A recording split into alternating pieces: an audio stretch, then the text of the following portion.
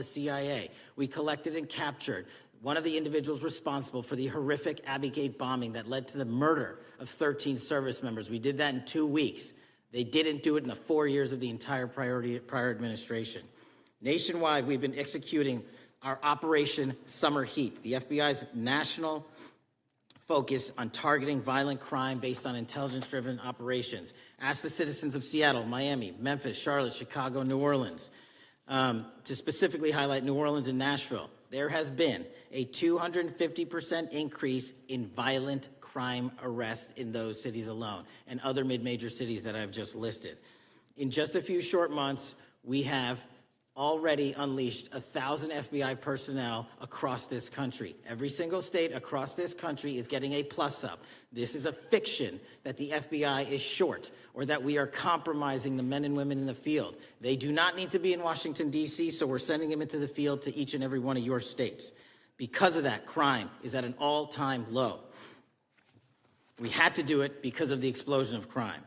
And maybe the most important stat for Americans to realize: in just 7 months, we are on track to produce the lowest murder rate in modern U.S. history by double digits.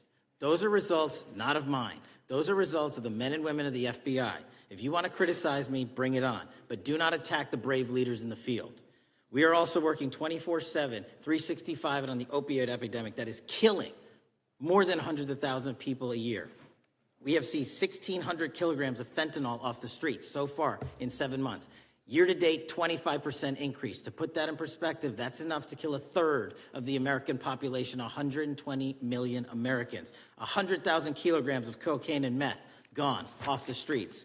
Earlier this year, I highlighted in Cincinnati, Ohio, how we're getting creative to chase down those that were willing to do harm to our citizens, not just by striking at the heart of the fentanyl producers, but the fentanyl precursor companies in China. And we indicted for the first time multiple companies and individuals, not just in America, but in mainland China, that are producing the ingredients that produce and make fentanyl that kill our children. And we're going to keep going. Counterterrorism work, cyber attacks, and foreign adversaries are something the FBI must never sleep on, and we are not sleeping. In the counterintelligence space alone, this year, year-to-date, 30% increase in counterintelligence arrests from the DPRK, Russia, Iran, and China. And I want the American people to know, in this setting, there's a lot of work that the brave men and women in the FBI are doing we just can't get into, but they don't stop. Our cyber threats, ransomware attacks, those harming our children online. We have nearly a 20% increase in indictments arrests in 7 months alone this year. We're going after those that harm our malware, infrastructure systems, telecom systems, and energy structure. Combating SALT and Vault Typhoons are just a little bit of the examples we're doing. Maybe most importantly, under the counterterrorism and domestic terrorism umbrella, are nihilist, violent extremists, and those that label themselves 764, who wish to go online and convince children to maim and mutilate themselves and commit suicide. And we are producing record numbers of arrests under that umbrella organization. We even stopped an individual in the 764 network who wanted to conspire to kill an adolescent girl. He is now in custody. Transparency remains one of my main priorities at the FBI. And this is what I've done in my 7 months at the helm. We've produced more than 33,000 pages of documents to Congress, to a variety of committees, including, I believe, 7,500 to this committee alone, if memory serves me correct. To put the 33,000 in perspective, my predecessor in 7 years produced 13,000 pages in total to the United States Congress. His predecessor in 4 years produced 3,000 pages in total. I repeat, I have produced 33,000 pages in 7 years to this Congress and will continue to do so. I'm dedicated to restoring the trust and the mission and the integrity of the FBI, and we cannot do so without congressional oversight, and I promise you I will continue to do so. On the Epstein case, the original sin on the Epstein case was how it was handled by Mr. Acosta when he first brought the case in 2006, 7, and 8. The original case had a very limited search warrant, had a very limited search window, had a very limited investigative window. I was not there when those search warrants and that investigation was launched. I would not have done it that way. They were limited to only 3 to 4 years of investigations from 97 to approximately 2001 and 2002 to 2005. Mr. Acosta allowed Mr. Epstein to enter into a plea agreement where he served weekend jails for trafficking minor women. He also was allowed to leave jail to go home on the weekends. Plus, he allowed a non-prosecution agreement to be signed as part of that plea deal, prohibiting future investigations from that prosecution and from that evidence, and prohibiting the collection of further material. That is the original sin. We are working with Congress to produce more than any administration ever has material on Epstein. And I welcome the challenge to tell us that we are not being as transparent as the law allows. We even went to court and asked the judges to lift those prosecutorial agreements and to lift those court order seals, and they denied us 3 times. Congress is welcome to do the same and join the fight. And I'd lastly like to focus on operation that the president led in D.C. Because of this, we are taking this fight in D.C. to every single city across the country. 2,100 arrests in the last month alone. D.C. has seen a 60% decrease in gun crimes, 75% decrease in carjackings, and 53% decrease in homicides in our nation's capital. And rightly so. We're bringing that fight to the streets of America. I want to thank you for your support, and I'm proud to be the director that leads this FBI into a new headquarters building that they've needed for decades, saving the taxpayer $3.5 billion, and also providing our workforce a safe environment. If you don't know the calamity that is the Hoover Building, I invite each and every one of you to walk around. I'll give you a tour myself, and you can see where the cement falls on the heads of our employees that is only to be saved by netting. Just to give you an example. Thank you for support to our mission. And I do want to highlight one thing about D.C. It's because the FBI gathered sources and evidence that we were able to, through our source network, identify the horrific murder of the D.C. intern, Eric Tarpinian. And I've spoken to his family, and we are working to bring them justice. And Mr. Chairman, in my 16 years, now my 17 years of government service, if anyone has any questions about my service, bring it on. Yeah. Thank you, Director. We will now proceed under the 5-minute rule. The chair recognizes the gentleman from California, Mr. Ison. Director, delighted to have you here. You are a breath of fresh air. As you outlined, and I won't repeat it, the accomplishments, you did so with the same resources as your predecessor, roughly. Is that correct? I believe so, yes. And so how much of that has to do with taking people out of the backside of the FBI and moving them into the field, into doing the job for which we primarily pay the FBI? It's exactly what we needed done. 1/3 of the FBI's workforce resided in the National Capital Region before I got there. 1/3 of the crimes do not happen in Washington, D.C. Not anymore. Not anymore. So 1,000 personnel of the FBI were deployed across this country on a permanent basis, and every single state in this union is getting a plus up, not a reduction, a plus up of 1811s of intel analysts and support staff. And that is why the crime rates are going down in record numbers. Thank you for doing that, and it's perhaps the hardest thing for a bureaucrat to do is to lower the head count around them that support them, and I appreciate your willingness to do it different than your predecessor. A lot of what you covered earlier was the find, the discovery, and then the prosecution that is done by the DOJ. But I want to talk a little bit about the prevent side. On the Charlie assassination, sir? No, on all of these. Okay. Okay, for example, and I'll bring it up before the Democrats bring it up, January 6th.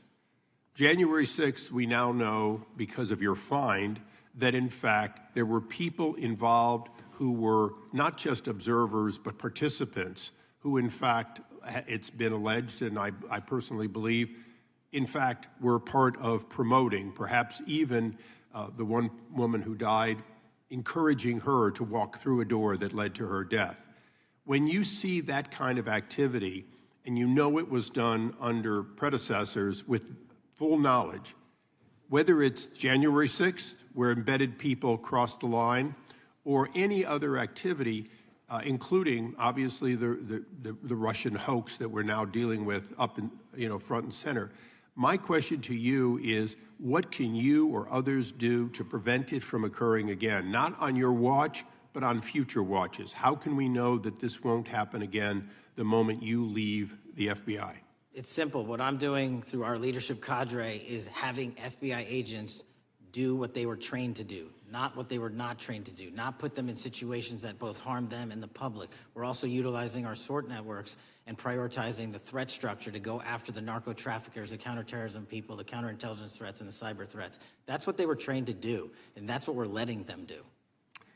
One major question I have, after decades of doing this, on our side of it, both the chairman, myself, and others, both at oversight and here, have seen that the FBI and the Department of Justice hide behind non-statutory practices. Now, you've changed the interpretation of many of those practices. That's why we're getting the discovery that was previously withheld. How do we work together to make sure that we never again have false walls, non-statutory walls that say the Department of Justice has a prohibition about giving, quote, you fill in the blank, that has led to the chairman not seeing anything until you took over? I'm wedded to aggressive constitutional oversight. Having been a House congressional staffer, I know that is an important part of securing our democracy. And the way we make it an everlasting, enduring process is by showing the American people the results of what we are doing and the important work of this committee and putting it out to them so they can see government waste, fraud, and abuse. And then they can demand from our constituents and our electors that they want this process to continue. Last major question here. Some things are so sensitive that we both would agree they cannot be made public. Will you commit to this committee, when it is too sensitive to disclose, that you would at least make it available for in-camera review by the chairman and ranking members or others designated? I have done that, and I will continue to do that. Well, thank you. Mr. Chairman, this is a breath of fresh air. This is the beginning of what we need. But my questions today for the director are ones in which I believe that we do need to codify by agreement or by statute, if necessary, the kind of openness and transparency that we're seeing from this administration, the kind of discovery that's allowing us to do our oversight properly. And I would hope that that be the follow-up to this, obviously along with the Attorney General. And I yield back my 4 seconds. Thank you. The gentleman yields back. The gentleman from New York is recognized. Thank you, Mr. Chairman. Welcome, Director Patel. In the wake of the tragic murder of Charlie Kirk, Donald Trump said, quote, "Violence and murder are the tragic consequences of demonizing those with whom you disagree, day after day, year after year, in the most hateful and despicable way possible," close quote. I would note for the record that Donald Trump has famously demonized practically every person he has ever disagreed with, and therefore, using his own logic, he has put their lives at risk. I should know. About 2 weeks ago, when I announced my decision not to my decision not to seek re-election, many people on both sides of the aisle, including the chairman, offered me well wishes and thanked me for my service.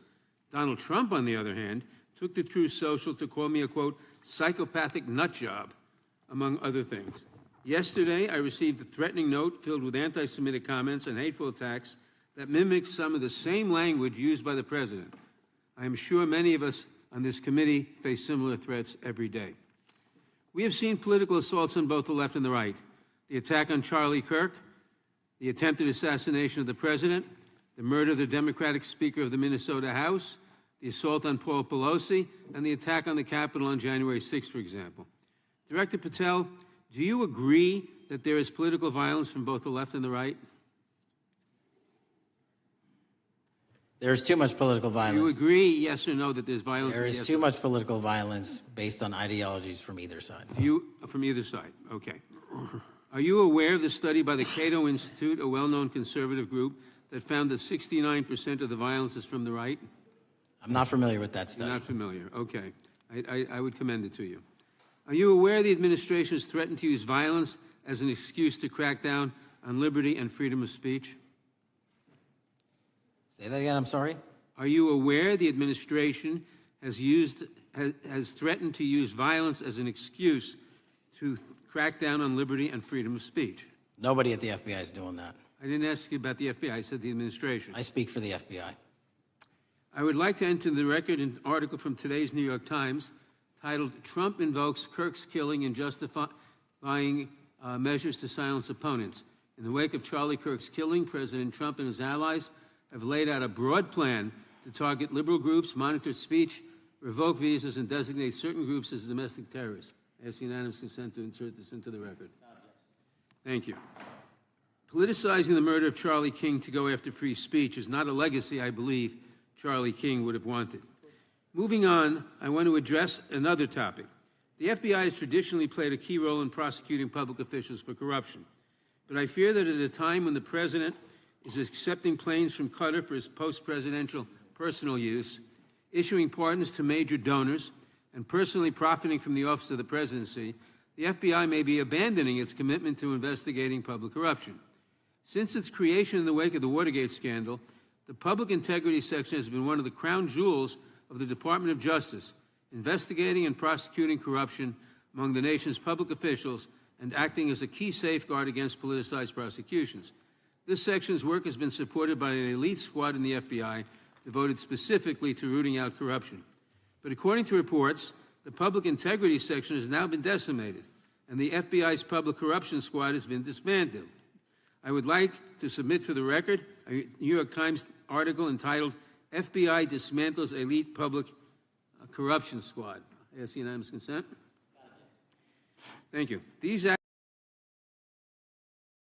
actions to break the law, since they know that the government is asleep at the switch.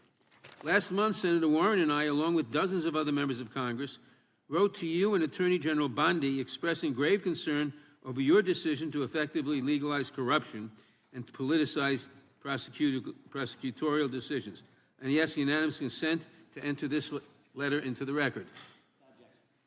Thank you. I don't have time today to walk through all your questions, all of our questions and concerns, but will you commit to answering this letter in short order so that we can understand what factors led to this decision and how it has impacted the ability to hold corrupt officials accountable? I will review your letter with my team and respond as soon as I can. You will respond. Thank you. I yield back the balance of my time. Gentleman yields back. Gentleman from Arizona is recognized for 5 minutes. Thank you, Mr. Chairman, and thank you, Director, for being here. I appreciate the change in the FBI and the tone since you've been there. We heard the ranking member, however, describe the FBI under your leadership as being resorting to political enforcement and you personally as being paranoid. I would just suggest that perhaps that is the projections of the ranking member himself and not you, sir.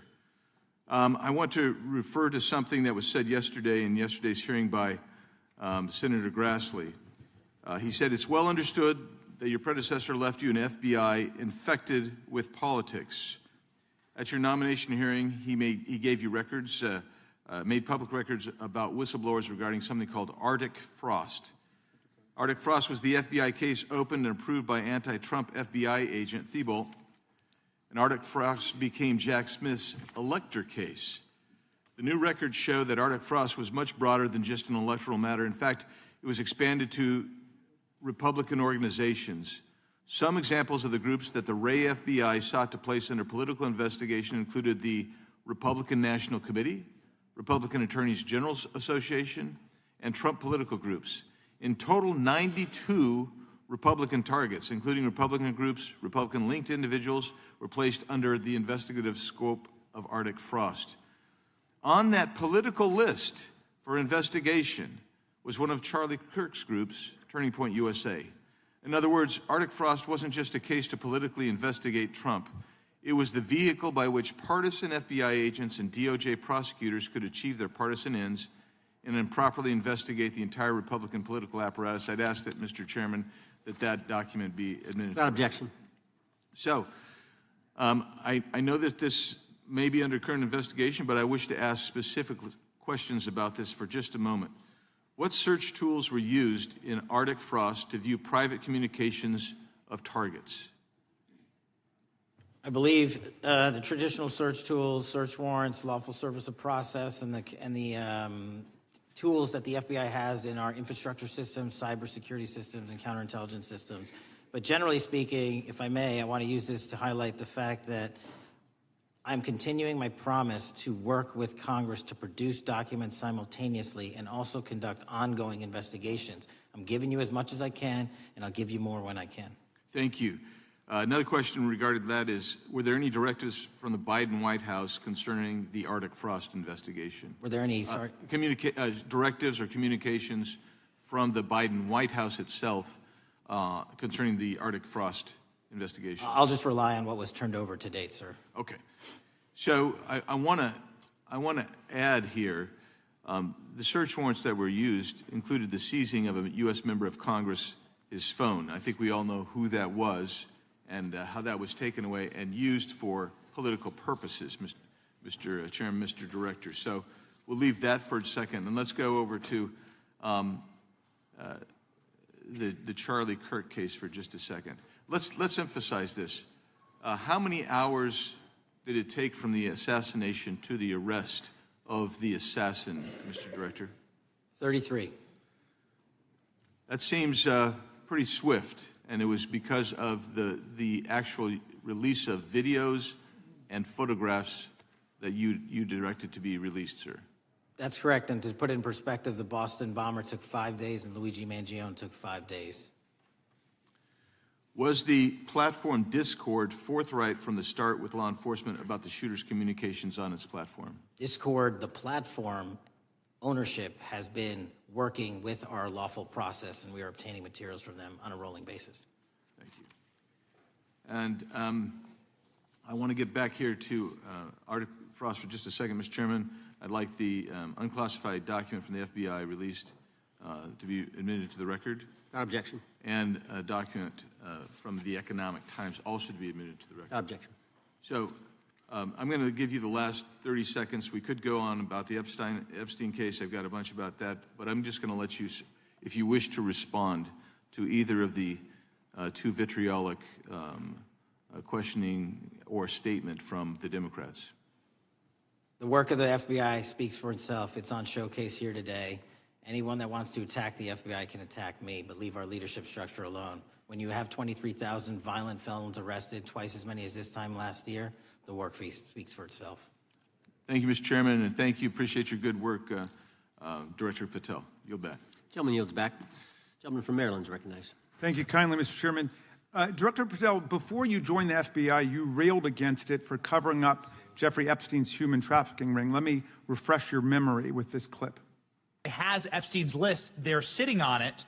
That doesn't seem like something you should do. You're protecting the world's foremost predator. That seems like an evil thing to do, regardless of who may be embarrassed in the release of that list. Why is the FBI protecting the greatest pederast, the largest scale pederast in human history? Simple, because of who's on that list. So you finished that December 2023 interview with a challenge to the FBI and harsh words for Republicans in Congress for not getting the Epstein files out to the public. You can see this clip. Boy pants, and let us know who the pedophiles are. Put on your big boy pants and let us know who the pedophiles are, you said.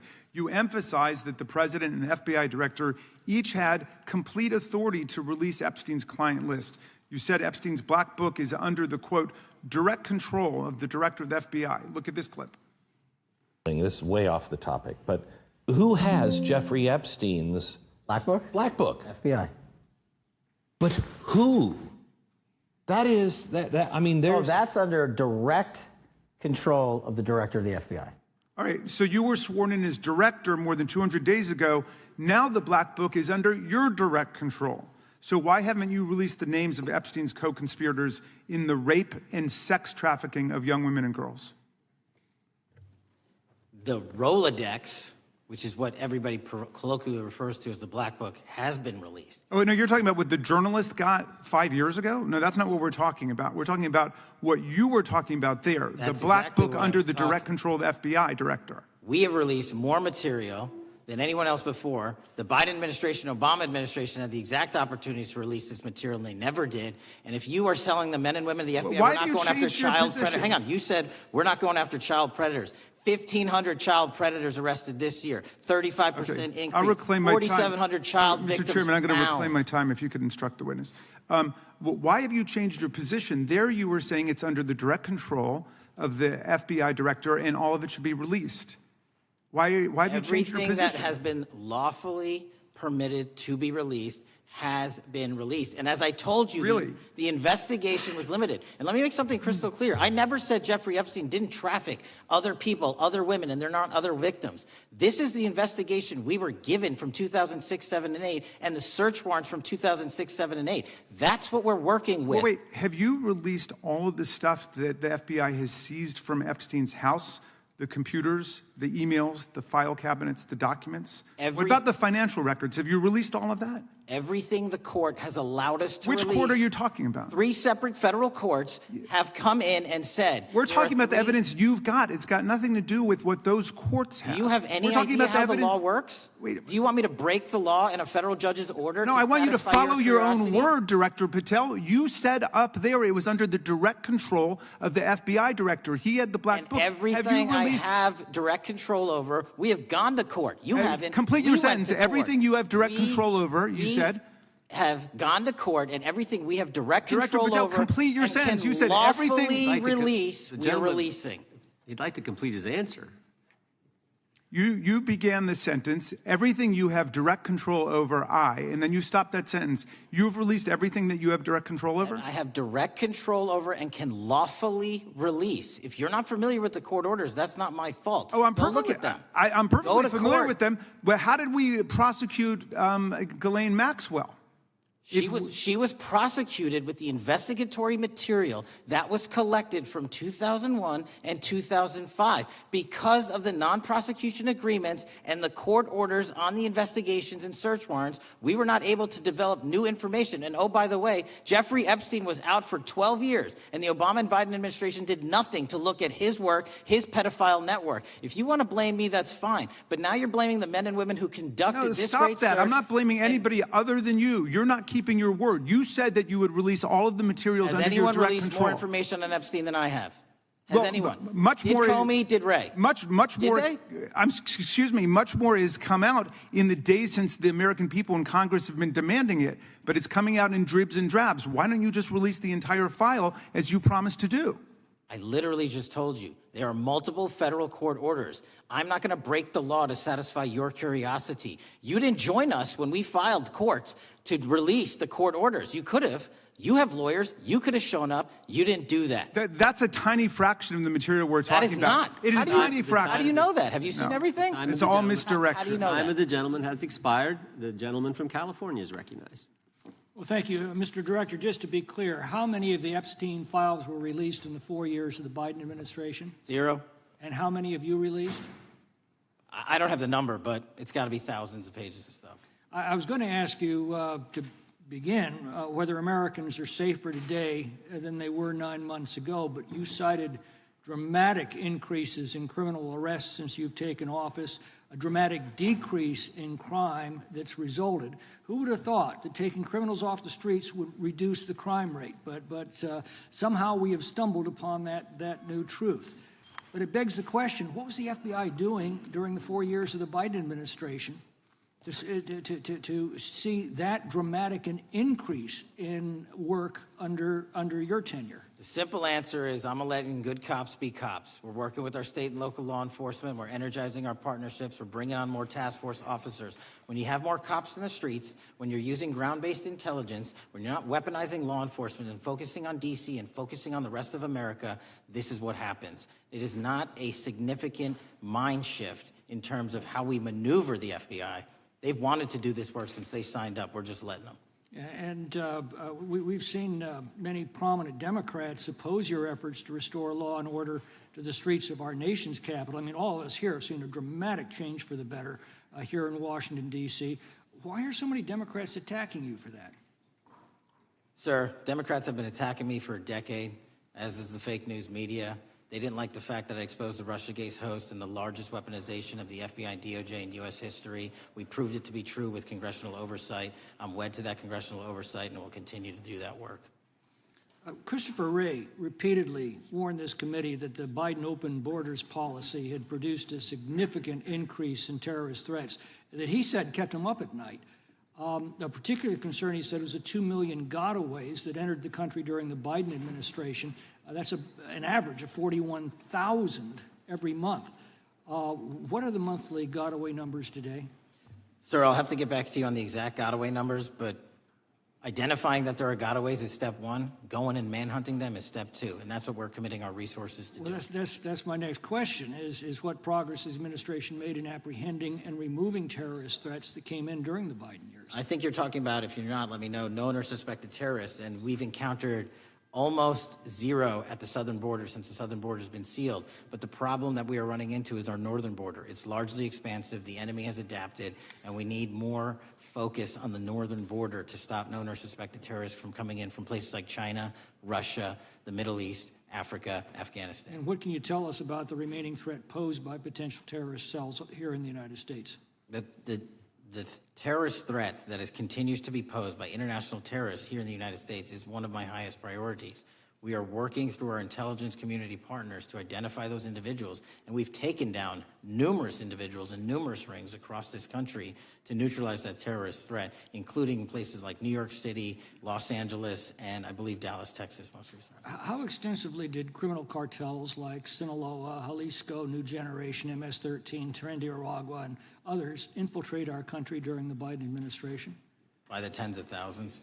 Well, and what progress have you been making in combating their presence? I think the DHS is best to speak to that, but I think I can't remember the numbers of tens of thousands or hundreds of thousands of individuals they found that came in illegally, and the tens of thousands that associations to criminal networks have all been deported. And that effort is being opposed every step of the way by Democratic leaders in our cities, some of our states, and right here in the Congress. Isn't that true? Well, we're just working where we can in every single city we can, and I welcome the opportunity to partner with Republicans or Democrats on fighting violent crime like we're doing. Mr. Biggs asked about Arctic frost. What else can you tell us about that and what we need to do to assure that it never happens again? Continue the congressional oversight work that you're doing on Arctic frost. Let me provide you with more documentation on Arctic frost, and also call in witnesses from the paperwork that we have given you. You have that right, and the American public deserves to hear what those people have to say. As for my ongoing investigation, there's not much I can say. What role did the FBI play in suppressing the Hunter Biden laptop story during the 2024 election? Off the top of my memory, sir, I believe the FBI was in possession of verified information from that laptop, and it was improperly publicized that they did not have information and masked it as Russian disinformation. We now know that was categorically false. I don't know why the FBI did that, when they did that, but we've released all the materials related to that. Thank you. Gentleman yields back. The gentleman from New York is recognized. Mr. Golden. Mr. Patel, does Donald Trump appear anywhere in the Epstein files? I'm sorry, could you say that again? It's not a complicated question. Does Donald Trump appear anywhere in the Epstein files? I didn't say it was a complicated question. I just didn't hear you, so my apologies. We have released where President Trump's name's in the Epstein files, and everybody else, and all credible information that we are legally allowed to release has been released. All right, so let's go through that. You're referring to court orders that prohibit you from releasing grand jury testimony under Rule 6E. Is that what you're referring to when you say as the law allows? That's a piece of it. Really? What other evidence do those three court orders you cited prohibit from being released?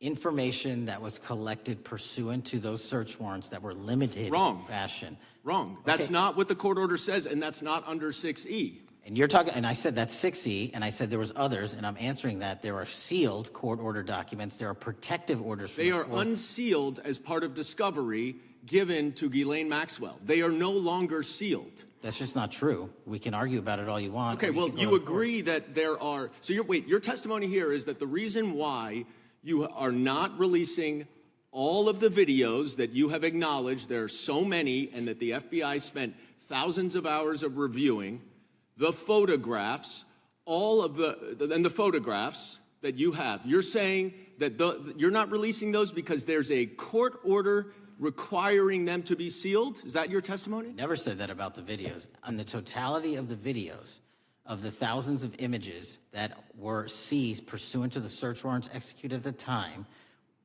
the overwhelming majority of that video is pornographic material that was downloaded from the internet and child sexual abuse material. We will never release that. Well, as you should not release the victims.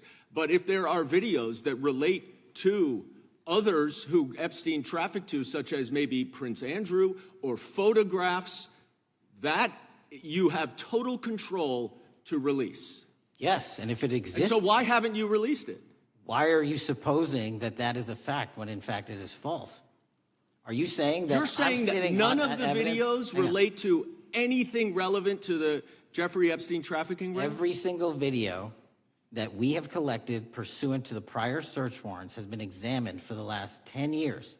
And every single video has been utilized for whatever prosecutions were able to be legally brought. I'm not asking about prosecutions. I'm asking about why you aren't releasing the full Epstein files, including the names of people who were involved in the sex ring that you promised to do before you became FBI director. I just told you, I'm not going to release downloaded porn of I'm not children on the asking about internet. that. Fine. I'm asking about all the other files. What other videos? Tell me.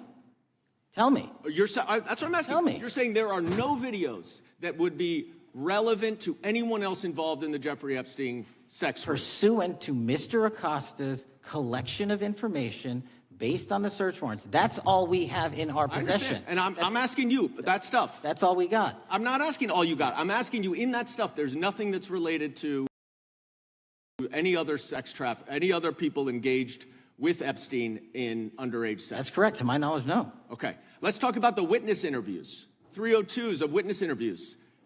Those are not subject to the court order. Those are not subject to any fictional sealed order for a search warrant. Why aren't you releasing those with the redacted names of the victims? We are releasing as much as legally allowed. That's why we went back to How the is courts. how is that not legally allowed? Sir, do you know how court orders work? Do you know how protective orders Actually, work? Do you know how Mr. sealing Patel, orders I was a work? prosecutor, a real prosecutor for 10 years. I know exactly how. So I was a court fake one? orders. And I want to understand what the court order prevents you from releasing witness statements that the FBI took. You should know that as a real prosecutor, when the court hand downs a protective order and a motion to seal, the material is sealed unless So that your judge testimony waives here it. is that all of those witness statements are under a court order, a protective order. We are providing everything we can legally provide. No, that's not my Congress has sent question. us a My subpoena. question is, why are those witness statements that are not grand jury testimony, that if they were under a protective order are no longer under a protective order, why are they not being released? How are they not under a protective Why order? are you not going to the court like you did for the grand jury testimony to unseal those records? The DOJ did go to the court. No, not on those records. Why Time aren't of you the going? gentleman. You just went on grand jury. Time of the gentleman has expired. You are hiding the Epstein files, Time Mr. of the Patel. gentleman has expired. You are part of the cover-up. Can I respond? You sure can. Any allegations that I'm a part of a cover-up to protect child sexual trafficking and victims of human trafficking and sexual crimes is patently and categorically false in the work of my So I hope you will talk to them when they Gentlemen, have time has requested expired. to speak with you. Because Gentlemen, the time has victims expired. have Gentleman requested yields and you back. are not responding to them. Director, yes or no, is the FBI still spying on parents at school board meetings? No, sir. Is the FBI still targeting Catholics? No, sir. Is the FBI still spying on President Trump?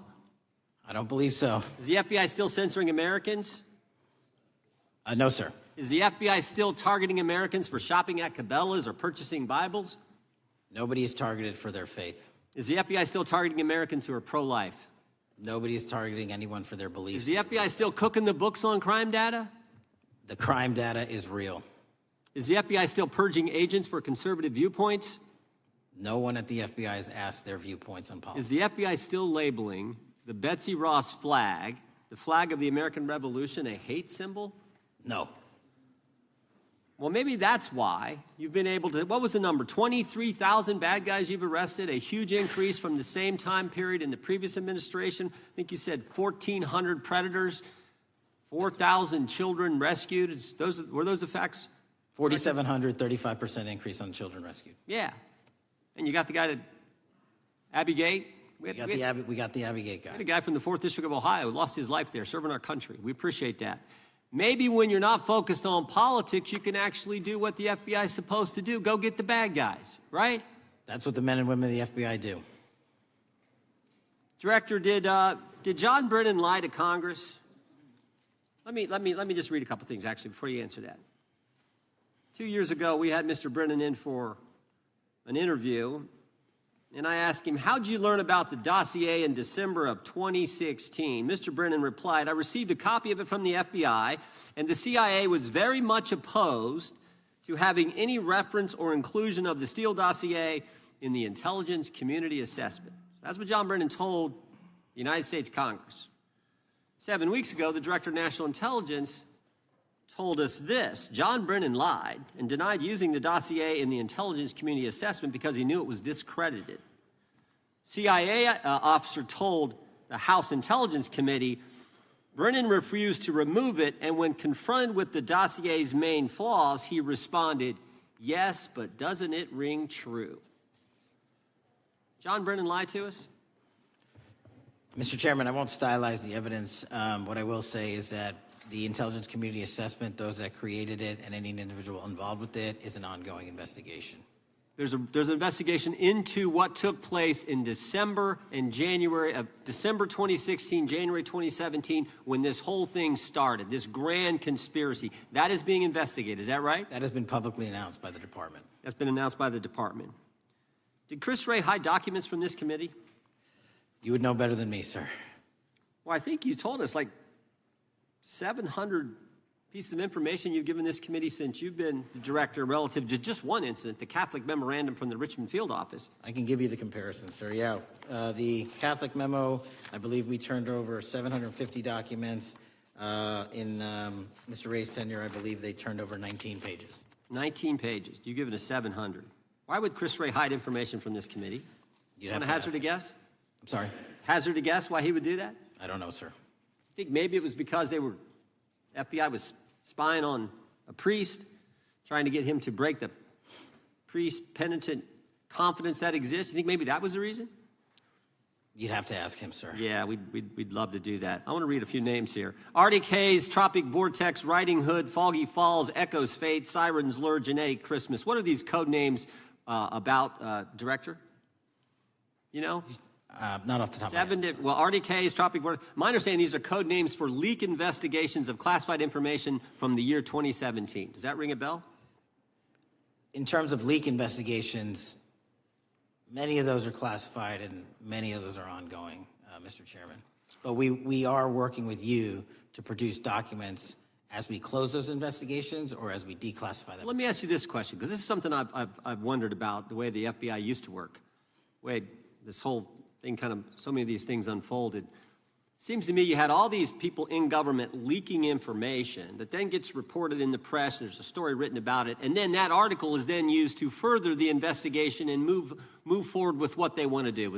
Did that take place back in 16 and 17? That's the exact scenario that took place in the FISA application for Carter Page and the rest of the Trump campaign. And that is frightening, because that's what the CIA is supposed to do in foreign countries. It's not supposed to happen to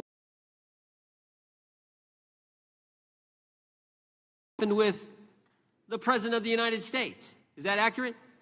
Yes, sir. Yeah, and you were the key guy in helping expose that. And I think our country will be forever grateful for what you did to let the country know that was going on involving Americans, which is not supposed to happen, and not just, again, any American, but the President of the United States.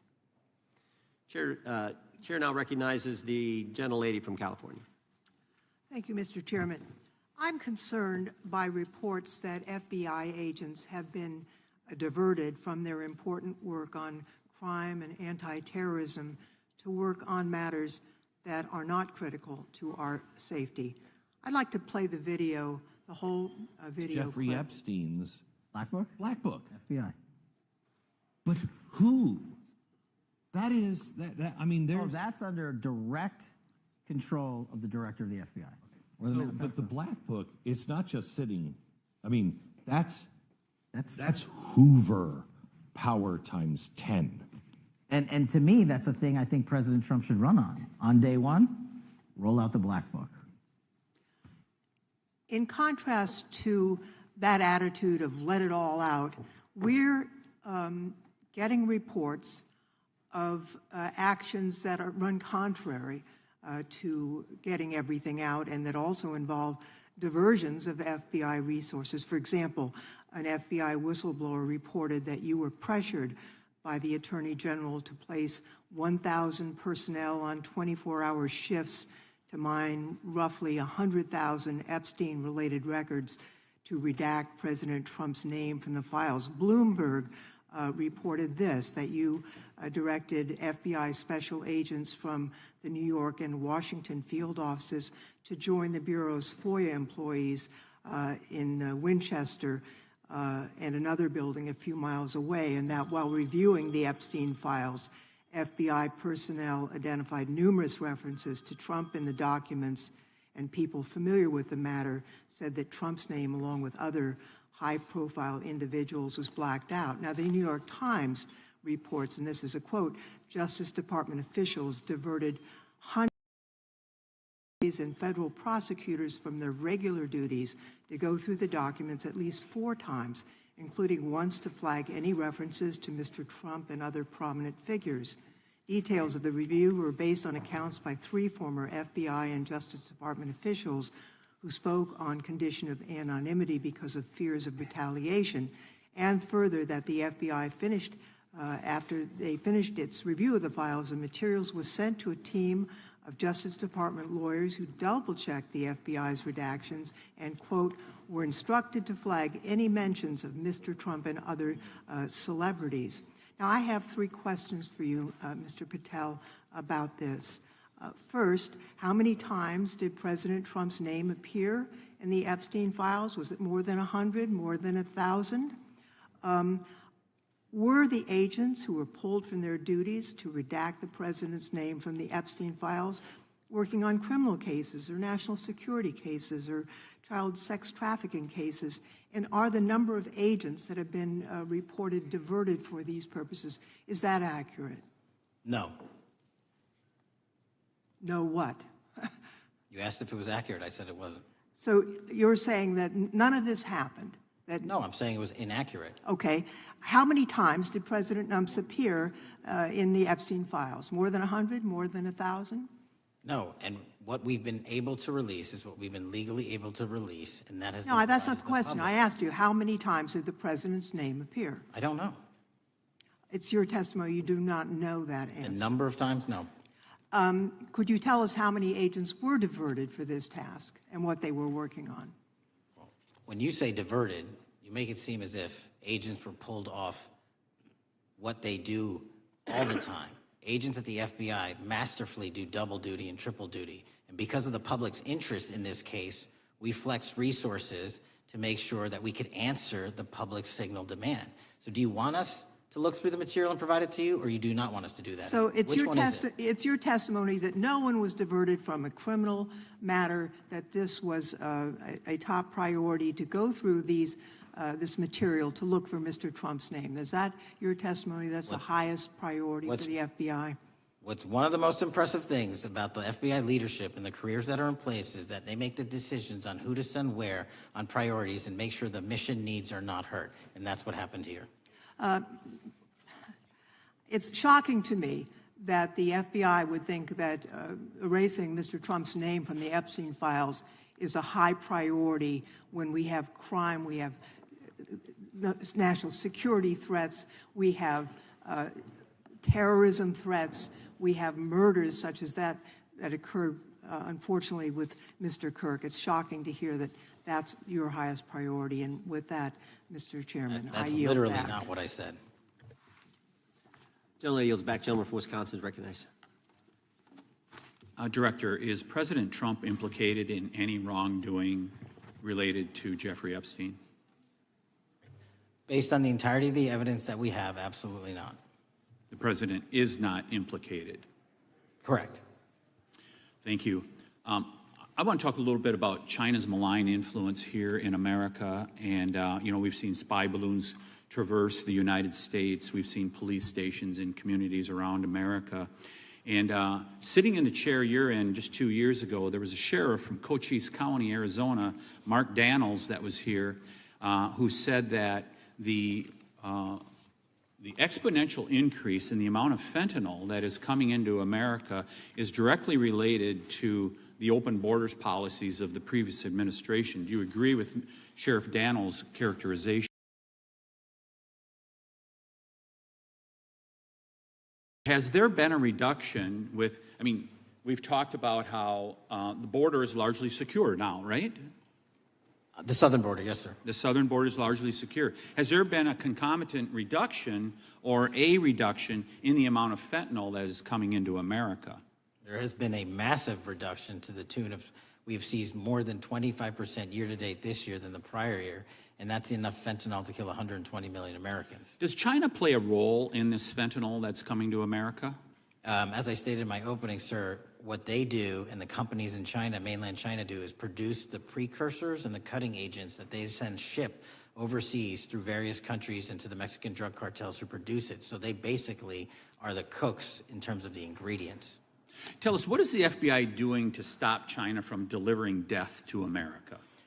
So for the first time in a decade, I actually reached out to my counterpart at the Ministry of Public Security. No one at the FBI had done so, to engage. Ministry of Security, where's that? In mainland China. In mainland China, okay, thank you. To engage in a conversation to say, hey, can we have a certain number of these precursor chemicals listed in China so that they become illegal and illegal to trade. We're also working with our counterparts in places like India and Guatemala because the transshipment routes of the precursors, the Mexican drug cartels have gotten creative, and instead of coming directly to America are going into these countries. And we've had massive success in India and Guatemala, and in those governments, great partnerships in shutting down the ability to ship the precursors into those countries, which are ultimately destined to America. So those people that are working with security agencies have been working with you, is that accurate? Yes, sir.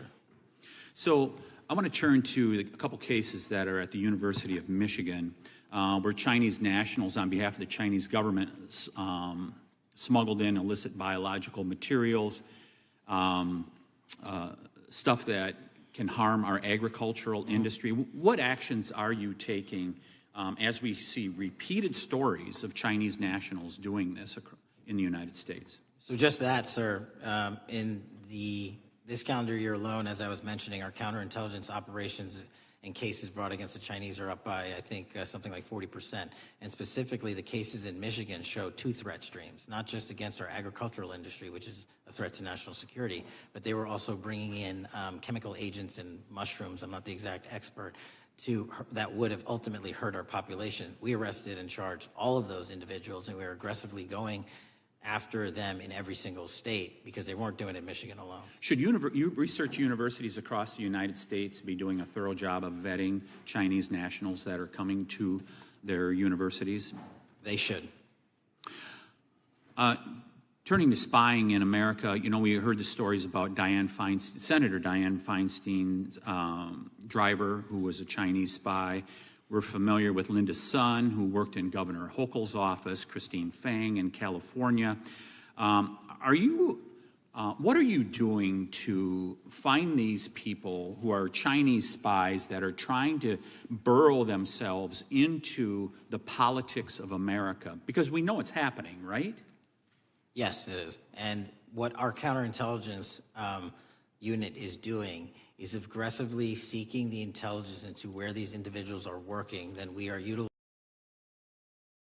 to go in and investigate them either through our human source networks and collecting information through lawful process, online, search warrants, and data so that we can bring proper arrest charges and publicize to the world what they're doing here. And just because we've caught a few doesn't mean we've caught everybody. We've got a lot more to go. I get one more quick question in. The FBI arrested a judge in Wisconsin, Hannah Dugan, for interfering with a federal law enforcement operation.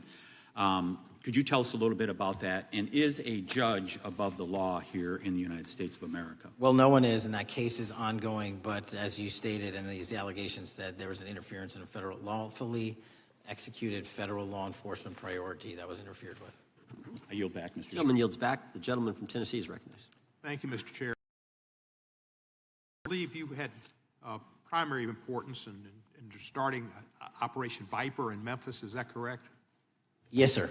And Operation Viper brought in the FBI, the DEA, the ATF to help the Memphis police in policing the city? That'll be phase two, sir. Phase one was FBI and local law enforcement in Memphis for the last few months. Okay. You did a good job, and the police director and the mayor have told me that was been helpful, the FBI working with the police. And the FBI are trained in law enforcement. They know Miranda rights, they know how to do policing, and they do a good job working with the police. Do you think that the National Guard is necessary to do the work that the FBI is doing now? Thank you. I do think it's necessary to finish it. What we've done is 500 arrests in Memphis and 110 federal indictments. But what we need to do is we've only secured a piece of where the criminal conduct is occurring in Memphis, and we can't work inside perimeters that are not established and safe, and we don't have the manpower to give us the space to fully go into the areas where the criminal activity remains. Well, are you suggesting that the National Guard is going to go into the more heavily crime areas? They're going to establish, like they did in Washington, D.C., perimeters where local law enforcement and the FBI, DEA, ATF, and U.S. Marshals can go into. We can't be going into all these areas knowing that they're extremely volatile and jeopardizing the safety of our agents. Did the National Guard do anything in Washington to help the FBI stay safe from these dangerous elements? They established perimeters. Established perimeter, and the criminals knew about it, so they... It was a visible force, sir, so they kind of saw it.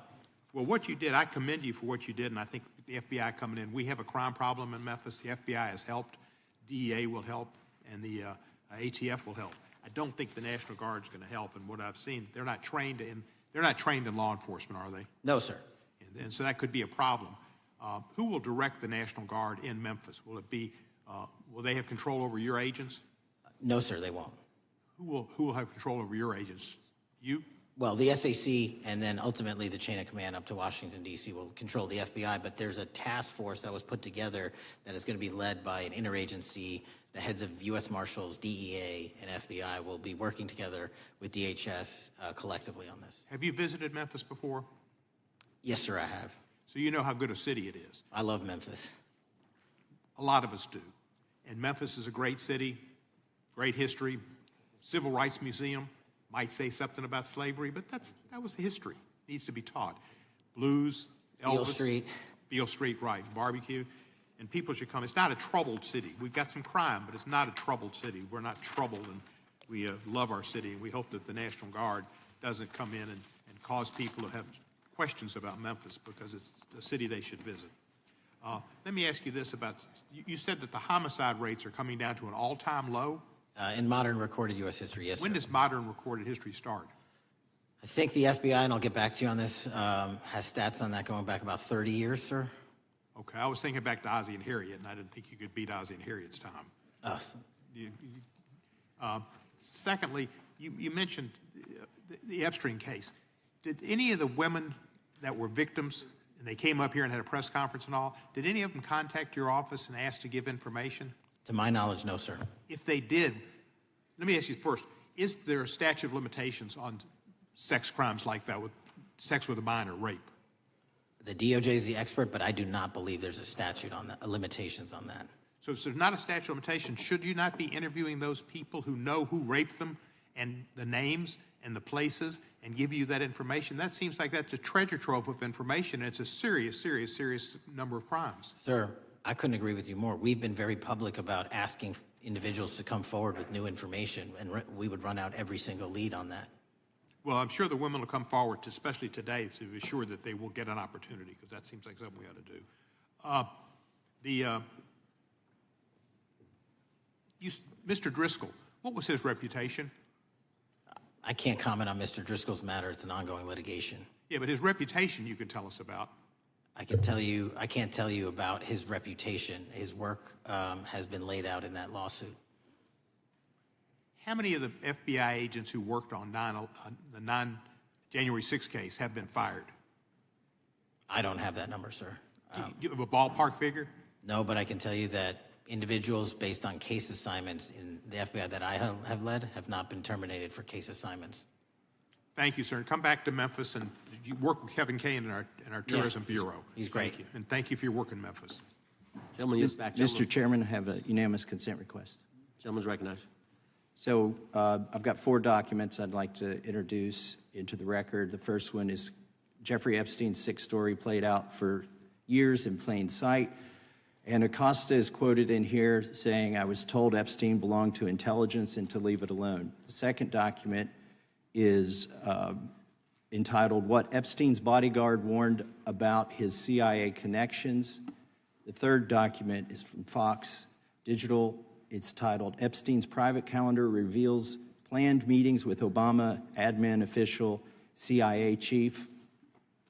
And the last document is Wall Street Journal article that highlights Ehud Barak's 36 meetings with Jeffrey Epstein. He was the former Prime Minister of Israel and head of military intelligence for Israel.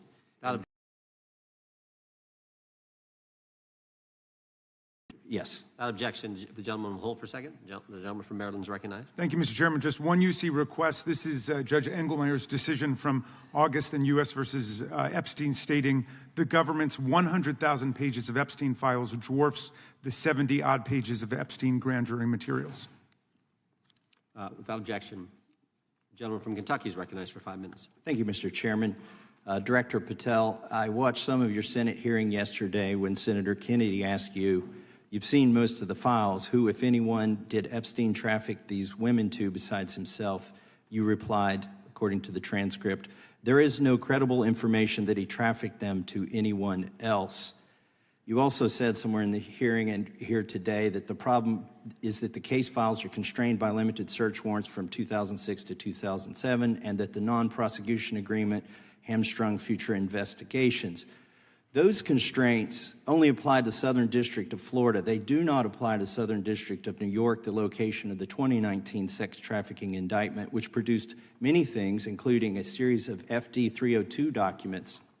According to victims who cooperated with the FBI in that investigation, these documents in FBI possession, your possession, detail at least 20 men, including Mr. Jess Staley, CEO of Barclays Bank, who Jeffrey Epstein trafficked victims to, victims including minors, such as Virginia Roberts Giuffre, may she rest in peace. That list also includes at least 19 other individuals, one Hollywood producer worth a few $100 million, one royal prince, one high-profile individual in the music industry, one very prominent banker, one high-profile government official, one high-profile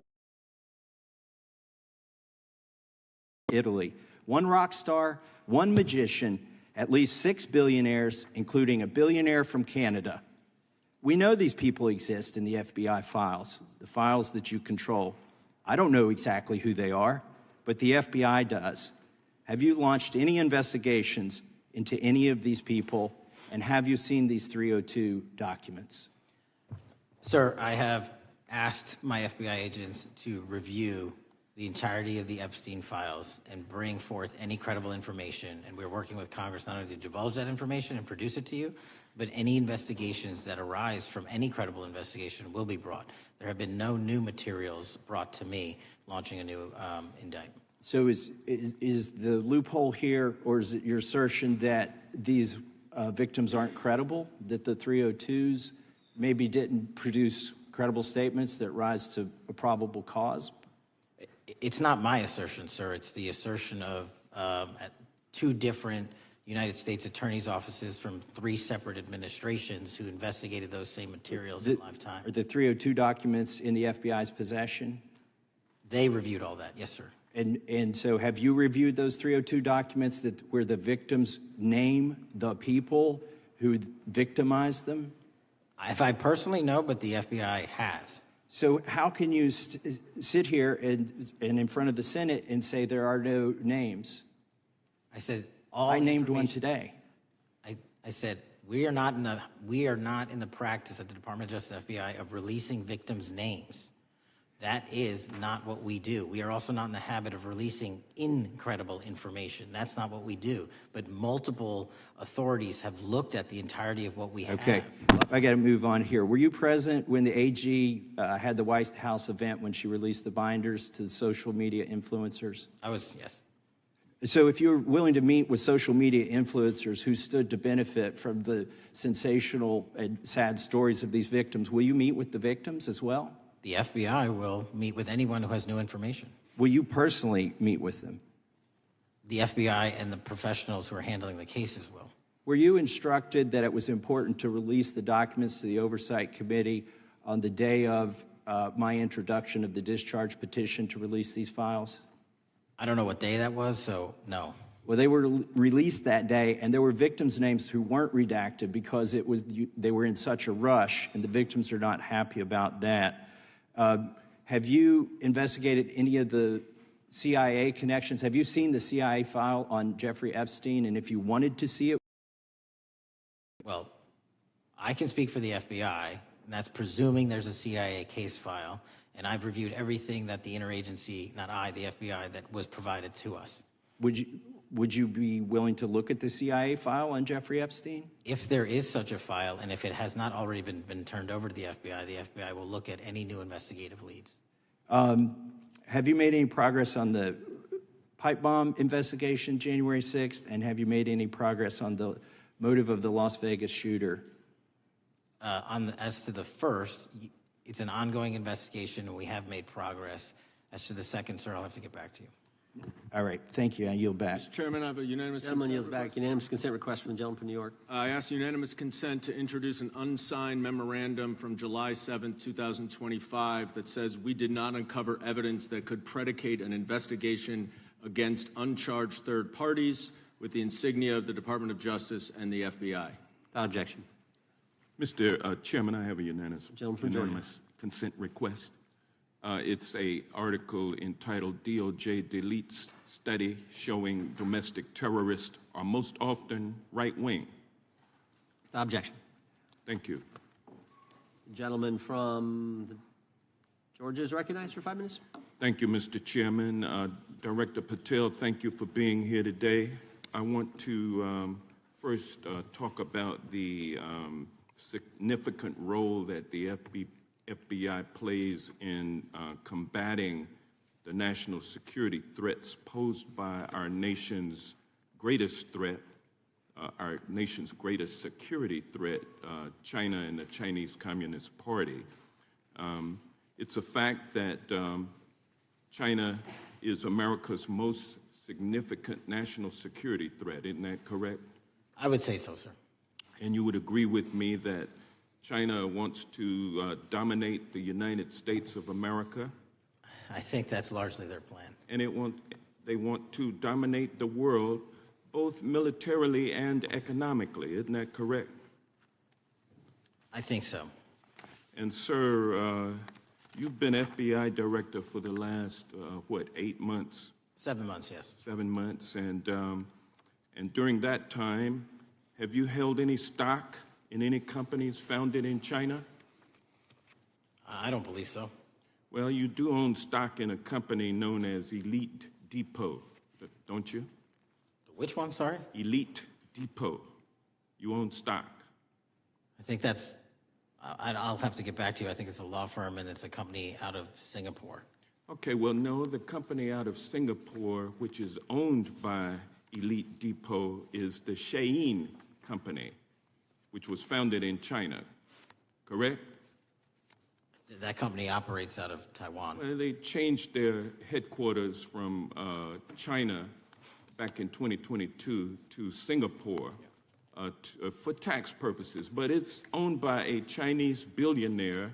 I think his name is Charlie Zhu, and you own stock in the company that owns Shein. Which I disclosed during my confirmation process. You certainly did. And now, do you still hold that stock in that Chinese company?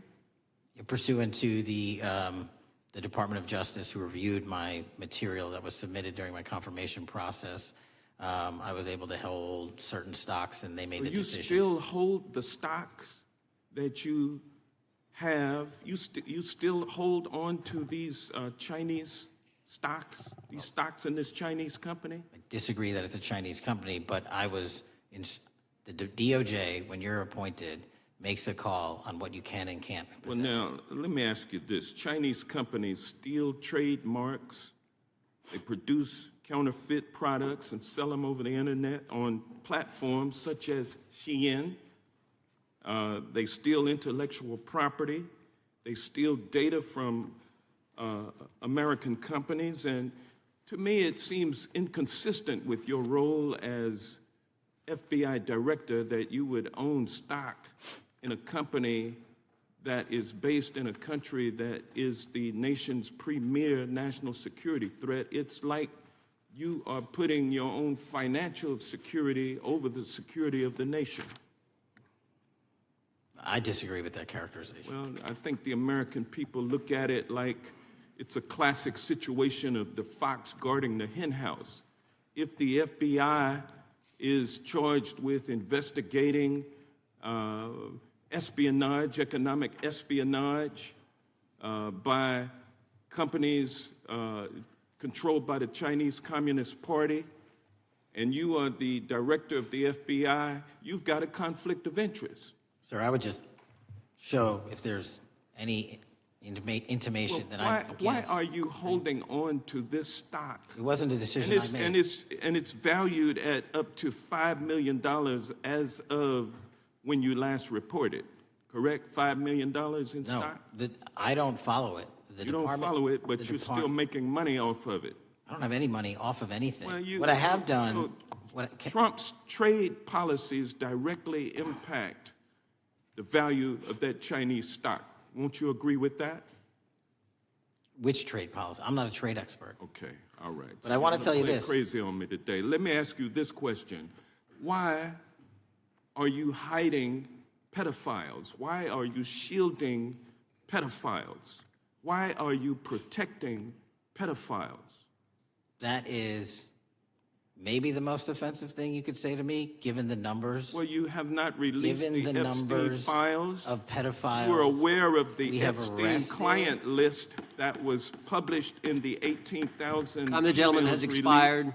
The gentleman yields back. Can he answer the question? Can I just respond? Of course, the gentleman can answer the question. Since I took over the FBI, there has been a 33% increase. Sir, all of that started under Christopher Your Wray. time is done, but no, it didn't. The witness gets All to of answer that the started question, under and then the we'll go to our previous, next FBI director, sir, and you're coming in here trying to take credit for something that a previous director instituted and largely brought to conclusion. I take no I think it's credit. been clear that the director has numbers are so much better than the previous director.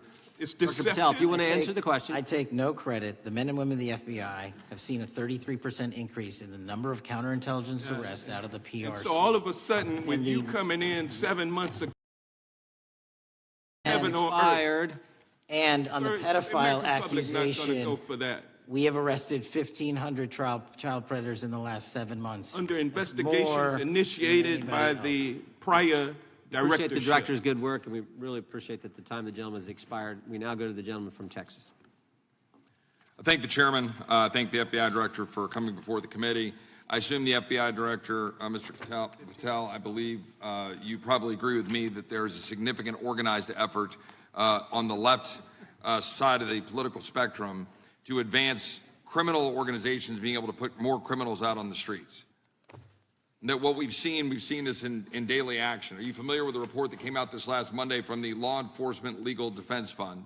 I'm not familiar with that, sorry. So this report came out this past Monday, and it said that significant amount of the money flowing out of George Soros and other leftist organizations and funders has been funding DAs and prosecutors. Prosecuted a criminal case, developed organizational policies. In dozens of America's largest cities and counties, this report finds these progressive district attorneys have outsourced core parts of the American criminal justice system to activists and political donors, taking direction and advice on everything from staffing decisions and communication strategy. Organizations, it's a complex web of donors going in through these organizations to put radical DAs and prosecutors out there, putting criminals on the streets. Does the FBI director agree that this exists and is a problem? I will accept the factual representation, and if that exists, it is a problem. The organizations such as TIDES, the Fair and Just Prosecution, Brenner Center for Justice, Partnership for Safety and Justice, the Vera Institute of Justice, the amount of dollars flowing from George Soros through and to these organizations and to the various prosecutors that have resulted in increased crime on our streets, including the brutal murder of the Ukrainian refugee in Charlotte. I bring that up because that is one component of the problem. In addition, we have an organized effort targeting our border. The NGOs, the nonprofits, and the deep pockets, the United Nations, charitable organizations, and a long list of over 250 organizations that the Center for Immigration Studies put out that lays out a complex web of organizations that were moving people into our country, knowing that they're dangerous, knowing that they're criminal, associated with taxpayer dollars flowing through the United Nations and donor dollars flowing through organizations, including ostensibly religious ones, putting these dangerous individuals on the street that resulted in fentanyl in our communities, that resulted in the death of Jocelyn Nungare, of hundreds, thousands even, as the director testified, 100,000 people dying from these narcotics every year.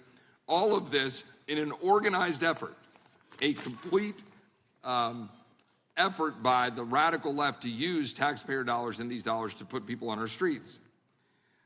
In addition, the extent to which we've seen now with the Southern Poverty Law Center and their hate map targeting, for example, the Family Research Council, where we had a shooting right here in DC over a decade ago, putting Charlie Kirk, putting a target on TPUSA, Antifa, other radical organizations that are very specifically organized in targeting conservatives and ordinary Americans.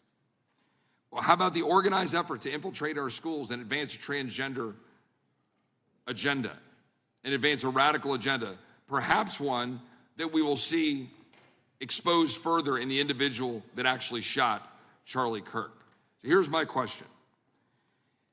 Will you as the director, and are you as the director, pursuing all legal channels to follow the truth wherever it may lead on this organized effort, one?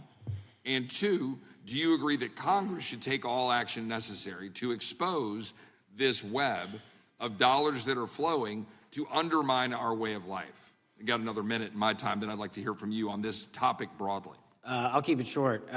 Investigatively speaking, we are doing the following. We are following the money. We are following the money in every organization and every person that is violating the federal code. And it doesn't matter what your background or ideology is, we are following the money. We are using legal process to follow that money, issuing subpoenas to follow that money, using grand juries to follow that money. And when we have results to recommend for prosecution to the Department of Justice, we will do that, and we will continue to publicize documents through Congress, yes, when we make these findings.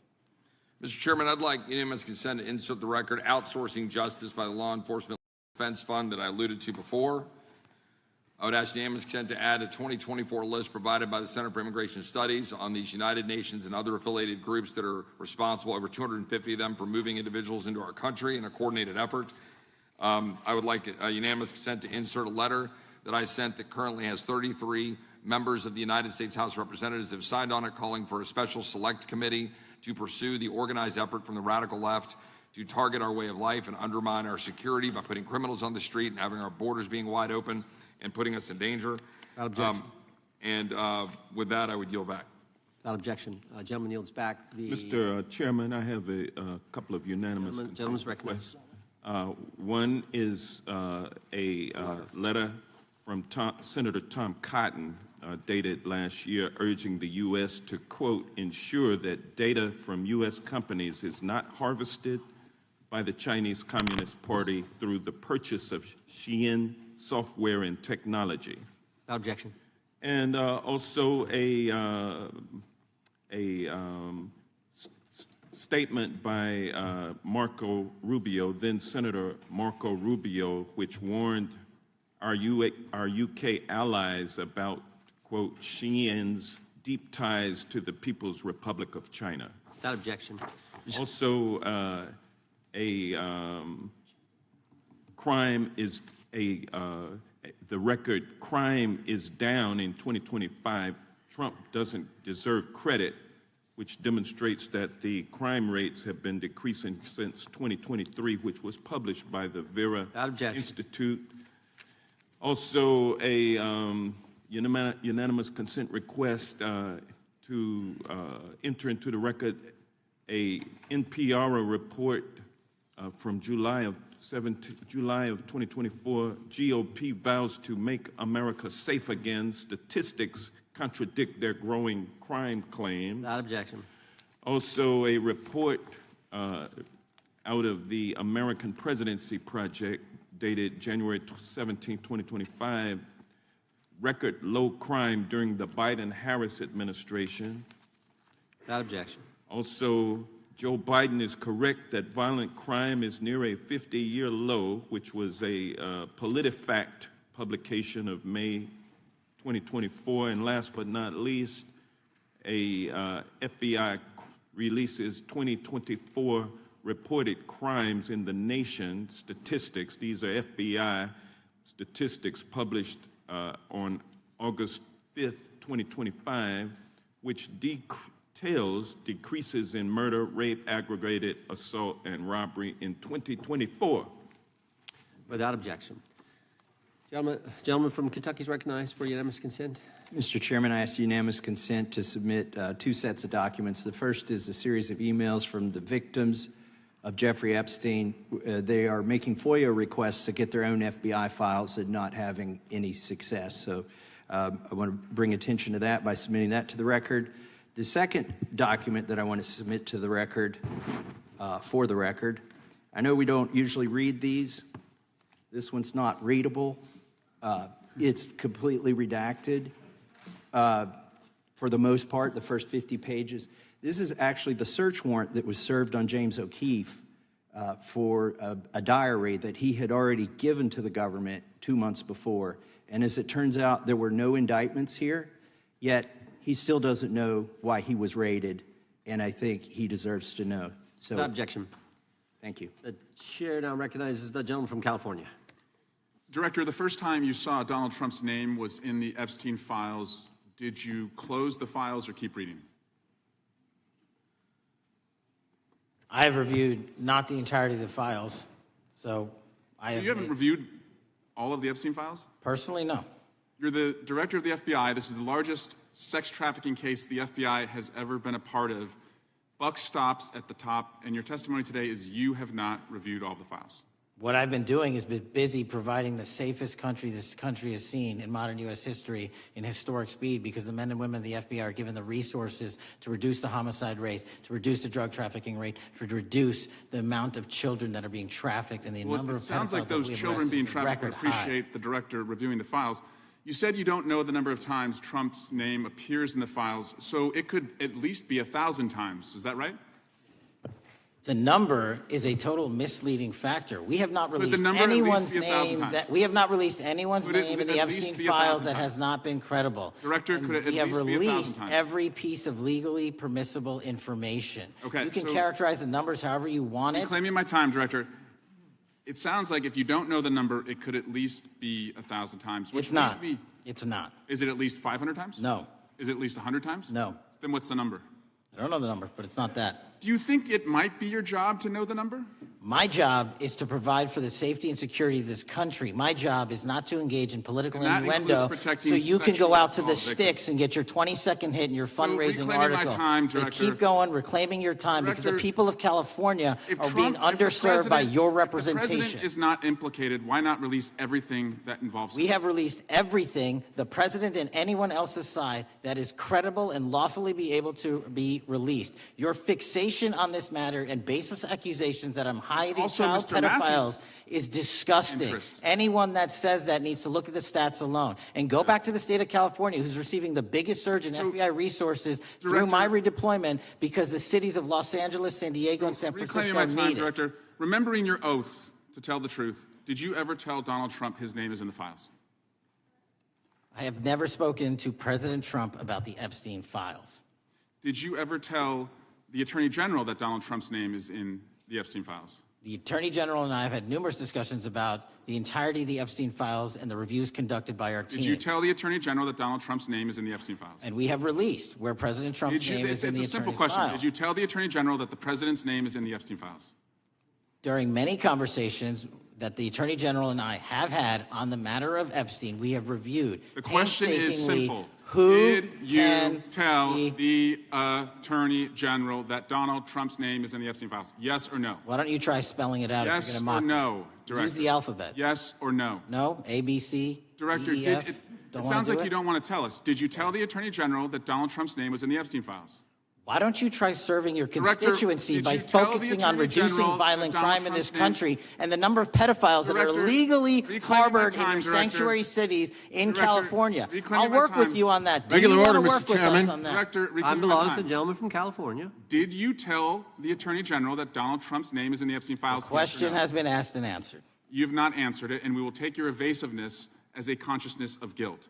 Director, did Donald Trump ever say to you, just find and release the entire truth? Don't worry if I'm in it. The instructions from the administration were to release all credible information, and we have done that. Did Donald Trump ever provide information about Jeffrey Epstein as an informant? Donald Trump has not been, and I can only speak for the FBI, an informant of the FBI. So, Director, you've played this cute shell game where you say you can't release everything because the court has said that it legally is not allowed to be released, but the court calls bullshit. Judge Richard Berman said that when you went to the court, quote, information contained in the Epstein grand jury transcripts pales in comparison to Epstein investigation information and materials in the hands of the Department of Justice. So let's move on, Director. You wrote a book called Government Gangsters. You identified 20 individuals in that book. You put me on that list, at the top of the list. Thank you. My children find it flattering. 20 of those individuals have been investigated or have had adverse actions. Director, considering that you have identified these people as, quote, government gangsters, will you recuse yourself from making any investigation decisions about these individuals? Anyone that has been terminated at the FBI has been done so No, the because question they failed again. to meet the muster Director, in their constitutional I will obligation. work on the audio-visual capabilities. I'm of going to the room so borrow that you your can hear me. terminology and call I'm reclaiming bullshit my on your time. entire career in Congress. reclaiming my It has time, been a Director. disgrace to the American Director, I'm people. reclaiming my You time. can Will reclaim your you time all you recuse want. yourself? Mr. Chairman, you're going to allow a witness to speak this way? Mr. Chairman, would you give recuse yourself, Director? The gentleman has no time. Mr. Chairman, would you Mr. admonish the witness not to insult members? The gentleman has no time. Mr. Chairman, the just committee will remember. Quick point of order. Could the gentleman be extended an additional 20 seconds to complete his thoughts, since the witness decided to interrupt him continuously? And the witness will be able to respond if he wants. We'll make sure Thank he has you. time to do that. My question Gentlemen, is, continue. will you, Director, recuse yourself, yes or no, from investigating or making decisions about the 60 individuals, including myself, that you identified as government gangsters? Yes or no? Time of the gentleman has expired. The witness may respond if he would like. And the answer was no, as I heard. Correct. Okay. The gentleman from Wisconsin, the gentleman yields back. The gentleman from Wisconsin is recognized for 5 minutes.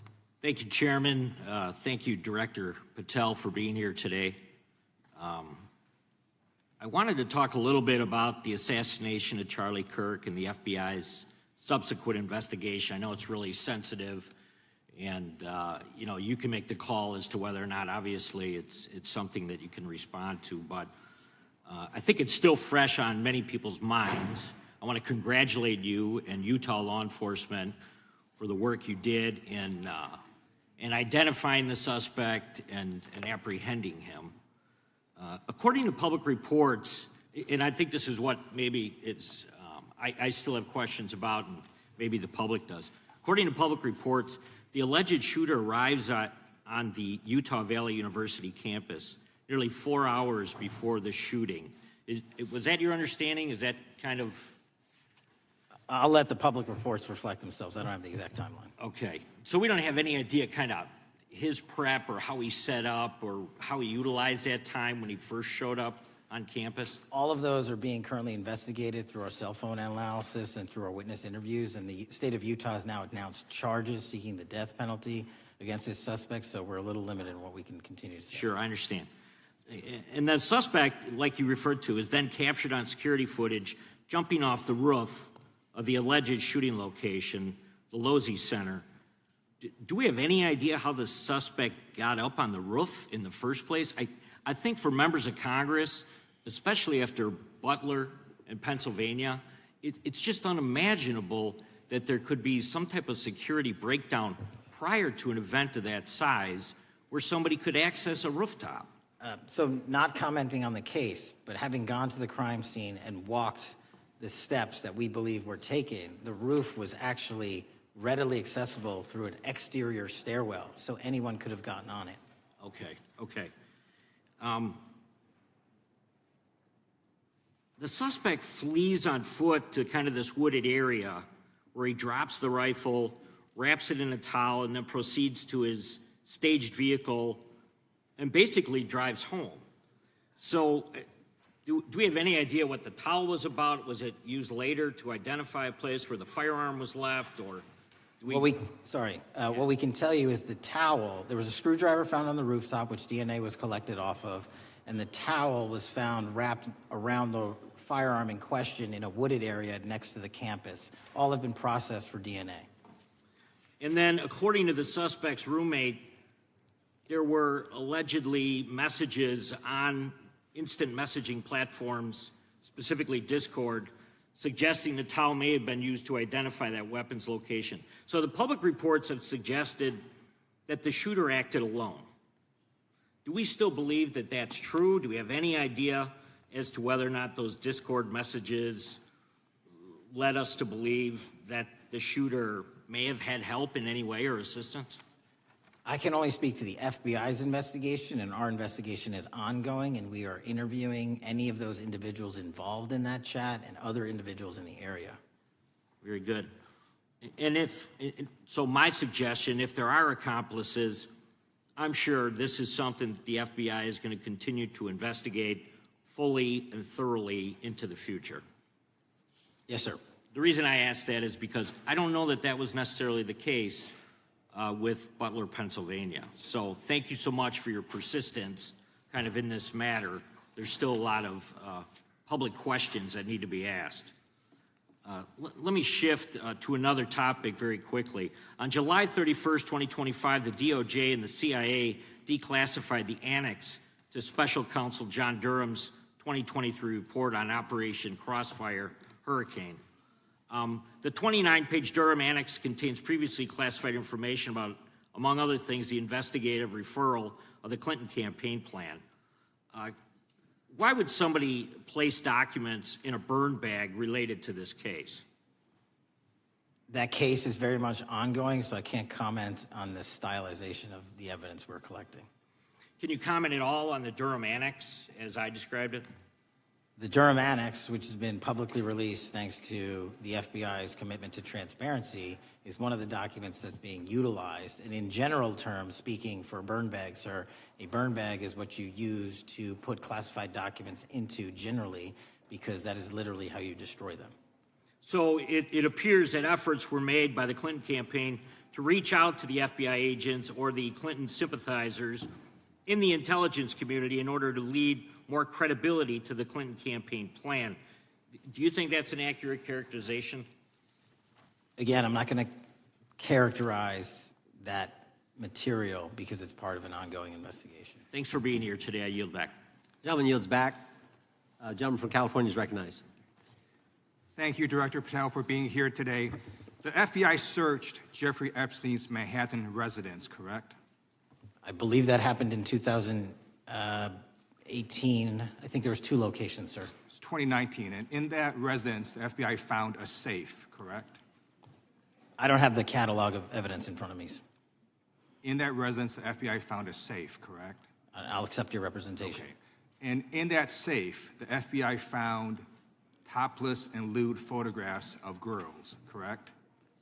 Again, sir, I'll accept your representation. I don't know. Thank you. It was all over the media at the time. There's a New York Times article that says Jeffrey Epstein is indicted on sex charges as discovery of nude photos is disclosed, dated July 8th, 2019. And the Times reports a trove of lewd photographs of girls was discovered in a safe inside financier Jeffrey Epstein's Manhattan mansion. Author Michael Wolff has conducted numerous interviews of Jeffrey Epstein. I'm going to play for you a video clip of what Michael Wolff said Epstein told him was in the safe and what he showed the author was in this safe. So let's please play that clip now. Elected. And I was sitting talking to Epstein, and he said, "Wait a minute, I got to show you something." And then he went into his safe, and he came out with photographs. They were Polaroids, I think, and he kind of spread them out like playing cards, and it was Trump. I mean, I think there were a dozen of them, and it was Trump with girls of an uncertain age at Epstein's Palm Beach house where all of the things that he would ultimately be accused of took place. And I remember very vividly 3 of them. There are 2 in which Trump is, the girls, topless girls, are sitting on Trump's lap. And then a 3rd in which he has a stain on the front of his pants. And the girls are kind of pointing at it, sort of bent over, laughing. So, Director Patel, I'm going to ask you a very broad and general question. As you know, Donald Trump and Jeffrey Epstein were friends. There are, of course, photos showing Donald Trump together with Epstein, correct? I don't have the entirety of the photographs, but I think they've been photographed in public together. All right. Are there any photos showing Donald Trump with girls of an uncertain age? No. How do you know that? Because that information would have been brought to light by multiple administrations and FBI investigators over the course of the last 20 years. Well, you know what? That's just not true, because no one knew about the creepy birthday message that Donald Trump wrote to Jeffrey Epstein until the Wall Street Journal disclosed it, and then all of a sudden, the Epstein estate provides it to Congress. Well, so certainly, you weren't there at the search. You don't know what Epstein may or may not have done with those photographs even prior to the search. Maybe someone has it. Maybe the Epstein estate has it. You raise a great point. So I'm going to ask you, have you asked to talk to Michael Wolff? You raise a great point. I haven't personally asked to talk to Michael Wolff. Has the FBI asked? But the FBI, I'll get back to you if the FBI specifically so Michael asked has ever. About 100 hours of testimony of Jeffrey Epstein. Wouldn't it be good for the FBI to interview Michael Wolff? I'm not saying they haven't. I just don't know. Has FBI subpoenaed the tapes that Michael Wolff has conducted of Jeffrey Epstein? I don't know. All right. So if you could provide us an answer, that would be terrific. Sure. Well, let me ask you this question then. Have you looked at all the photos in Epstein files? I have looked at all the information that the investigators who investigated this case have provided to run out credible leads. And in the Epstein file, was there that creepy birthday message that Donald Trump had written to Epstein? No, that's what I was trying to tell you. You raise a great point. The estate of Jeffrey Epstein has a voluminous amount of information that they have not released before. Okay, so that's great. So wouldn't it be great if FBI subpoenaed the estate of Jeffrey Epstein for all that information? The estate is under no obligation to provide that material, even pursuant to a subpoena. That's a great point. Yeah, that's just false. Okay. That's just false. You're the frickin' FBI. You can subpoena the information from the estate, and you better do that. That's literally not how it works. I'm going to move on now and talk about Epstein's client list. You confirmed that it exists. Attorney General Pam Bondi confirmed earlier this year that it exists. So I just want to ask you a simple question. Is Prince Andrew on Epstein's client list? The material related to Prince Andrew has been made public. Is Prince Andrew on the client list? We have released the index of names that were in Jeffrey Epstein's. Is Donald Trump on Epstein's client list?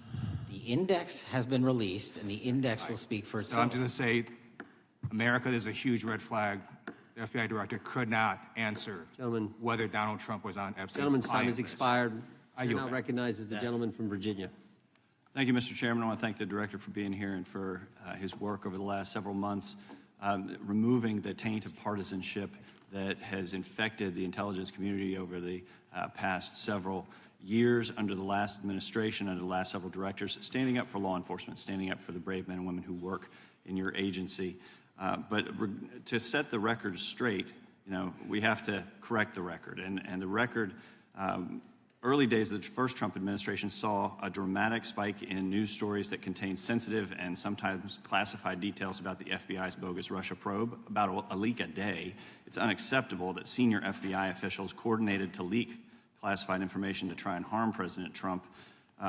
Documents produced to the committee in August of this year revealed that the FBI interviewed a former Intelligence Committee staffer who gave details on a systematic process through which leaks of classified information were affected by then Chairman, now Senator Adam Schiff. Were these findings escalated within the Bureau's chain of command, and if so, to what level? Sorry, were the findings escalated? Were these findings that were given to us escalated with this information? That entire matter is currently under investigation by the people at the FBI that handle leaks of classified information. All right, it's good to know that there is an ongoing investigation.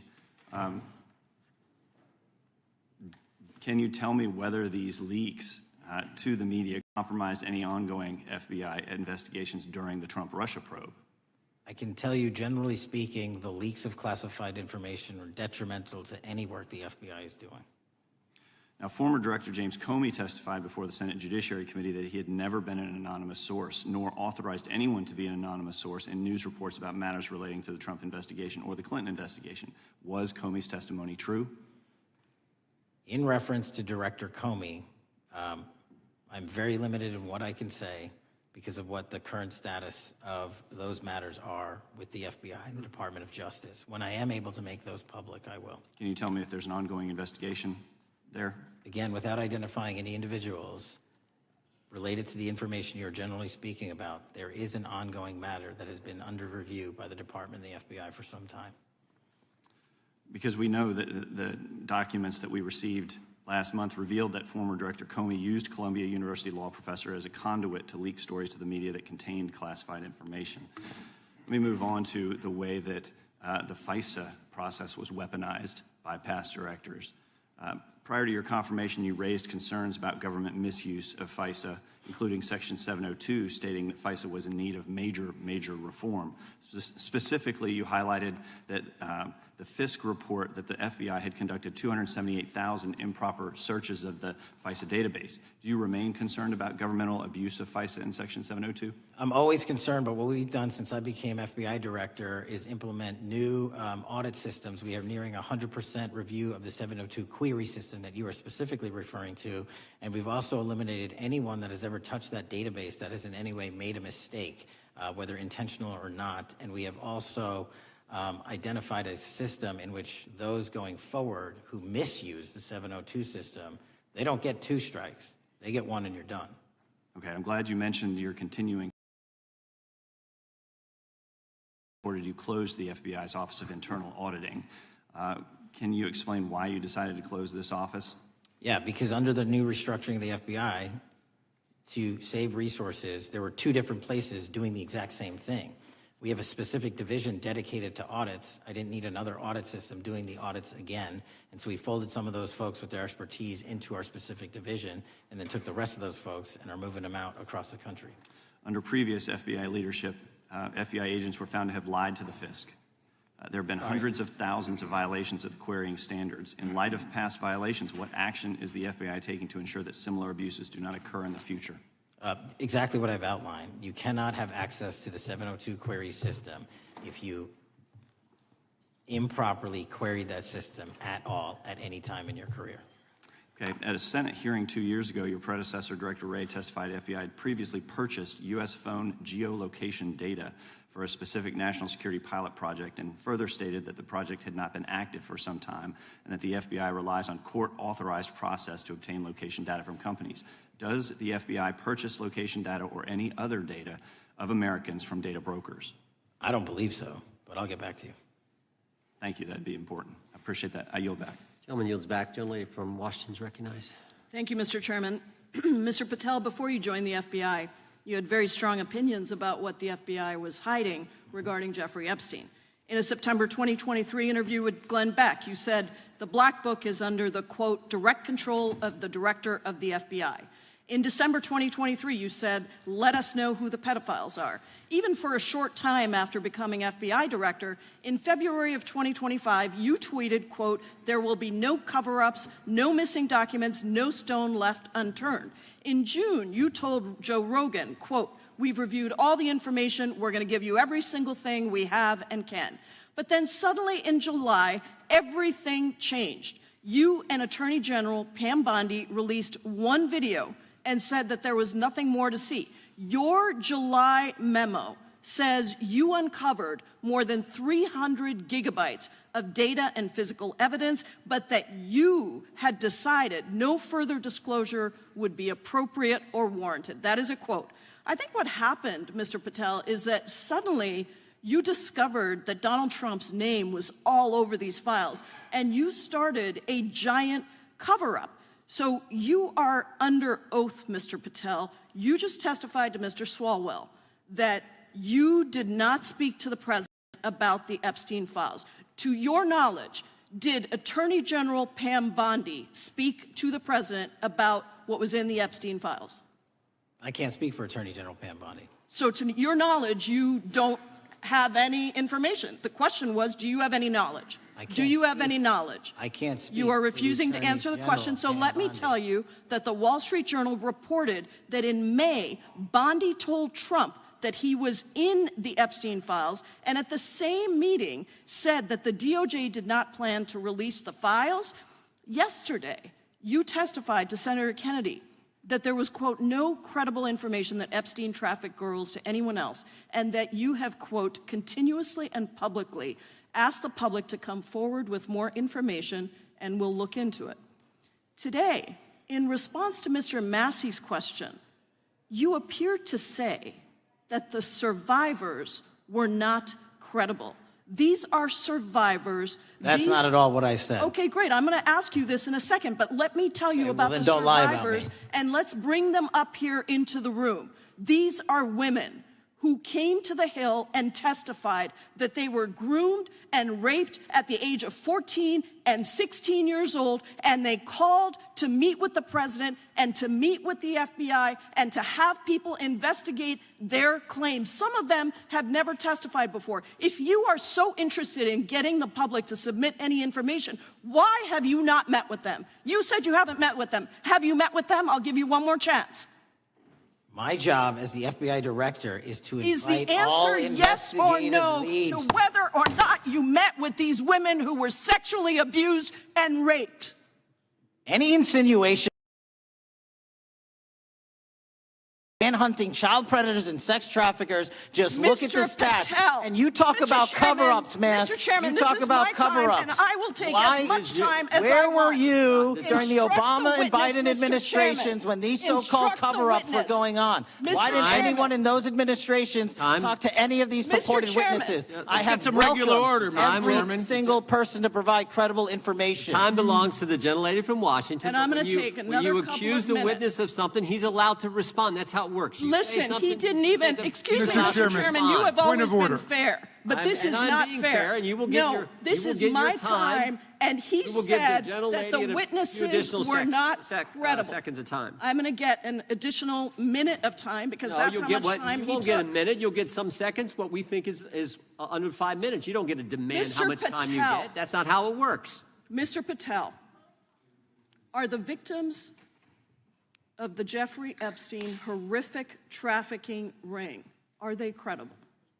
Any person with information about ongoing sexual I'm trafficking. asking you if they're credible. Ma'am, I'm Are commenting they on the credible? evidence we have. But And we have routinely asked for people to come forward with more evidence, and we will look at Mr. it. And the evidence that we have was the same evidence that the Biden and Patel, Obama Justice Departments Mr. had. Patel, And they this is determined, new. not me, they determined that that Chairman, information was not Mr. credible. Chairman, he's not letting me even ask my questions. You This is ask the ridiculous. questions, he gives an answer. You may not like what he says, No, but that I'm doesn't mean you get to asking, he's not interrupt answering him. my question. Mr. Chairman, could we restore the gentlelady 45 seconds so she We can will complete give her her question? additional 30 seconds, which is what I said I'm earlier. going to keep taking my time because you'll take here's the time thing. that you get. You get are 30 not seconds. answering the question. The question I is, have. You just don't like the these answer. are these women credible? It's a yes or no answer. I have answered the question. Well, and I what is keep the telling answer? you, I'm the only FBI director that has welcomed new information in this Okay. case. This You're not- administration is the only one that has welcomed any new information in this Is there case. a yes or no to whether Present the new credible victims are credible? information. Present new Are information. the victims credible victims- or not? I'll tell you what happened in the last Trump Are they administration. credible or not? You can't even Victims say. credibly came forward, and you know what happened? President Trump authorized the indictments of President Jeffrey Trump Epstein, called not them a Biden, hoax. not Obama, President Trump no one called else. the entire thing a Democratic hoax.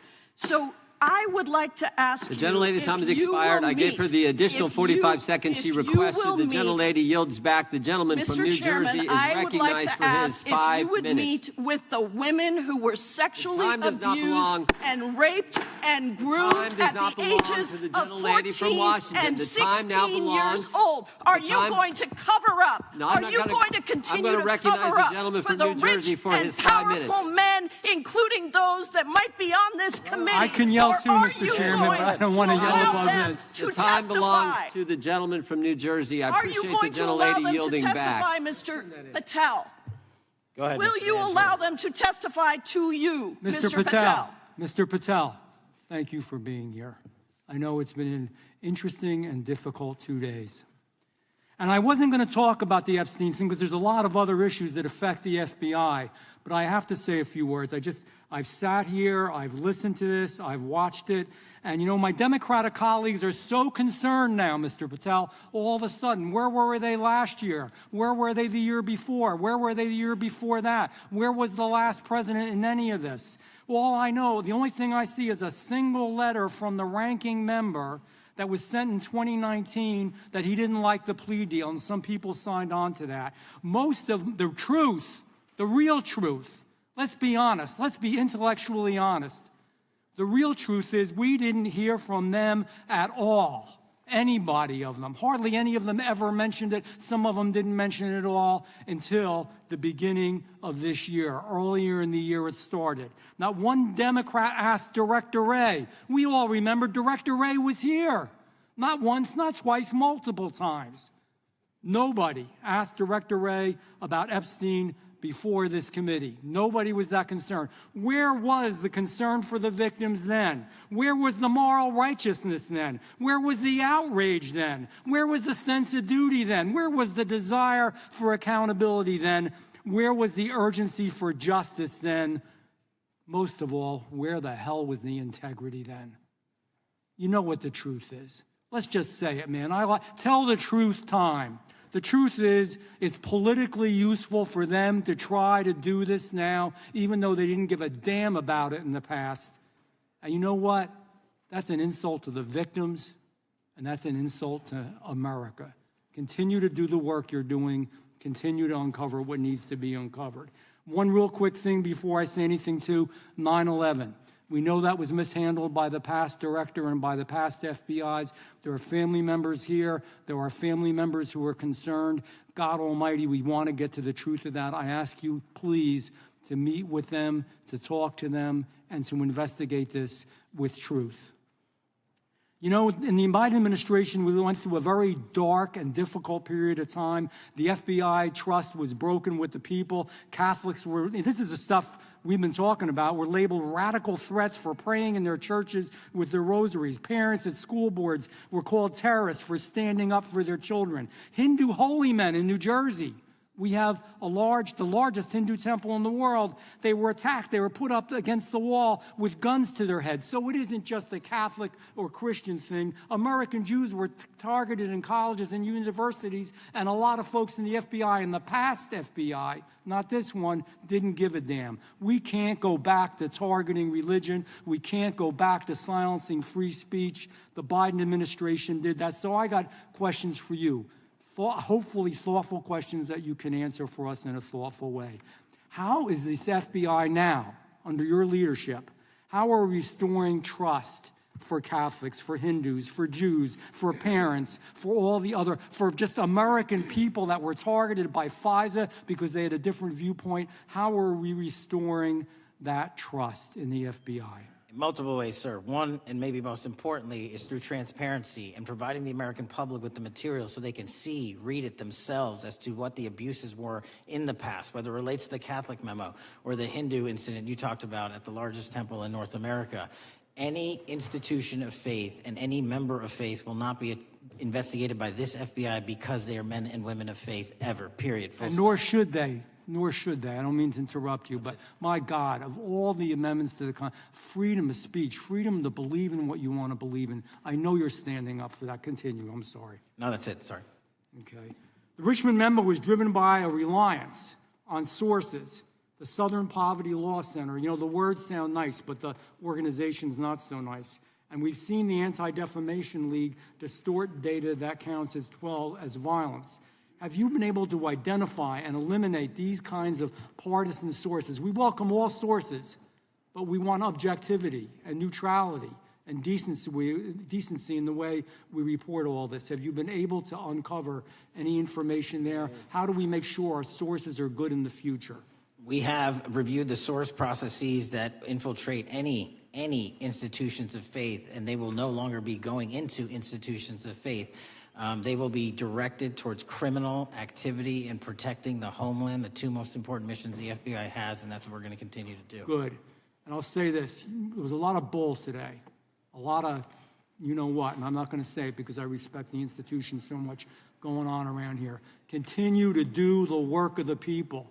You are here for that reason. The administration is here for that reason. It was weaponized and politicized, the FBI, in the past. I hope to God we never, ever see that again. One of the darkest parts of American history.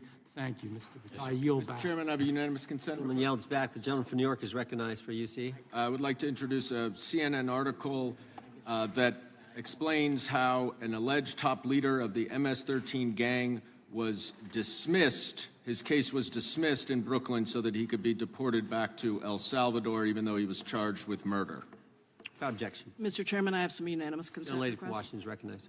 I ask unanimous consent to enter into the record an article titled "Justice Department Told Trump in May That His Name is Among Many in the Epstein Files."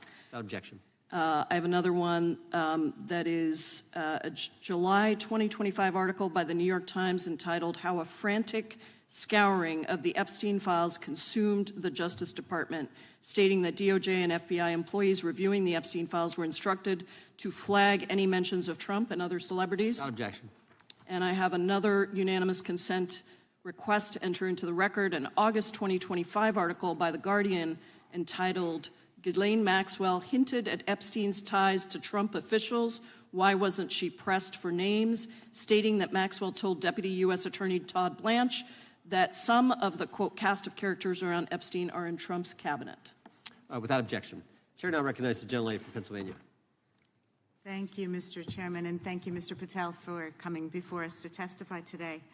I am concerned by your repeated claims that you're not able to disclose anything further about the Epstein investigation and files, and that there's no evidence of a broader conspiracy or other people who should be charged, because the American people aren't buying that you've been transparent or that there's nothing further to be seen. In your exchange with my colleague, Mr. Roy, you reiterated something that I heard you say yesterday in your Senate testimony, and that is, under your direction, the FBI will always follow the money. Is that right? The money, did you say? Yes. Yes, you said you'll follow the money. That's great.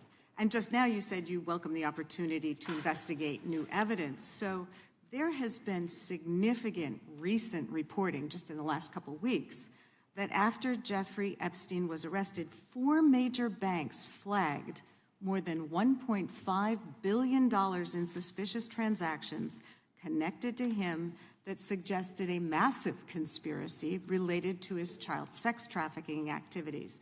Director Patel, has the FBI reviewed the $1.5 billion in suspicious bank transactions flagged to the government relating to Epstein and his co-conspirators? I know the FBI has reviewed numerous SARs. I don't know the totality of that number. Okay, can you provide us with that number? I'll get back to you. Okay. And have you initiated any new investigation of those bank transactions since, say, September 8th when the new reporting came out? I'll check with the Treasury Department because they're the lead on that. Okay, so Director Patel, how many individuals or entities has the FBI interviewed, subpoenaed, or compelled to testify? Can you give us those numbers with respect to these bank transactions? Not off the top of my head. I'll have to work with Treasury. Okay. We're concerned, you see, because you say you're going after child predators, but We are. obviously this is how you follow the money, is if you follow the bank transactions that apparently enabled the child sex trafficking. Would you agree? It's one of the valuable investigative tools is to follow the money. Okay. Have Jeffrey Epstein's victims have asked us to ask you whether or not you've investigated Epstein's lawyers, the lawyers who facilitated those payments. Have you subpoenaed or questioned any of those lawyers? So in 2018 and 19, what I recollect is many, if not every one of those lawyers was part of the investigation. But you weren't there at that time, I wasn't right? there. Okay. So can you get us the names and the numbers of who was investigated then with respect to those lawyers? As long as I'm allowed to release it, absolutely. Okay. Well, if we provide you with subpoenas, I assume you can release it. Is that right? We have a current subpoena and we're working with Congress to provide it.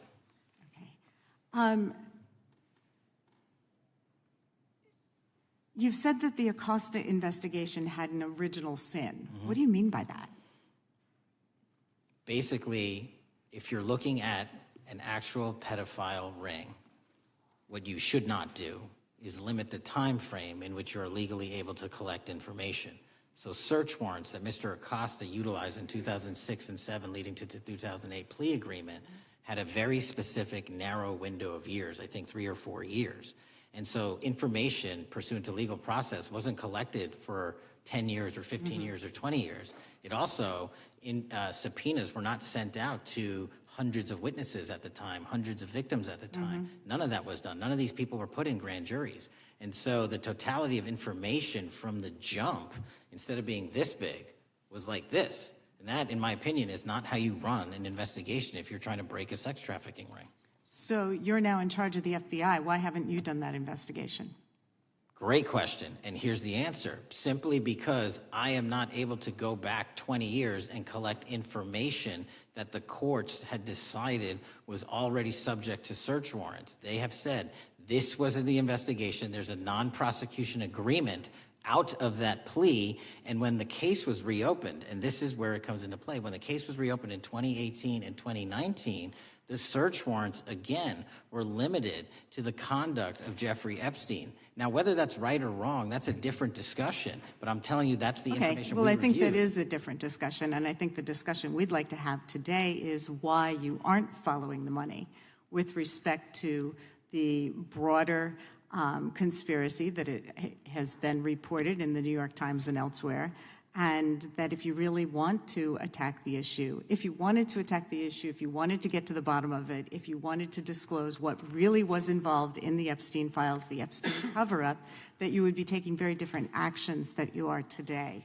I do want to seek unanimous consent to enter into the record the New York Times September 8th, 2025 article, How J.P. Morgan Enabled the Crimes of Jeffrey Epstein. Objection. And also an article dated July 17th, 2025 in the Epstein case, Follow the Money. Objection. Okay, thank you. Gentlelady yields back. Mr. Chairman. Gentleman from Maryland is recognized. Thank you much.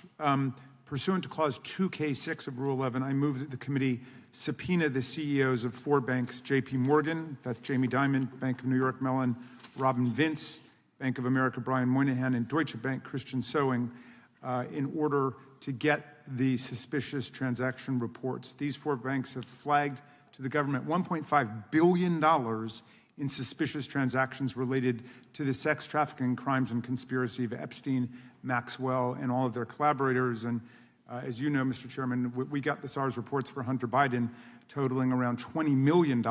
And so these $1.5 billion in SARS reports we should get, especially since the director doesn't seem to be forthcoming. And I request that we do this immediately. I think the director's been very forthcoming. We will hold any motion to subpoena in abeyance until the conclusion of the hearing. The chair now recognizes the gentleman from Texas. Thank you, Mr. Chairman. Thank you, Director Patel, for being here. It is quite clear that certain members of this committee, they want their 15 seconds on TV, stamping and coming. Maybe it's for fundraising. Maybe they're struggling in their district. They need a little bump. But they turn a committee into a clown show, and that's what we're seeing. You're being unjustly attacked today. I watched the Senate hearings yesterday. You were attacked there. We know there's an agenda. There's always an agenda. It's the same characters with the same personalities, the same objective, and that is destroy the mega movement. You're being attacked, Director, is because you're effective. You highlighted what you've been doing in D.C. with the president in reducing violent crime. You're very effective. Another individual that was very effective with meaningful debate and dialogue was Charlie Kirk. And they killed him for it. Charlie Kirk was a man of faith. First and foremost, he loved his Lord Jesus. He loved his family. Beautiful wife, beautiful children. Just a remarkable, honorable man that was silenced with this assassin's bullet. I would say if Charlie Kirk lived in the biblical times, he'd have been the 13th disciple. He'd have been the 13th disciple. We have a new committee, if you're not aware, a new select committee regarding January 6th. I'm honored to be on that committee. I'm looking forward to working with other members to expose truth that were involved on January 6th, like the FBI, played a role, but we don't really know, Director, to what extent. We don't know. The January 6th sham committee was not formed by Nancy Pelosi to seek truth. It was nothing about getting to the truth about January 6th. Their sole mission was to damage Donald J. Trump and end his political career. And everybody knows it. That's what the purpose was. You know what's nice? So I kind of get to ask the question, though. How did that work out for you? Donald J. Trump is back in the White House, and America loves him. I spent 30 years in law enforcement, retired sheriff from a large county in the great state of. I've seen more enthusiasm and support for law enforcement today because of what you and Donald Trump have done over the last 8 months to protect the American people. The American people couldn't count on their government to protect them. Crime is rampant. And now we have a president and an administration that puts the American people and their safety first. It's interesting, a few minutes ago, a classmate reached out to me and sent me I told him, I said, yes, we got Director Patel in front of our committee today. And Andy Kane wanted me to tell you, he said, quote, tell him we love him. Tell him we love him and all the brave warriors exposing the deep state. Cash, you're a great American, sir. You're a great American. Your work as the director of the FBI is commendable. It's commendable. And I want to thank you, sir. Thank you for your service. Keep up the good fight, brother. Don't let him tear you down. Keep up that good fight. You have it in you. With that, sir, I yield back.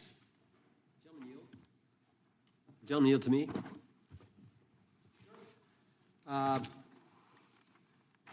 Director Patel, there were 26, the gentleman mentioned the select committee, there were 26 confidential human sources at the Capitol on January 6, 2021. 4 entered the Capitol and thereby broke the law. Do you know if those individuals were being paid by the Ray FBI? So we've provided 600 pages of documents to this committee alone regarding January 6th. That's 600 pages more than any of my predecessors. Yep. Generally speaking, confidential human sources are always paid by the FBI. That's how it works. I can't speak to the specifics on each one and how much they make. And we appreciate it. We've reviewed some of that material, and you've given us a lot of material that we didn't get from Director Ray. That specific question, I think, is important to the American people. Were people who were confidential human sources of the FBI who broke the law, one was recommended for prosecution, my understanding is, by the information we've received from you. Were they actually paid by the very taxpayers who may have got charged with the same offense? I think that's important for us to understand. I'll get back to you on that. Thank you. Chair now recognizes the gentleman from California. Thank you, Mr. Chair. Welcome, Director Patel. I'm going to focus a little bit on domestic terrorism. We have a graph here, data up to 2021, but as you can tell, domestic terrorism is on the rise. Nation, our citizens under threat. We saw the assassination of Charlie Kirk, 2 assassination attempts on the president, school shooting, Minnesota last month, and closer to home, just a couple of days ago, Huntington Beach, peaceful vigil for Charlie Clark, infiltrated by neo-Nazis who essentially made the local individuals attending that event fear for their safety. All of us know that a lot of these domestic attacks are by lone wolves, but yet they do leave clues, social media or elsewhere. Director Patel, you're it.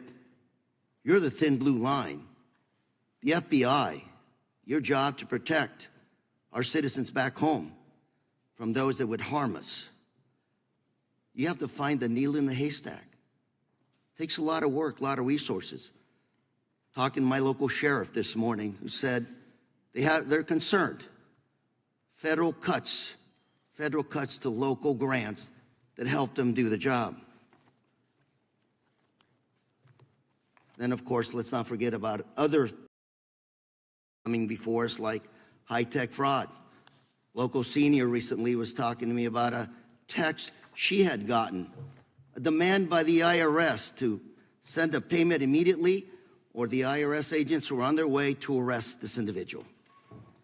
Pretty gutsy stuff by folks probably from Europe, North Korea, Russia, China, people, okay, going after those precious savings our senior citizens rely on. Yet the president's proposing a budget cut of $500 million or more to your organization, the FBI. You've said that that'll essentially equate to about 1,300 less jobs at the FBI. So I'm going to ask you essentially, what is it that we can do to help you do your job? Little concerned. Friday Night Lights, one of the events I love to do on Friday nights, go to the local high school football game. Sit there at the stadium and you always say, what if? What if? You're the thin blue line. Can you do your job cutting $500 million from your budget? Thank you, sir. I think we are doing our job, and the distinction is with the budget that we have, we are flexing more resources to the field. California is receiving the largest FBI plus-up of any state in the union due to that plus-up. They're not getting a reduction. No state is getting a reduction. Every state is getting a plus-up. And so I'm utilizing the money that we have to first plus it up. And the empty vacancies that we have, those haven't been filled in years, not under my leadership. Here's my concern. You're going to do well. You're doing more with less, is what you're saying. Yet we're about to vote on a budget that has $88 million more to protect members of Congress, the executive branch, and the Supreme Court. There's a contradiction here. Back on Main Street, we're saying you can do more with less, you can protect them with less money.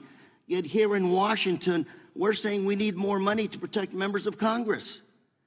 It's a little contradiction here. Or maybe, sir, you ought to talk to leadership about coming in with your management style to protect the Supreme Court, Congress, and the administration. Otherwise, it's essentially a hypocritical situation. We need more protection, yet folks on Main Street can do with less. My concern is folks on Main Street.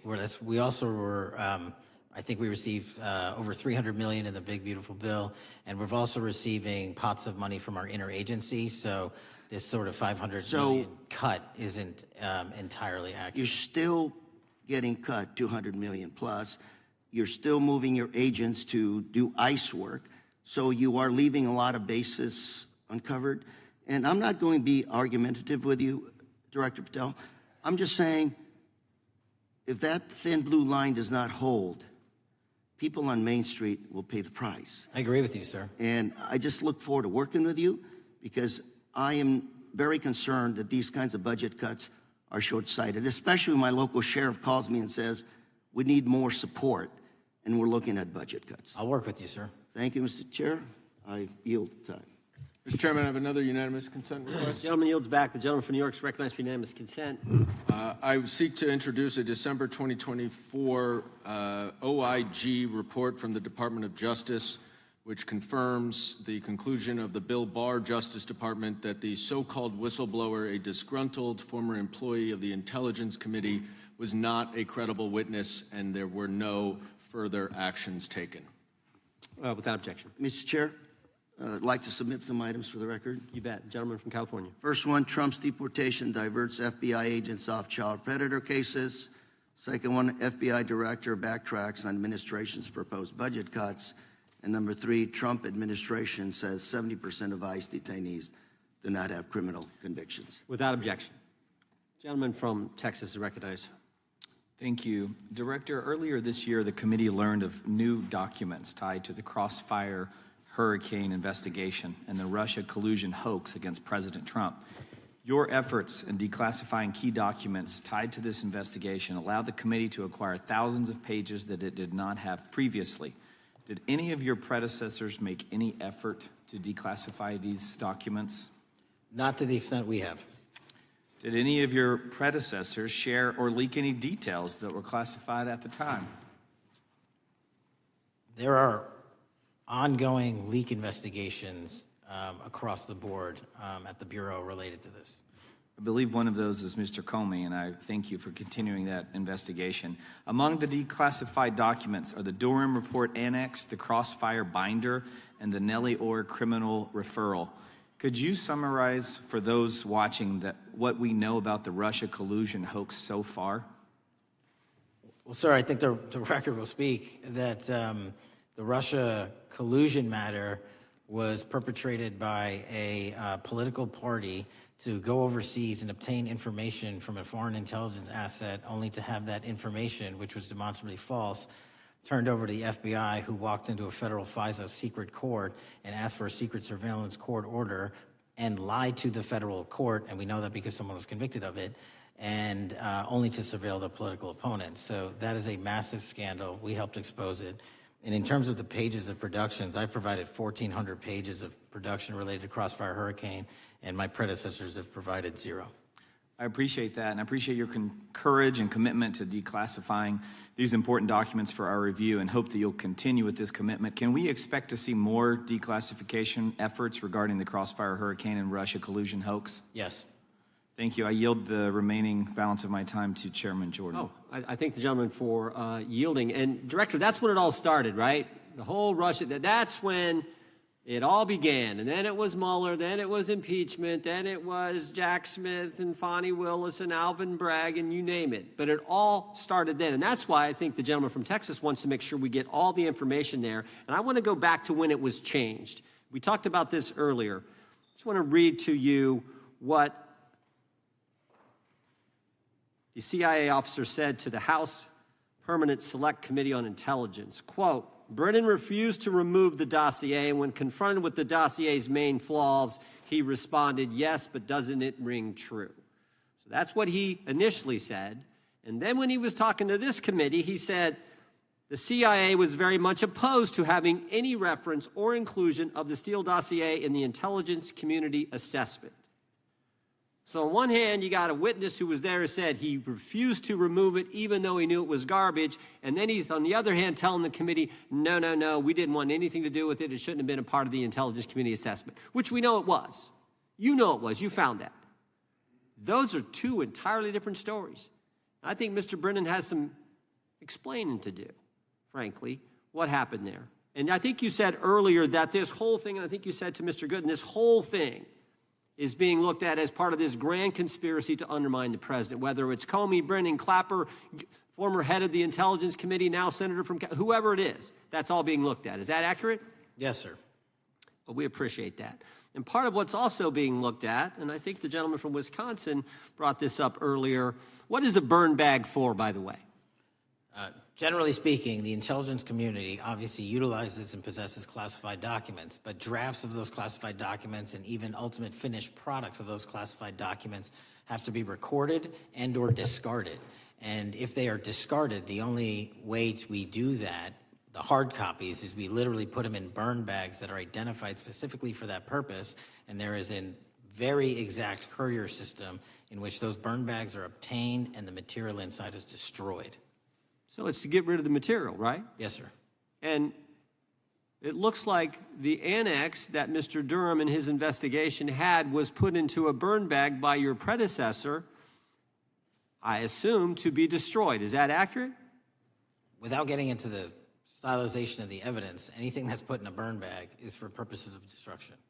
Do you find that interesting that the Durham annex was placed in a burn bag, that you would discover that when you took over as the head of the FBI? We found a lot of information in a lot of burn bags. Well, we appreciate you finding that. We'd like to know a little bit more about that, and we look forward to that information coming forward. And I appreciate the gentleman yielding. With that, we now recognize the gentleman from Colorado. Thank you, Mr. Chairman, for holding this hearing. Thank you, Director Patel, for being here today.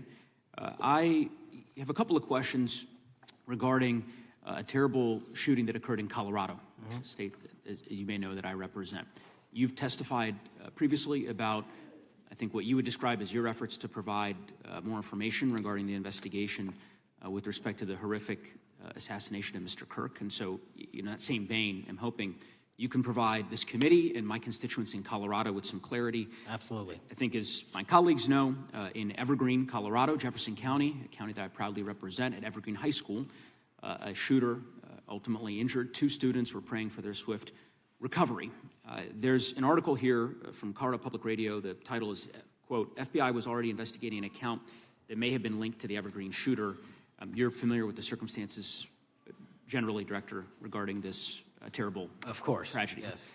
So my understanding from the public reporting is that an organization reported to the FBI in July of this year regarding, just reading here from the article, that the FBI opened an assessment into a social media account user whose identity was unknown and who was discussing the planning of a mass shooting with threats nonspecific in nature. This is the FBI's statement to the press.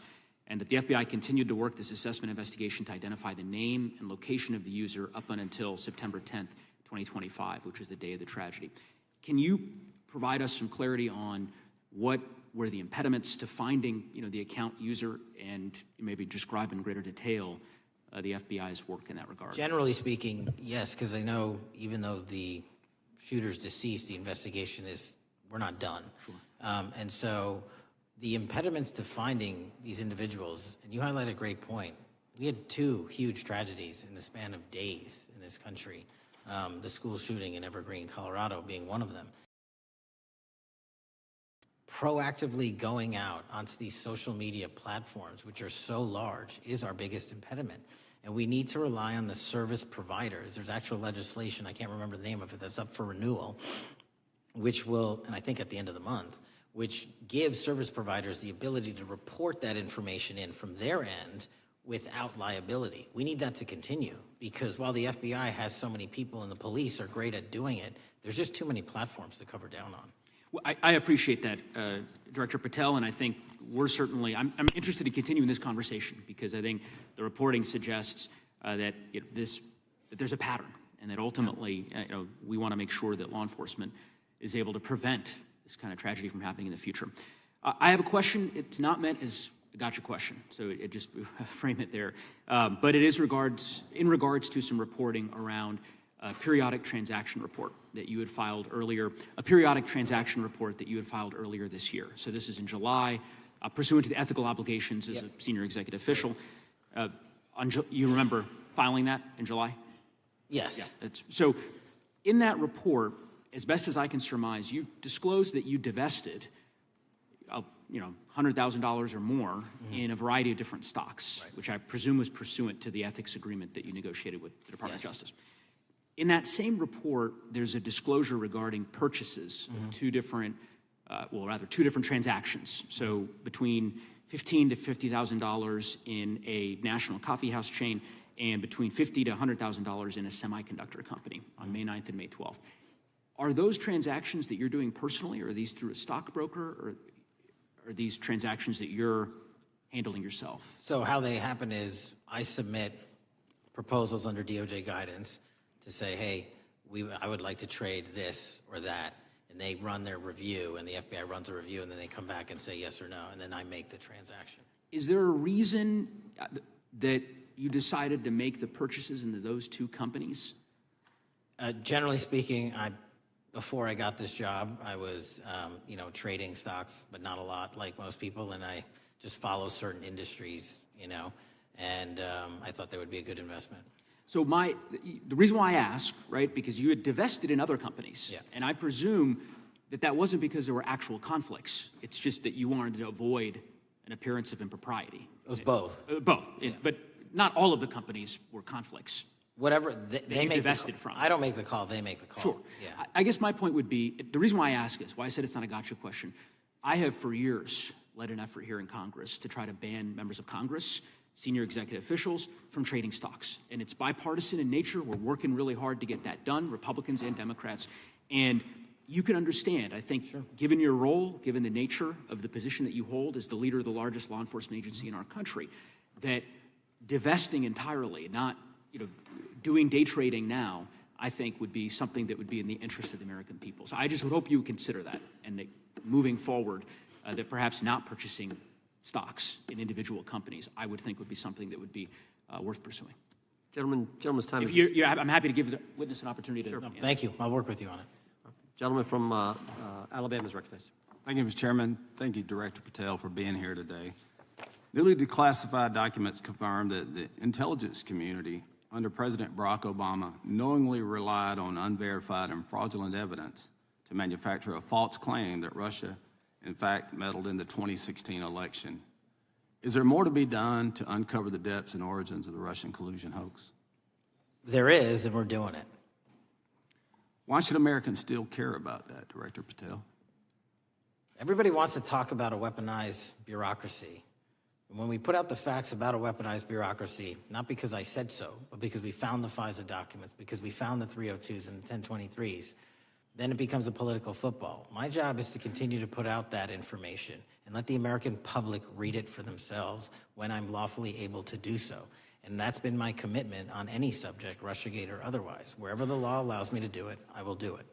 You know, when I first came in 2020, the number one concern as I was doing town halls was the weaponization of the government against the American citizen. And so are there things that you're doing, structural reforms that implementing so that the FBI cannot be weaponized again, whether it's against President Trump or future elected presidents? Well, it shouldn't be weaponized against anyone. And the structural reform is simple. If you're going to go after a political individual or someone seeking political office, there has to be a grounded basis in law and fact to open up a criminal investigation. And if there's not, the investigation isn't even opened. And I've also gone back and reviewed other cases that were opened in prior administrations related to public officials. And we've closed a number of them because we felt that some of these actions were weaponized on either side of the aisle. I felt it wholly inappropriate for the FBI to be playing umpire and referee amongst these decision makers when there was no factual or legal basis to continue those investigations, so I shut them down. And I think that's so desperately needed because we need to restore trust in law enforcement and certainly in the DOJ and the FBI so that the American people don't fear the very government that's supposed to protect them. And so thank you for doing that. On August 11th, you released to the committee documents concerning leak investigations that began in 2017. Do you believe these leaks were accidental or were they intentional in order to influence public opinion against President Trump? When I can publicly make a final decision on that, either through a recommendation of charging that the DOJ makes or findings that I have, I'm able to do so, but they're still not complete. Why did the FBI under Director Comey want to undermine the Trump administration? I don't know. You'll have to ask him. Think it might have been political?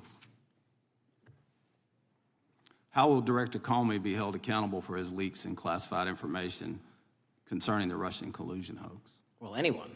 Doesn't matter what you did before or what seat you were in. If you leaked classified information, that's illegal. And we will investigate it fully. And if we can bring enough evidence to recommend charges to the Department of Justice, we will. But as you know, in these leak investigations, it's very difficult to produce the information necessary. We know leaks happen. They literally happen every week. It's one of the most destructive things to this country. Media receives classified information beneficial to one side or the other. I'm a fan of none of it, and I want to shut all of it down. And we need to bring some real cases to deter individuals from doing that, and that's my focus. What was Comey's role in creating the ICA? You know, speaking from my memory, as the head of the FBI, he was charged under then Director Brennan, and Director Clapper and the other IC elements to come in with the NSA, CIA, FBI, and ODNI and put together a collection of information on how the information sort of surrounding Russiagate came together. So he represented the FBI in that. Was former Director of CIA, John Brennan, he's denied that the Steele dossier was used in creating the ICA. Is that true? Well, it's, without commenting on him, the FISA has been released. And the dossier was in the FISA. It was in 4 FISAs. So I'll let the public decide. Well, former Director Brennan actually denied repeatedly that he pushed for the Steele dossier to be included in the ICA. Is that true? Denied. I'll let his testimony speak for itself, but then Deputy Director Andy McCabe also testified to the House Intelligence Committee, which has now been declassified, that were there no Steele dossier, there would have been no FISA. Well, my time's getting close, but let me tell you this, sir, and my colleague from Texas said, thank you for the job you're doing. You're making the American people safe. you're restoring trust in these agencies that so many of us had lost trust in. So thank you for the work you're doing. That thin blue line, you're doing a fine job, and we want to let you know we appreciate it. Thank you. God bless you. Lady from California is recognized. Thank you, Mr. Chair, and thank you, Director, for coming here today. And actually, thank you for your response to my colleague from New York who asked you earlier about violent extremism. And you said that there is violent extreme ideology on both sides. And I think you actually alluded to that same statement yesterday in the Senate. So I too have some questions I'd like to ask you. These are not gotcha questions, and just deny, please, what you deem to be false. So Dylan Roof, who followed white supremacist propaganda, murdered 9 black parishioners in Charleston in 2015. Do you deny this? I'm sorry. Dylan Ruth? Roof, can you give me some more information? You're head of the FBI, you probably know this. If you don't know, that's fine. You can give me a reminder. I've got a lot in front of me. It was national news. Robert Bowers murdered 11 Jewish worshipers in Pittsburgh in 2018. I do remember that. And it was the deadliest anti-Semitic attack. So do you admit that that happened? I'm not saying the other thing didn't happen. I'm just asking for a little information. Patrick Cruces, who posted a manifesto about a Hispanic invasion, walked into a Walmart in El Paso, Texas in 2019 and began firing. He murdered 23 people that day, and the youngest was 15. Do you admit or deny that that happened? I'll take your presentation as accurate. All right, well, I have to say all of these cases have been adjudicated. As I said, they are not gotcha questions. These incidents were national news. And as director of the FBI, you have access to all of this information. So in 2022, Peyton Grendon walked into a supermarket in a black neighborhood in Buffalo, New York, and started shooting. He murdered 10 people that day. And on September 10th, your friend Charlie Kirk was assassinated. Tyler Robinson has been taken into custody and charged, but also on that day, Desmond Holley, a 16-year-old white male, shot and injured 2 students at a high school in Colorado before killing himself. And according to the Anti-Defamation League, he had a fascination with mass shootings and white supremacy. So do you admit to, deny these facts? Those happened. Okay. Your predecessor, former FBI Director Christopher Wray, said that one of the most dangerous concerns is that racially motivated violent extremism, especially white supremacists, has been the biggest chunk of our domestic terrorism cases and is responsible for the most lethal attacks over the last decade. Do you admit or deny, A, that he said this? I'll let the record reflect that. Whatever he said was what he said. All right, and do you agree? That there is racially motivated crimes being committed in America, yes. Yes, especially white supremacists, which is the biggest chunk of our domestic terrorism. I'm glad that you said this. So last week, President Trump was asked if there were extremists on both the left and the right. He was actually asked this by Fox and Friends, and his exact words were, "I'll tell you something that's going to get me in trouble, but I couldn't care less. The radicals on the right oftentimes are radical because they don't want to see crime. The radicals on the left are the problem, and they're vicious, and they're horrible, and they're politically savvy." Do you agree with the president? I don't speak for the president. The president speaks for himself. Do you agree with the president? I don't. On what matter? On the question that I just asked, do you agree with his statement about the radical left? That there's ideology that's driving violence on both sides? Yes, that's what he acknowledged. No, he didn't. He didn't. But I'm glad that you're saying that and actually creating some separation between you and the president. And I'm glad that you That's literally are not what happened. He said acknowledging both. that there is violent extremism on both sides. What's interesting is that the research arm of the Department of Justice, the National Institute of Justice, do you know what that is? I'm familiar with them. Okay, great. It is the research arm of the Department of Justice, and it published an article in 2024 devoted to domestic radicalization, violent extremism, and terrorism.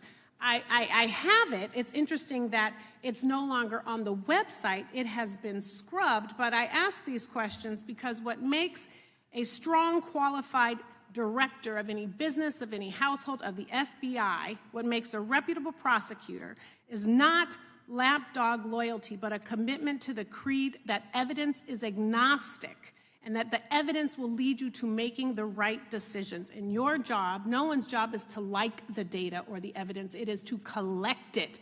That is how you gain trust. And Mr. Chair, I would like to enter into the record, if I may. White supremacist group stands by racist ideology with unanimous consent. Without objection. Dylan Roof, the radicalization of the alt-right and ritualized racial violence. Without objection. Thank you. Another article, how Robert Bowers went from conservative to white nationalist. I'd like to enter that into the record with me. Without objection. Patrick Cruces believed he was fulfilling Trump's wishes in El Paso attack, his attorneys said. I'd like to enter into the record. Without objection. Buffalo shooting, how far-right killers are radicalized online. I'd like to enter that into the record. Without objection. Evergreen High School shooters' online activity reveals fascination with mass shootings, white supremacy. I'd like to enter that into the record. Without objection. Murder and Extremism in the United States in 2024, a report by the Anti-Defamation League. I'd like to enter that into Without the record. objection. And the article, the report that was scrubbed from the DOJ just recently, the National Institute of Justice Journal focusing on domestic radicalization, violent extremism, and terrorism. I'd like to enter that into the record. Without objection. And lastly, the libertarian think tank Cato and their analysis on violent extremism and the right rising in extremist acts. I'd like to enter that into the record. Without objection. Thank you, and I yield back. Gentlelady yields back. Gentlelady from Wyoming is recognized. Just very quickly, Director Patel, thank you for being here, for your service to this country, and for the transparency that you have brought to the FBI and for the American people. Transparency that was absolutely non-existent in the Biden administration and FBI. I believe that you might have been asked earlier about whether you had had an opportunity to visit with any of Epstein's legal counsel. Were you asked that question earlier? I think so. Okay. One of the legal counsels or legal fixers for Mr. Epstein was Stacey Plaskett, the Democrat delegate to Congress from the Virgin Islands. So perhaps for those on the other side who are interested in talking to Jeffrey Epstein's attorneys, they could sure visit with one of their own colleagues. I want to focus on something that I think is very important that has not been addressed enough today, and that is related to the consequences of the Biden open border. One consequence of the Biden border crisis is the impact that it continues to have on our tribal communities, with the cartels taking advantage of our open borders, the Mexican drug cartels, by infiltrating our reservations and bringing violence, drugs, murder, trafficking, and more. Last year, when I questioned the Attorney General Garland about what the DOJ was doing to protect these communities, he simply deflected responsibility and said that Congress had not appropriated sufficient resources for them to be able to protect our tribal communities.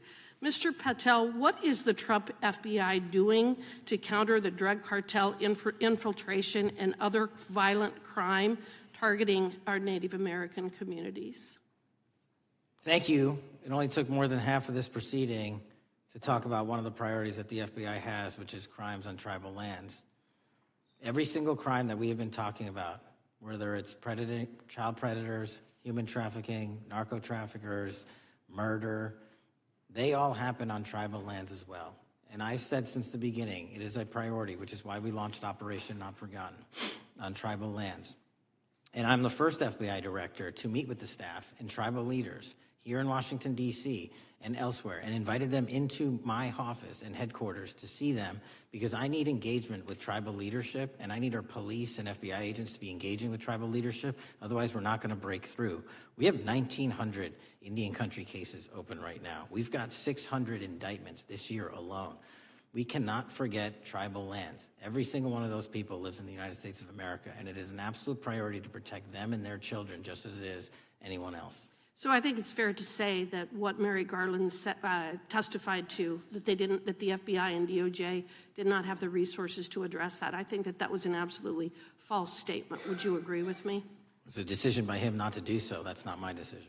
At the end of August, the U.S. Attorney and FBI announced that nearly 100 personnel representing members of the Safe Trails Task Force operated near Wyoming's Wind River Reservation to assist with reducing drug trafficking and illegal guns. Director Patel, you have routinely stated that it is your mission to partner with and strengthen local and state law enforcement partners. How does the task force and other FBI efforts bring tribal law enforcement into this process? The major problem with tribal lands is the sheer tyranny of geography and the amount of coverage that they have on land versus the personnel they have to do it. So what we've done is constantly surge resources to tribal lands across this country on a 30, 60, 90-day rotating basis, reporting back to us saying who needs more. And what we found is that most of these lands can be assisted by our counter-UAS program, our drone capabilities, and we're going to do it because what's happening is the Mexican drug cartels are literally flying overhead, dropping their cargo, their narcotics onto this land where no one's looking, and then it's being disseminated to children, to youth, to adults on that land and killing them. And we got to stop it before it gets dropped off. Well, and your testimony proves that the Biden administration did not lack the resources to address drug and violent crime in tribal communities or around the United States. It instead expended and wasted these resources investigating parents, Catholics, we now find out Turning Point USA, the RNC, and Republican organizations, rather than protecting our Native Americans by closing the border. Is that fair? I think so.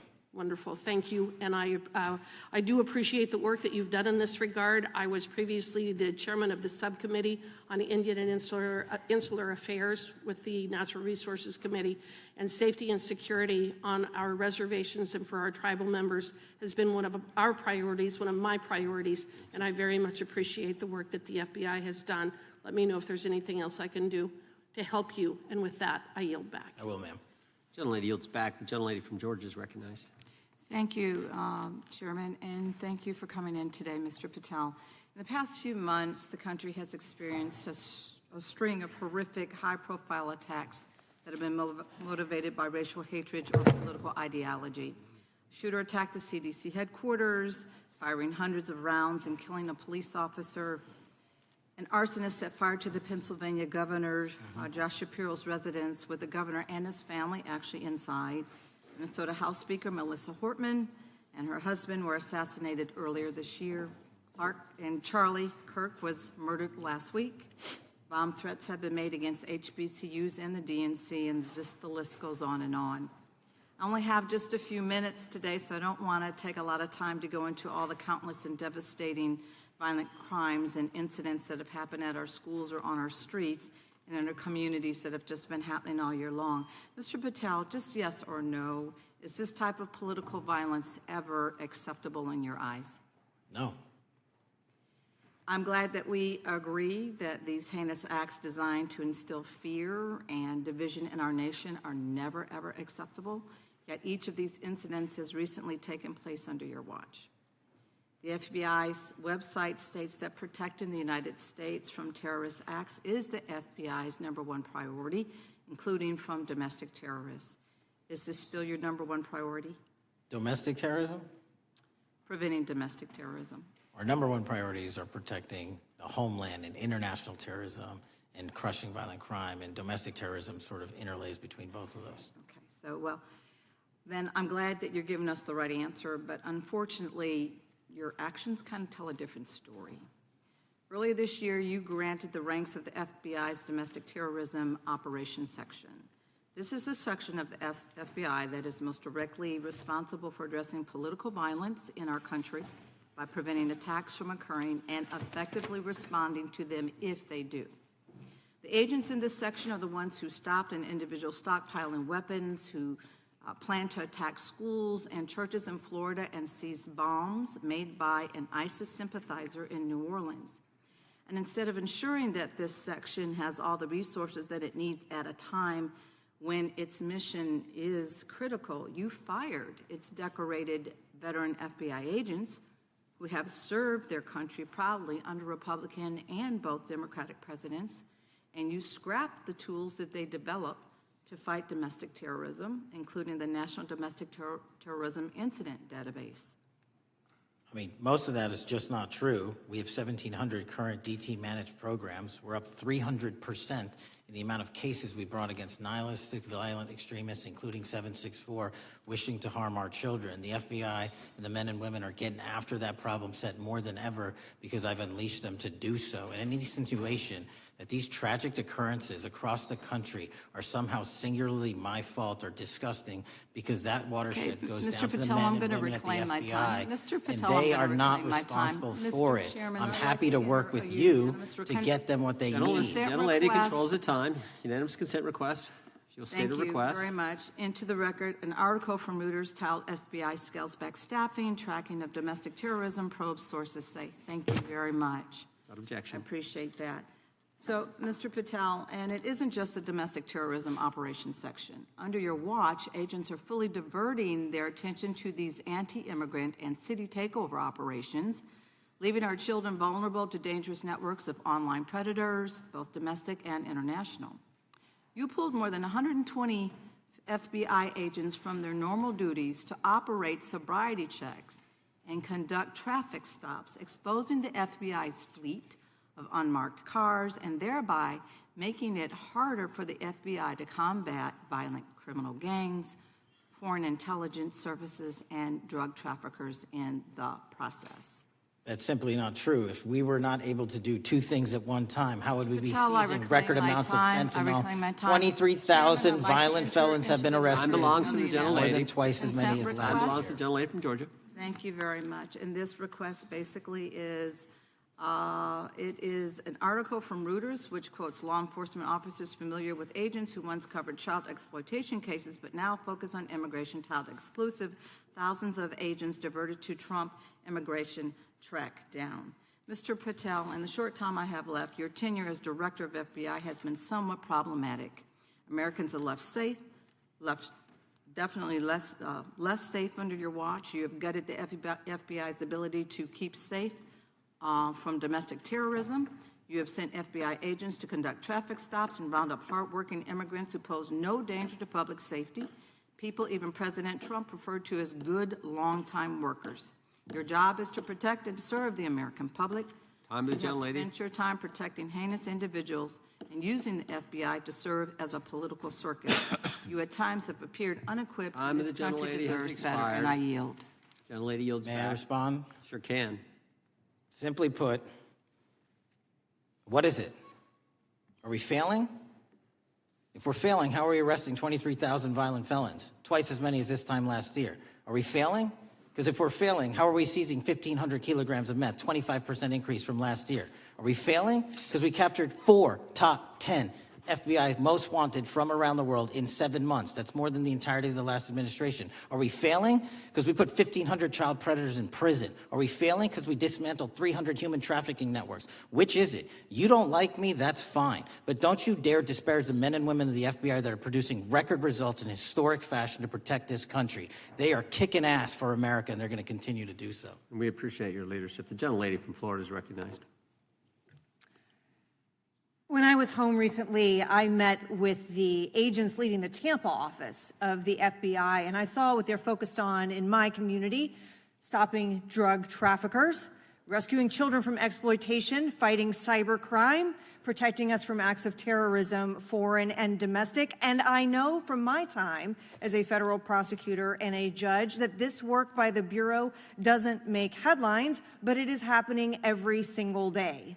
At the top, accountability is necessary, transparency is critical, but today we've seen an effort not just to diminish, but to distort the work of Director Patel and the agents he leads. If we really care about transparency and about truth, then what we owe to the American people is this reality: that thousands of dedicated professionals at the FBI wake up every single day thinking not about themselves, but about this country, and keeping every single one of us and our children safe from harm. And Director Patel, I would like to hear from you the facts about what the FBI is doing in your efforts to fight crime.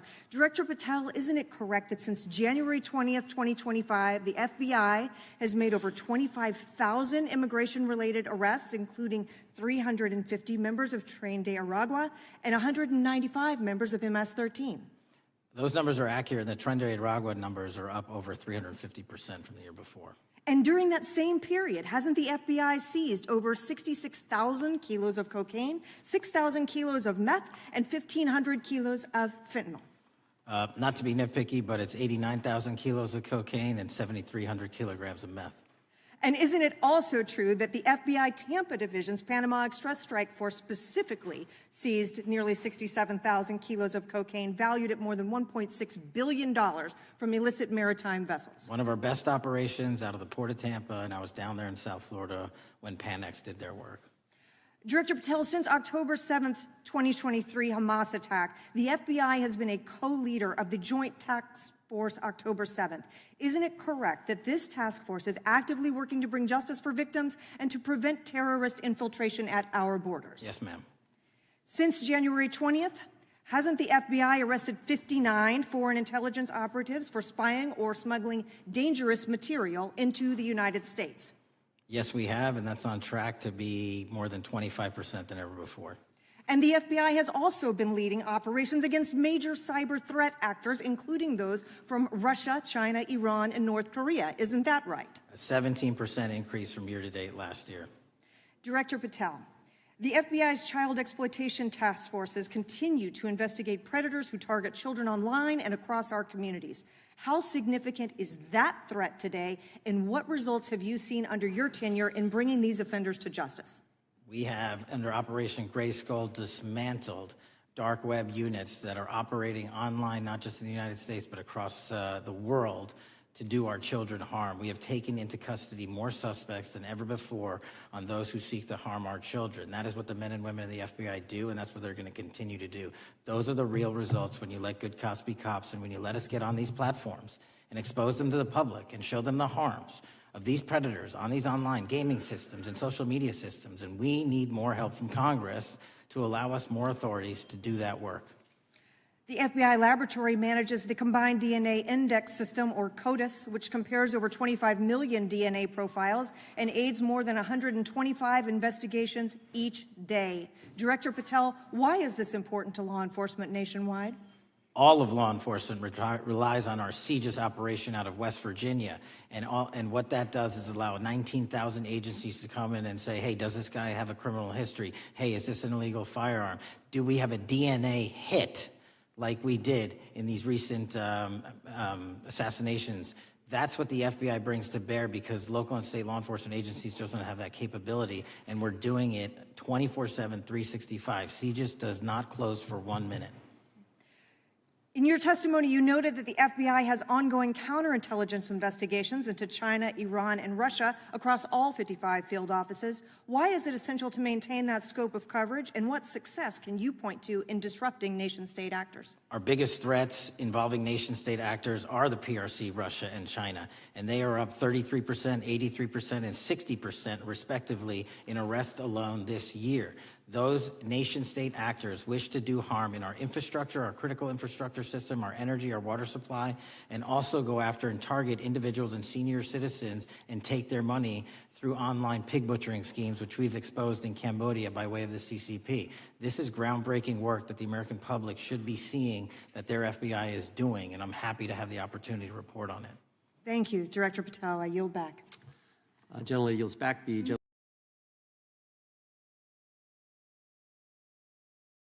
In response to Mr. Patel's making the remarks that, that maybe our colleagues are disparaging the men and women of the FBI, I'd like to enter the record 3 unanimous consent requests. One is entitled FBI Using Polygraphs to Test Officials' Loyalty.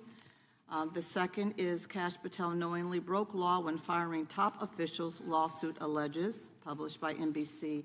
And the third is FBI Forces Out More Leaders, including ex-director who fought Trump, demand for January 6 agents' names.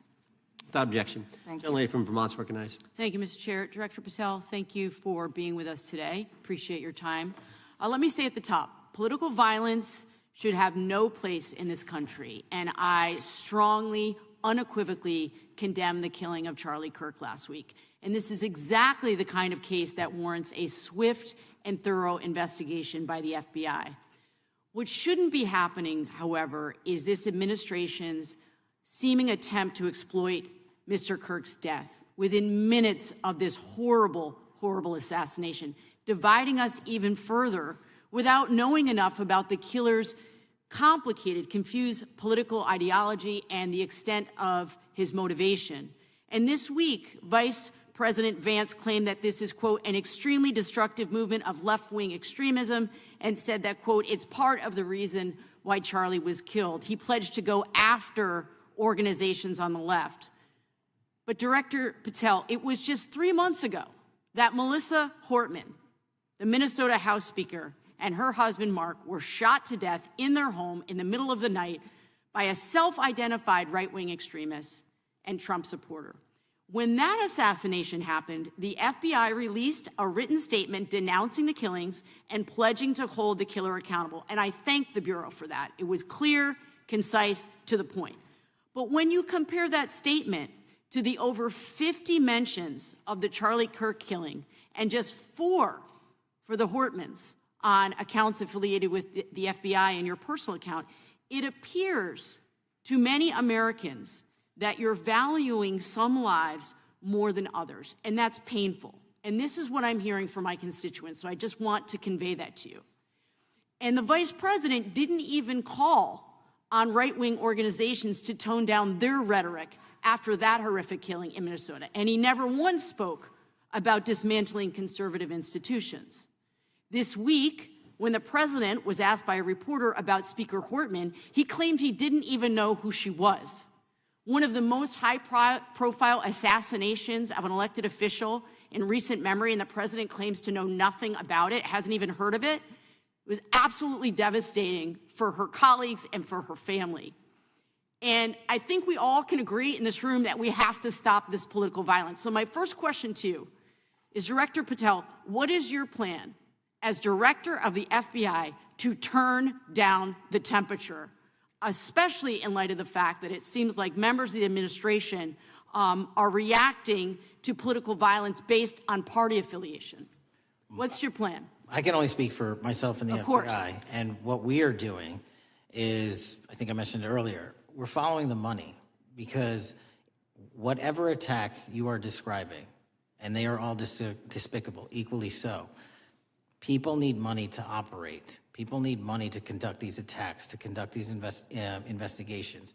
And so what we are doing is finding the people that supported this infrastructure system, because even when you say there's a lone, quote unquote, lone wolf actor, he's not truly a lone wolf actor. Something happened along the way. I agree. And so can I just because we have such little time, are you making a commitment right now to follow where the evidence goes in investigating whether it's violence on the left or the right? Because over the last 10 years, when you look at the ideology, I want to follow up on what my colleague from California said. When you look at the data, you look at the Anti-Defamation League data, 96% of ideological motivated killings were committed by the right wing.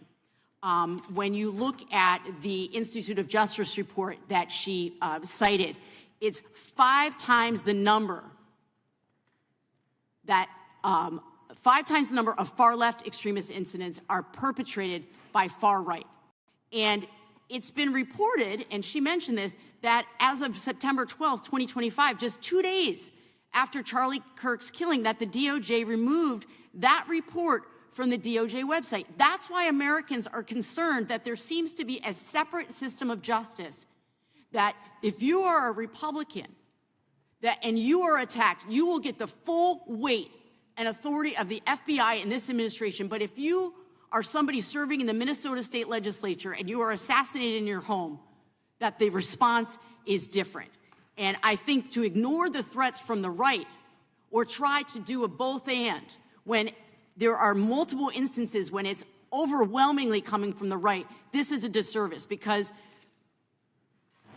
Americans want to know that whoever they are, whatever their political affiliation, that the response is going to be the same. and it is going to be done with the same diligence. And I'm wondering if you will commit to me right now that you will be a voice right now standing up to those voices in the administration that are adding to the violent rhetoric right now. That's what I'm asking you. Will you commit to this? Time the gentlelady's expired. The gentleman can respond. My voice will be through the investigations that the FBI conducts, and we will conduct them all lawfully and equally. Can we expect in the future that your tweets in related to one killing will be the same level of concern? The gentleman from Texas is recognized. Thank you, sir.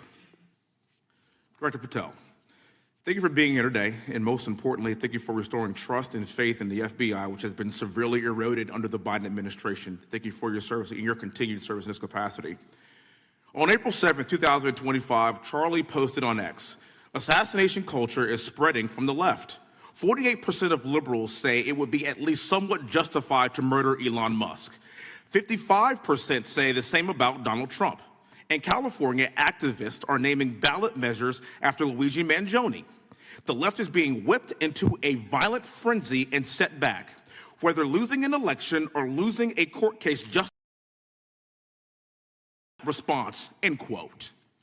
And unfortunately for Charlie, that reaction also came when they couldn't win a debate on a college campus.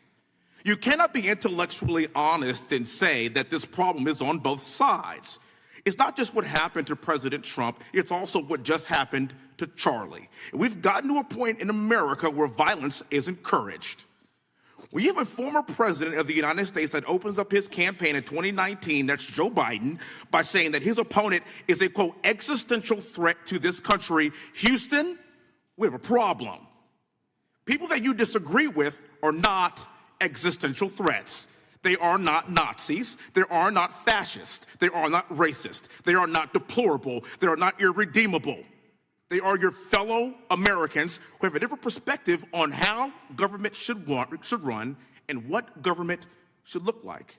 Whether or not we should have strong sovereign borders, whether or not we should have safe communities, whether or not we should have places to worship our God and not worry about being shot, whether or not we live in communities and cities that are not overwhelmed by drugs and crime, whether or not we have two genders, and whether or not we have common sense in our policies and our values. And people that believe these things are not existential threats. I happen to be one of these people that believes all of the above, and as someone that served this country in combat, I can assure you I am not an existential threat to this country because I swore to protect her.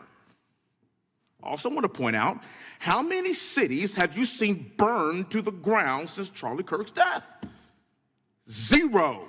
No summer of love, no riots, no nothing, no looting, no killing, none. We simply gathered and prayed for his soul, his family, and this country, because that's exactly what we represent. And while we might be angry, this righteous anger will carry on Charlie's message and legacy. I want everybody to know something very simple. Charlie is not dead because of what he said. He is dead because people listened. My time is limited, so I have a few questions for you, sir. And again, thank you very much for being here. I really appreciate your time and your service. In your experience in the FBI, have you noticed a precipitous rise in political violence and other associated crimes that you have been investigating so far this year? And if so, is this trend in motive left-wing or right-wing violence? I can always speak generally, sir. There is too much political violence, and it has been a precipitate rise on too many fronts. How do we solve this?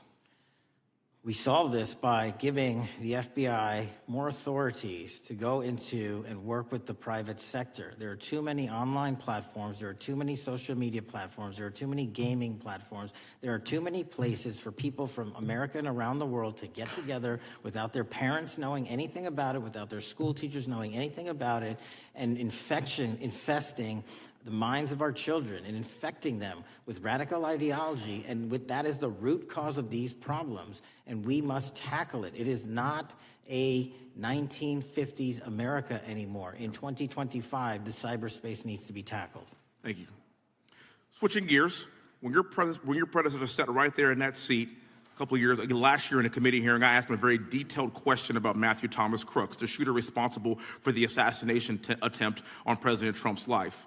I didn't get an answer from Chris Wray that day, and I submitted written questions to the FBI and into the record of this committee, and I want to resubmit those questions today because I think we are still awaiting answers to those questions. So, Mr. Chairman, I'd like to submit them for the record, please.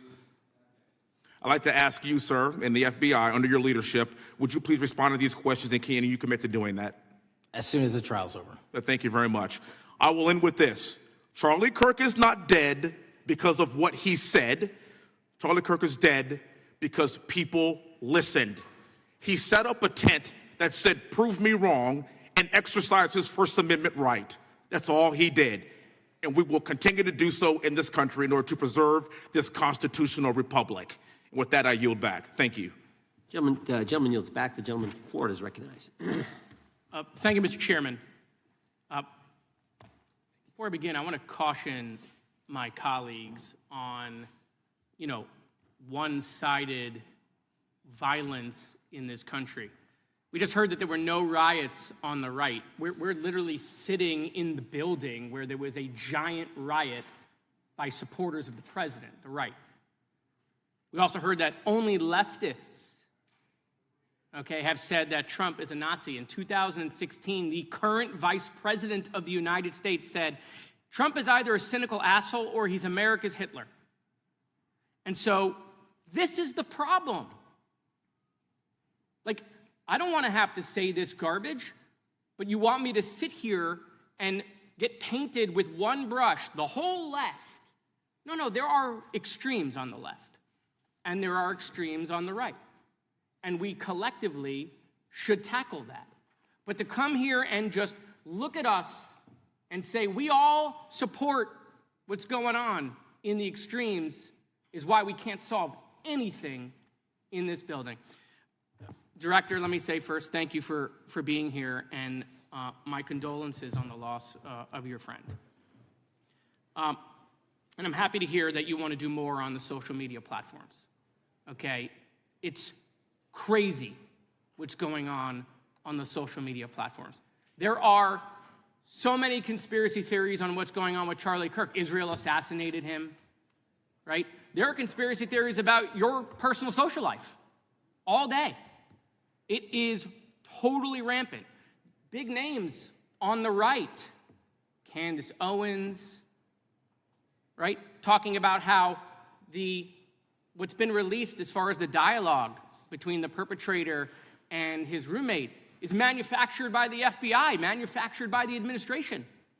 It is totally rampant, allowing foreign governments to just perpetrate these platforms, all of these bots, all of the time to weaponize Americans.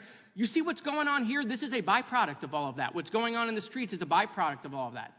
What's happening is you see people celebrate Luigi Mangione is a byproduct of all of that. And so if we want to do something, then we should talk about Section 230. We should talk about how we're going to make sure that we don't let foreign governments poison our children's mind. And so I will work with you on that, Director. I'll work with you on 230 any day. No problem. So now, that was the good part. I want to take your attention back a second. Kash Patel is nominated to be the FBI director.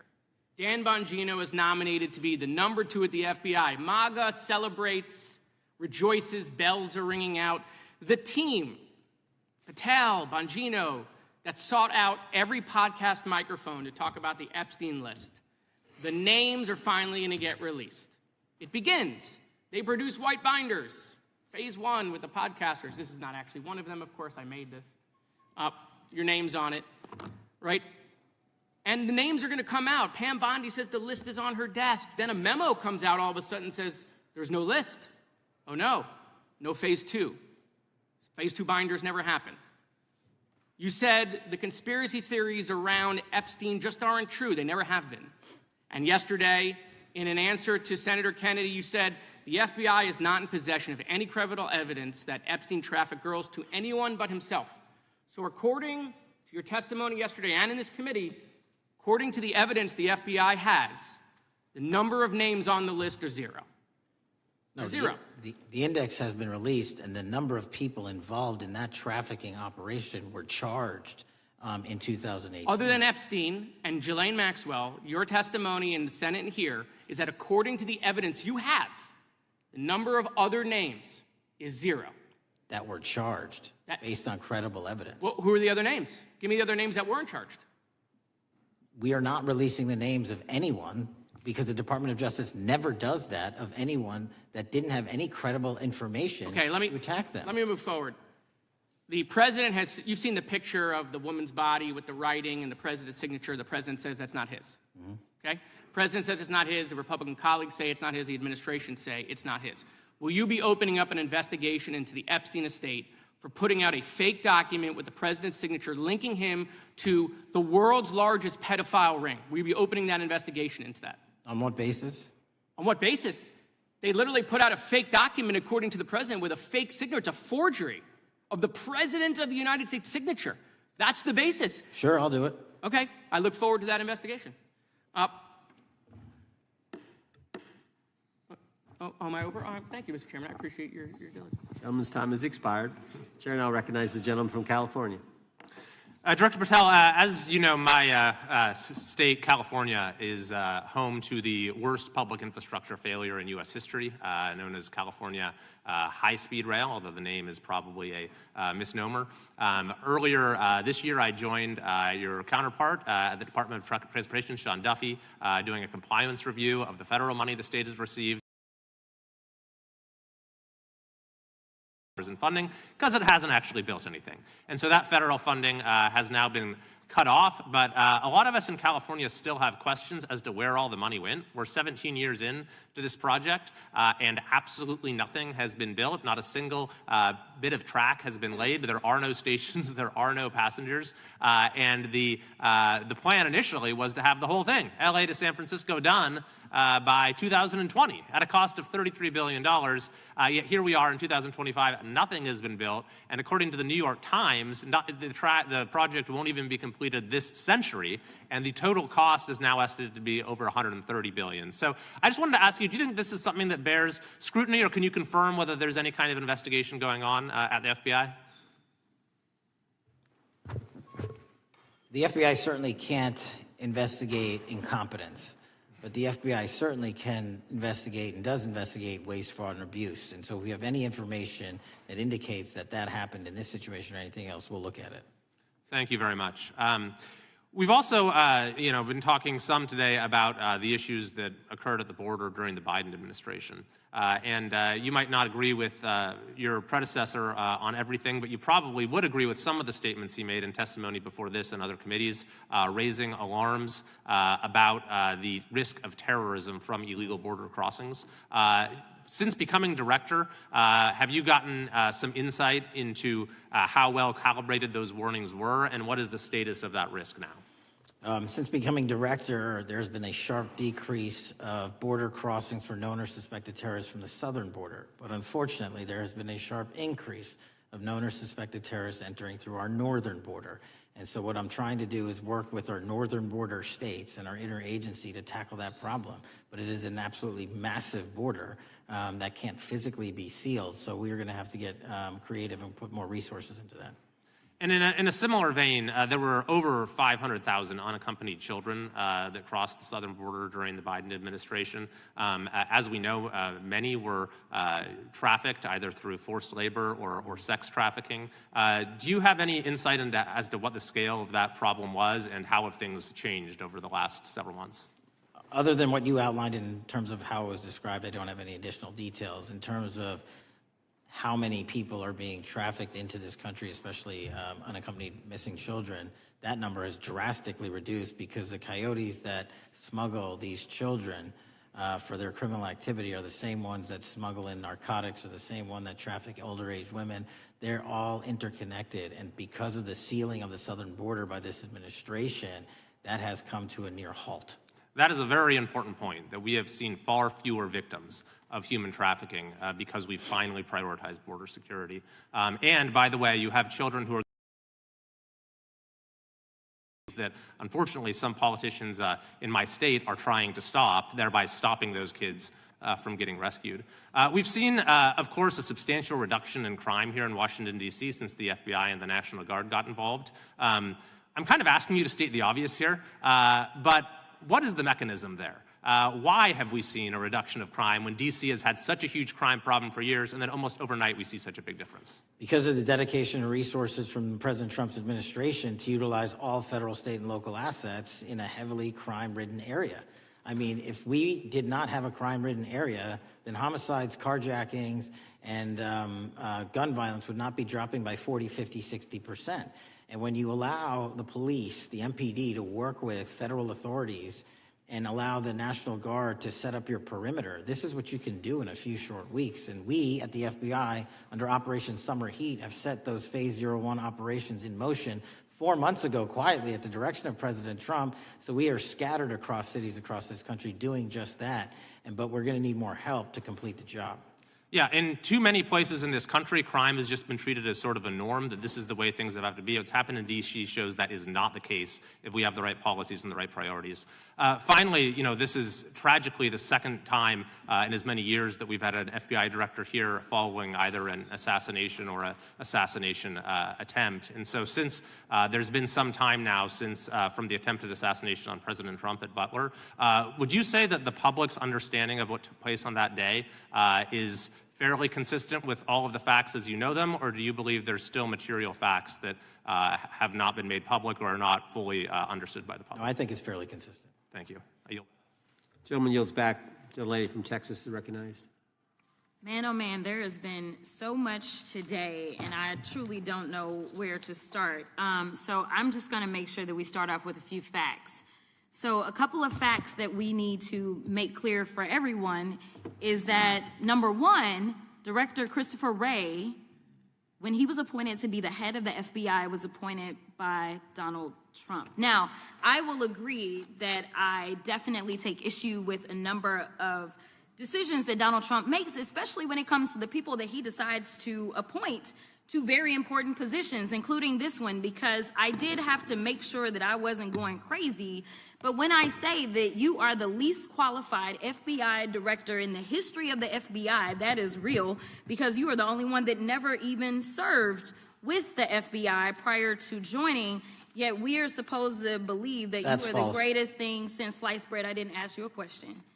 Now, what I Still want to go false. through is to talk about why you are a failure and why, honestly, we just need to tell you bye-bye. I know that you got a little upset and you put on your show for your boss because it seems like you're trying to save your job when it came to talking to Senator Booker yesterday. But let's go through some of your failures. So before you were even confirmed, and I think one of my colleague from Georgia, pointed out that you are already targeting career officials so that you could direct illegal firings. Mind you, these cases that you were so upset about, which are the ones tied to Trump, the cases came through his handpicked FBI director. And frankly, when people sit around and say things like, oh, you know, we're happy because now we feel safe. I don't know who feels safe in this country except for the white supremacists, because I specifically as a black woman definitely don't feel safe. And frankly, my colleagues have been real nice to you today, and I applaud them, but I don't have the same demeanor because I know that multiple colleagues on this side of the aisle have faced death threats. In fact, somebody tried to kill one of my colleagues. And frankly, I don't know if this FBI or under your leadership, if those people would have been caught. I don't have any confidence in you. And if we start talking about the reasons that I lack confidence, we could start with you not just wanting to acknowledge some simple facts. Simple facts like the vast majority of the threats are coming from right-wing extremism. And I know my colleagues have tried to stress this, but I decided that I would maybe do it in a different way. Number one, I have a couple of UCs. Ken Buck, one of multiple Republicans receiving death threats for voting against Jim Jordan as House Speaker. Without objection. Another one, Republican lawmaker says she received death threats after voting against Jim Jordan in Speaker's race. Without objection. In addition, there was another one from another colleague who now is leaving Congress because they said that they were calling his wife anonymously and threatening her life to the extent that she ended up sleeping with a firearm. Without objection. Okay, so here's the deal. How are we supposed to have confidence when you're sitting up here telling the Senate yesterday that it will take you 14 years before you can get the FBI fully staffed to do their jobs? You're also now redirecting resources so that they can go and play ICE agents on the streets. You're getting rid of your most qualified people, and even when it came down to somebody that you consider to be a friend, you were posted up having some fancy dinner to the extent that you posted not only once erroneously, you posted twice erroneously as it relates to catching somebody, and then you want to go and say, let me take a victory lap.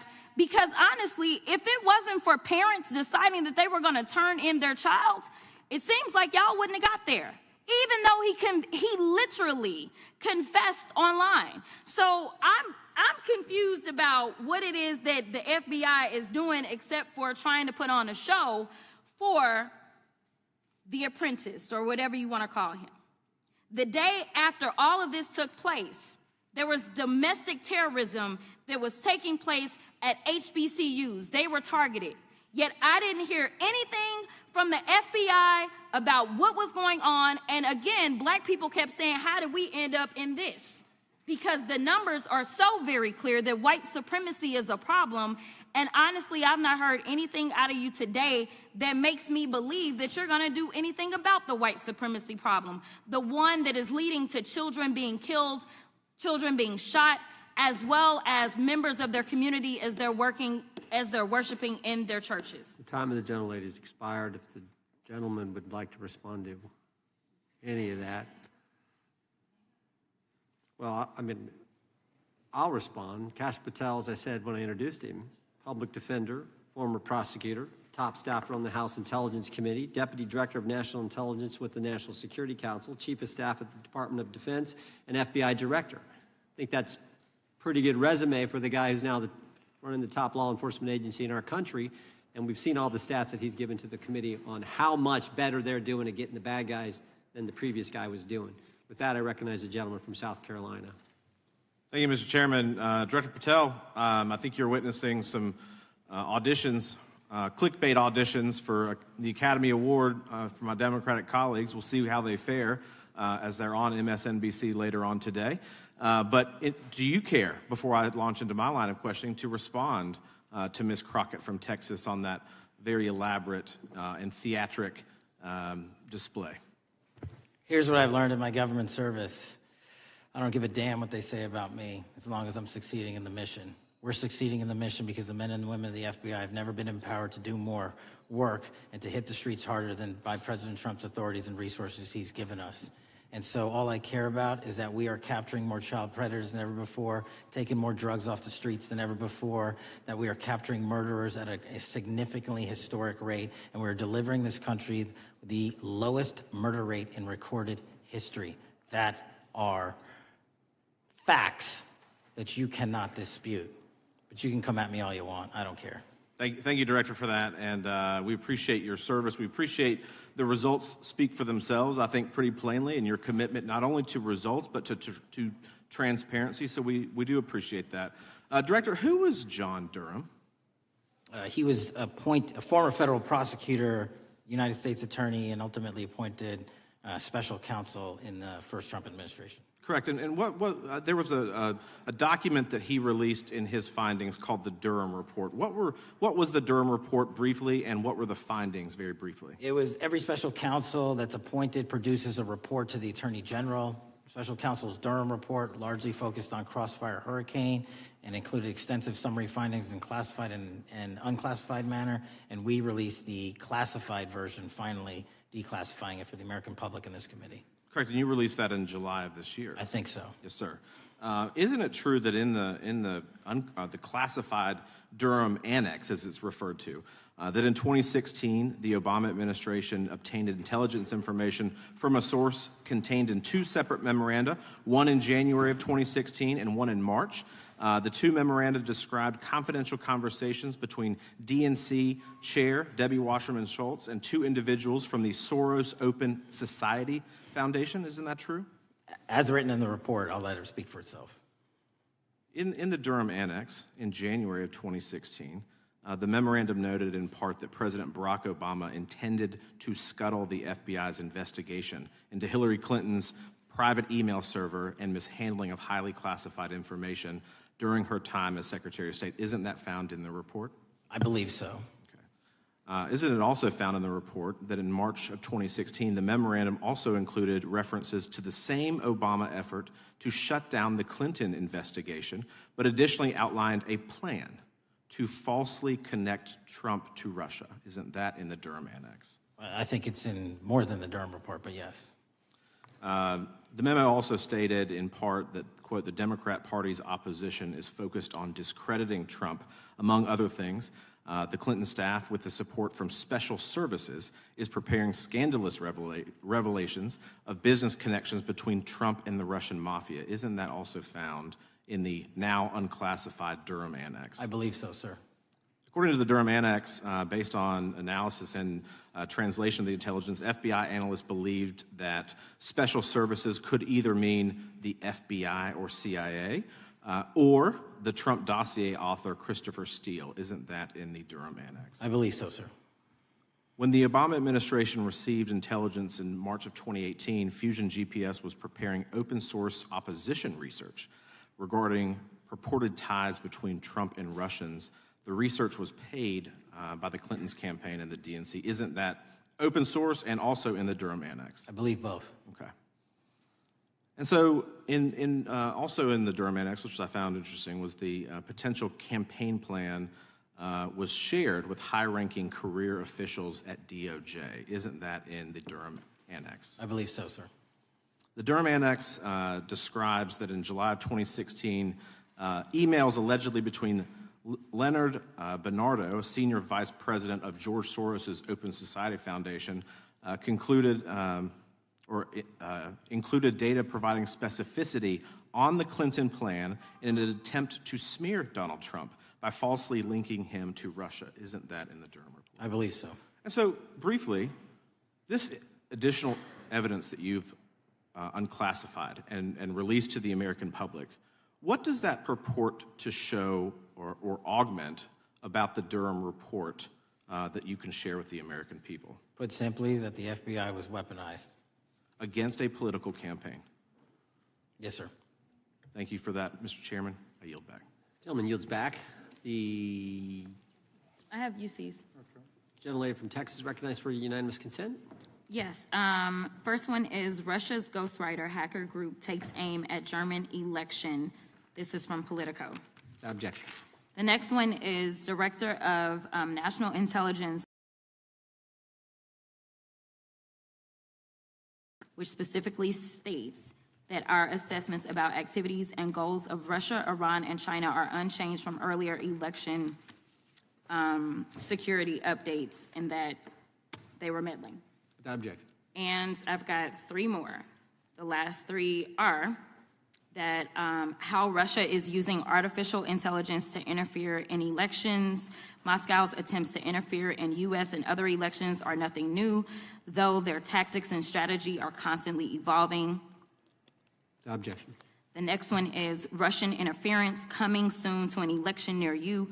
Russia pursues a systemic strategy of undermining elections and influencing public opinion in the West. EU and NATO countries must recognize that Moscow often acts through agents within their own borders and build resilience to such interference. And what's the source? This one is CarnegieEndowment.org. Okay, without objection. Thank you. The gentlelady from North Carolina is recognized.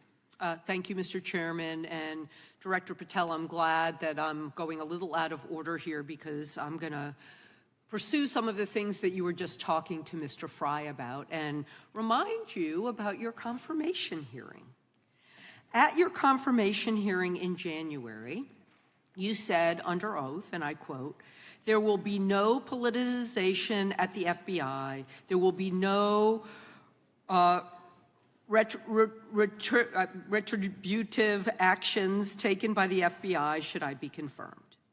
And in your written response to the Senate questionnaire, you said, I quote, personnel decisions shall be based on performance and adherence to the law. And every FBI employee will be held to the absolute same standard, and no one will be terminated for case assignments. So I want to just go through a couple scenarios with you to get a sense of whether you think these are examples of politicization of the FBI or making decisions based on the performance and adherence to the law. So, first question. Would hiring FBI agents, analysts, and supervisors from only one political party being politicization of the FBI or making personnel decisions based on performance and adherence to the law? We don't ask FBI applicants where their political parties are. Mr. Patel, do you ask FBI applicants who they voted for? The FBI does not. Are you aware that in the lawsuit that Mr. Driscoll filed against you and the FBI, he was asked who he voted for? Since that lawsuit has been filed and it's ongoing litigation, I'm not able to comment. Well, but it also means that you just said that what happened in his situation didn't happen. So we will go on to the next question. Let me ask you an even easier one. Does firing agents for working on the cases that they were assigned to and that the president didn't like, is that politicization of the FBI or making personnel decisions based on performance and adherence to the law? The FBI doesn't terminate anyone based on case assignments alone. Has the FBI ever been sued by somebody who felt that they were terminated based on case assignments? In the entire history of the FBI, I'm sure they have. No, since your tenure. I'm sure there's ongoing litigation. Yes. In fact, there is ongoing litigation. And in fact, people have been asked who they voted for. And in fact, you are running an FBI for the President of the United States rather than the people of the United States, because my questions were not hypotheticals. They are the things you have done during your tenure. And according to a lawsuit filed last week by long-term FBI agents, you fired former acting director Brian Driscoll. He had served with the Bureau for nearly 20 years, earned a Medal of Honor, Medal of Valor for bravery during the dangerous ISIS raid, and had a wealth of crisis response experience and led the FBI's critical incident response group. When the Trump administrations interviewed Mr. Driscoll for that role, they interrogated him about his political leanings and who he voted for in the last 5 elections. Questions Mr. Driscoll refused to answer because those types of questions impermissibly politicized the FBI. You also fired Steve Jensen, who served the FBI for nearly 2 decades and ran critical terrorism, counterintelligence, and organized crime operations, whom you once described as embodying what the American public demands of the FBI. But he was fired because he took part in investigating crimes committed on January 6th. And Trump's MAGA base lambasted you online for keeping him at the FBI. So he's no longer at the FBI. You also fired a decorated combat veteran with decades of experience in the Bureau, Special Agent Walter Jardia, because he worked on the investigation into the Russian interference in the 2016 presidential election and helped investigate Trump's ally, Peter Navarro. Director Patel, it is very clear that you have flunked your own test. You've put saving your job, which I actually believe you were being honest about during your confirmation hearings, over doing what's right for the FBI and the American people. That is not adherence to the law. Thank you, and I yield back. Time of the gentlelady is expired. The chair now recognizes the gentleman from North Carolina. Thank you, Mr. Chairman. Director Patel, it's great to had this opportunity. Thank you for being here. Thank you for your service. And I've got to say, one of the most disheartening components of the previous administration, when I was working with local law enforcement all over the state of North Carolina, all over the country, people rightfully did not really care about the inner workings of Washington, D.C. The FBI had previously been the paramount, the sterling, the top of the top law enforcement agency. They wanted their FBI to fight crime. Whatever small town, city, whatever it may be, FBI was expected to deliver for the American people. And then reports started to come out, in addition to the likes of McCabe, Comey, Clapper, Strzok, Page, that the FBI was targeting Christian nonprofits. They were targeting parents for protesting radical gender theory at their schools. They targeted Catholics, churches, pro-life organizations. And the FBI was really bruised in just modern-day America. And your focus on getting the FBI back to the streets, fighting criminals, locking up bad guys, whether they're violent criminals, whether they're sex predators, whatever they may be, that is restoring the reputation of the FBI, and I thank you for that. In regards to the perceptions, I want to be very clear here. You mentioned the statistics about removing dangerous illegals, removing thousands of kilograms of drugs, violent criminals, guns. The border is secure. These accomplishments are noteworthy and they're needed. But at the same token, I want your take. The fight is not over. Isn't that correct? When we look at what happened in the previous administration, the number of illegal alien criminals that made their way into this country of every type, they're embedded, they're here, and it's going to take a sustained effort to win this battle. That's the critical component, sustained effort.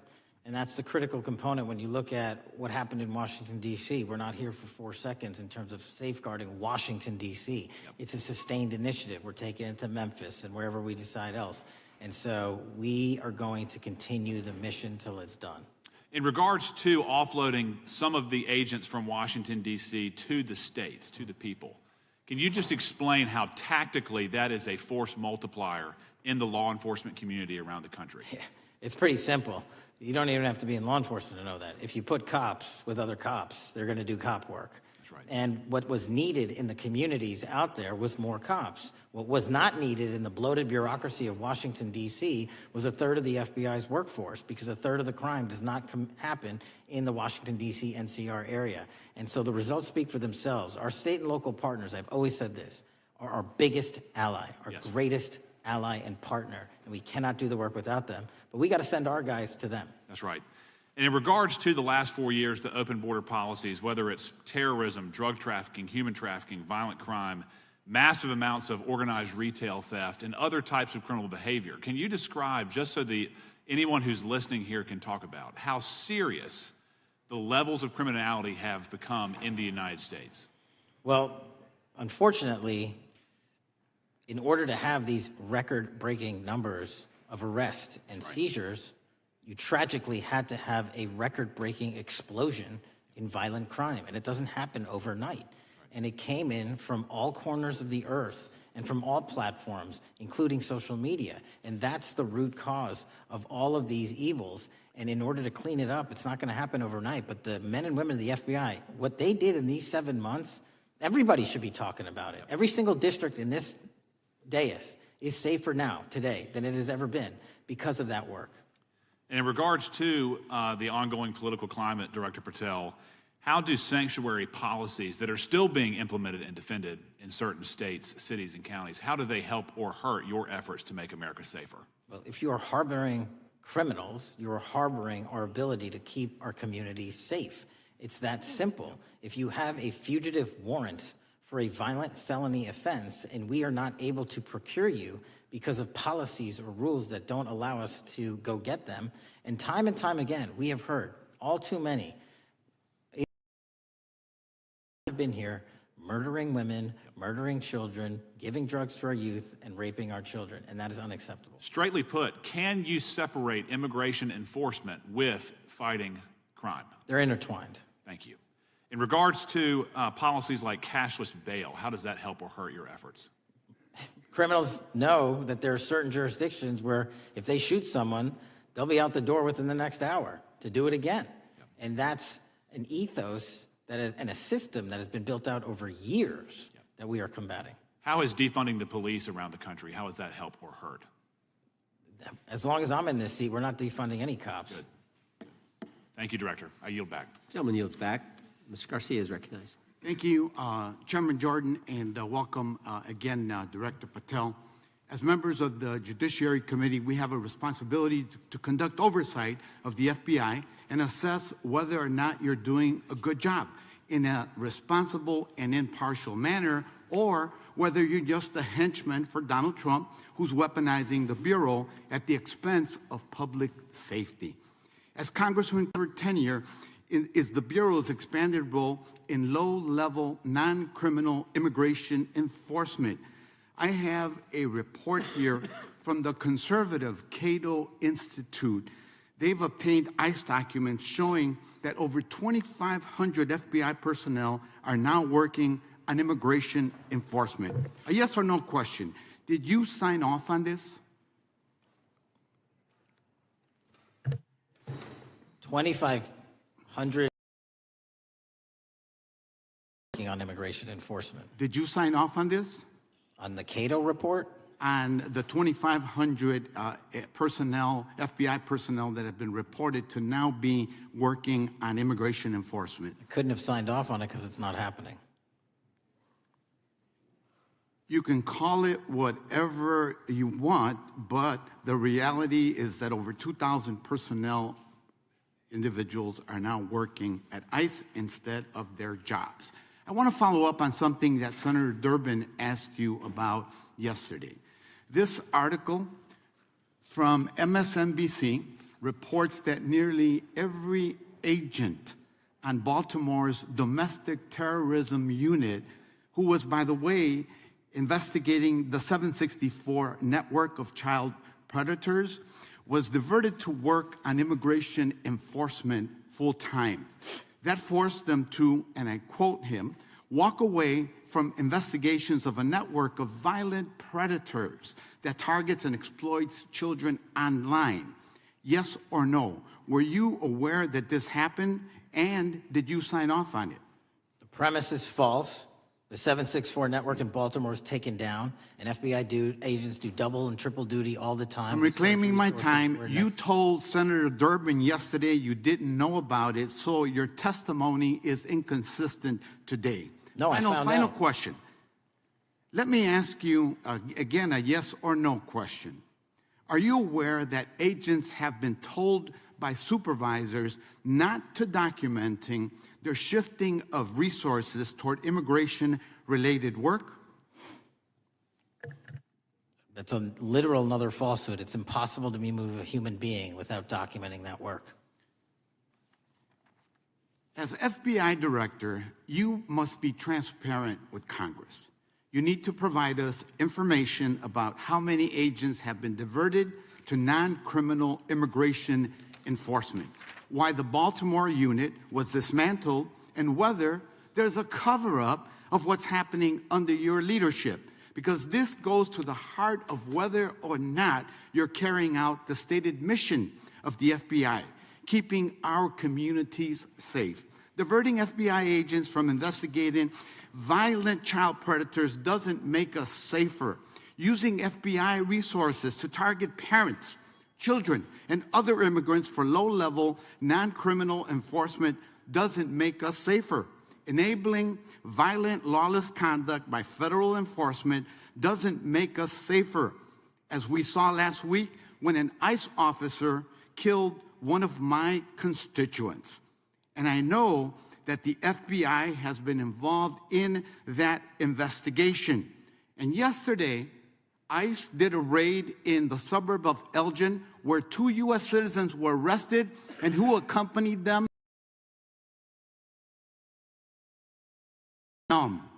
Shameful conduct and weaponizing the FBI to serve Donald Trump's political agenda instead of the American people does not make us safer. Before I yield back, Mr. Chairman, I request unanimous consent to submit the following documents for the record. A report from the Cato Institute, which I referenced earlier, where ICE has diverted over 2,500 officers from their jobs, and 2, an article from MSNBC titled Trump's Deportations Divert FBI Agents Off Child Predator Cases, and an article from CNN entitled White House Pressure for Increased Immigration Arrests Strains Law Enforcement Agencies. Thank you, and I yield back. Gentleman yields back. Without objection, the gentleman yields back. Gentleman from Wisconsin is recognized. Thank you, and thank you, by the way, for coming over here. Sorry you have to put up with all this. I know when you took over, the FBI's reputation in a lot of circles perhaps had never been lower. I mean, part of that is brazen involvement in political activity, the Foreign Influence Task Force, you know, getting involved in trying to suppress news. Crossfire Hurricane coming up with bogus stories to try to flip the 2016 election. FBI downplaying the stories of Hillary Clinton's emails in the 2016 election. That's their overt involvement in political activity. I think a strong anti-religious bias. We talked about stories of an anti-Catholic bias in there. I know I've talked to people about horrific overreaction at the big Hindu temple in New Jersey, in which, just so people understand, you had a rectory in the temple area.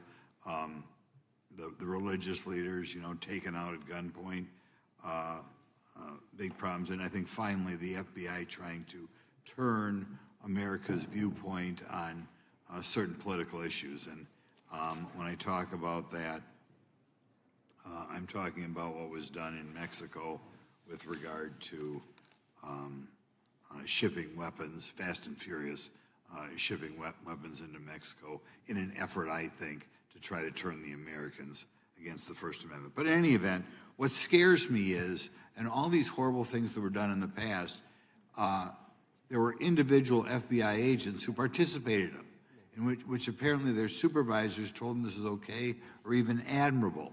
And what I'm going to ask you, are you able to do anything to make sure that in the future these corrupted FBI agents understand the importance of religion in our life, and they're not to view it with suspicion? They understand parental rights and the idea that traditionally in America, parents have the ability to object when their young 5 or 6 year old children or year-old or very young children are getting what most people consider highly inappropriate sexual contact. What are we doing there to try to make sure we don't have problems with these FBI agents again, or make sure that in the future administrations, they would object if they are asked to behave in such a immoral fashion? Two things. If you are corrupt, you don't work at the FBI. It's that simple. So we don't tolerate any form of corruption or any deviation from our high standards, whether you're an agent, an intel analyst, or whatnot. And just to show the American public the resurrection that the FBI has had in these last 7 months, you don't have to believe me. Our applicant pool has doubled month over month every year from the highest point it has ever been. More people want to work at this FBI than ever before in U.S. history. I'm sure that's because of you, and you're kind of anticipating my next question. I talk to retired FBI agents in my area who sometimes retired in part because they hated the woke, anti-conservative culture at the FBI. And they are concerned, the retiring agents, about new agents, not on your watch, but before this, being corrupted in the universities before they were hired. And they are very worried about what will happen with the new agents. So I think you're answering my question. Do you feel you'll be able to a certain extent solve the problem of inappropriately woke agents filling up the agency in the past, because now you're going to have a larger pool to draw from? Everybody that comes to work at the FBI is allowed to have their own belief system, but they're not allowed to bring that belief system into the workplace. And anyone that does won't work at the FBI. Okay, very good. Now, recently, there's sort of another potential scandal, I guess, a politically motivated thing, Arctic frost. Do you want to comment on that? And it appears one more time as perhaps the FBI was getting involved in what would normally be considered political events. We are not getting involved in political events, except this one. Okay. And final thing, with regard to prejudice against Catholics, what happened in the big Hindu temple there in New Jersey? Do you think, have you ever, or has anybody ever apologized to the Catholic Church or apologized to that temple? I don't know, sir. Okay. Is that something you think would be perhaps a good idea to do in the future? I think leadership should address it. Thank you. Gentleman, time has expired. Gentleman yields back the. So we got the gentleman from North Carolina, Mr. Harris. All right, thank you, Mr. Chairman, and thank you, Director Patel, for your endurance and your perseverance throughout today's hearing and for all you've shared. First of all, let me start by saying that I was very grateful and glad to see that the FBI has joined the investigation of the tragic and brutal murder of Irina Zarutska in Charlotte, which is just right by my district. This woman, as you know, fled the war in Ukraine only to be killed in cold blood by a man who had no business being on the streets whatsoever. This man, who had been seen stabbing Irina to death on video, had been arrested 14 previous times, served prison time, and was diagnosed with a severe mental illness. This offense, the magistrate over his case released him to roam the streets with a $0 bond and a simple written promise to appear in court. Mr. Patel, let me just ask, should judges apply the most lenient bail standards to people with extensive criminal history? Do they apply the most lenient? I'm sorry. Yeah, should they apply the most lenient bail standards to people with extensive criminal history? That has not been my experience. That should not happen. Is America a place where young women should fear to ride public transit? No. And was Irina Zarutska's death, would you say, possibly the result of Democrats' pro-crime policies? That investigation and matter is in open trial, so I don't want to stylize the evidence. I understand. Well, Mr. Patel, let me just say, taking over the FBI after the Biden administration's blatant weaponization of the agency is no easy feat, as we've recognized throughout this hearing today. For 4 years, we witnessed the Biden administration targeting regular Americans rather than violent criminals. For example, the Biden administration's FBI spent its time and resources going after churches and Christians. We know that the FBI used an undercover agent to collect information about a parishioner. We know that the FBI investigated and surveilled a Catholic priest. And all of this was in response to First Amendment protected activity. Mr. Patel, I want to ask you, should the FBI use its resources to spy on Catholics? Never. So what does it say about the culture of the Biden FBI that law enforcement resources were used to go after Catholics, and some FBI employees were comfortable with taking such actions? Well, pursuant to my transparency initiative and working with Congress on oversight, those documents, that's it. Those documents are available for the American public to see and read and hold people accountable, and that's what I'm committed to. And so have you been able to hold accountable those at the FBI who went after law-abiding Catholic church members? If they did so improperly, yes. Well, I've been a pastor for 36 years, and I've constantly stood up for life and stood up for family amidst a culture that's increasingly hostile to both of those things. And if the Biden administration targeted Catholics, could I have been targeted by the Ray FBI as well? Well, I don't know, but I'm not going to target you.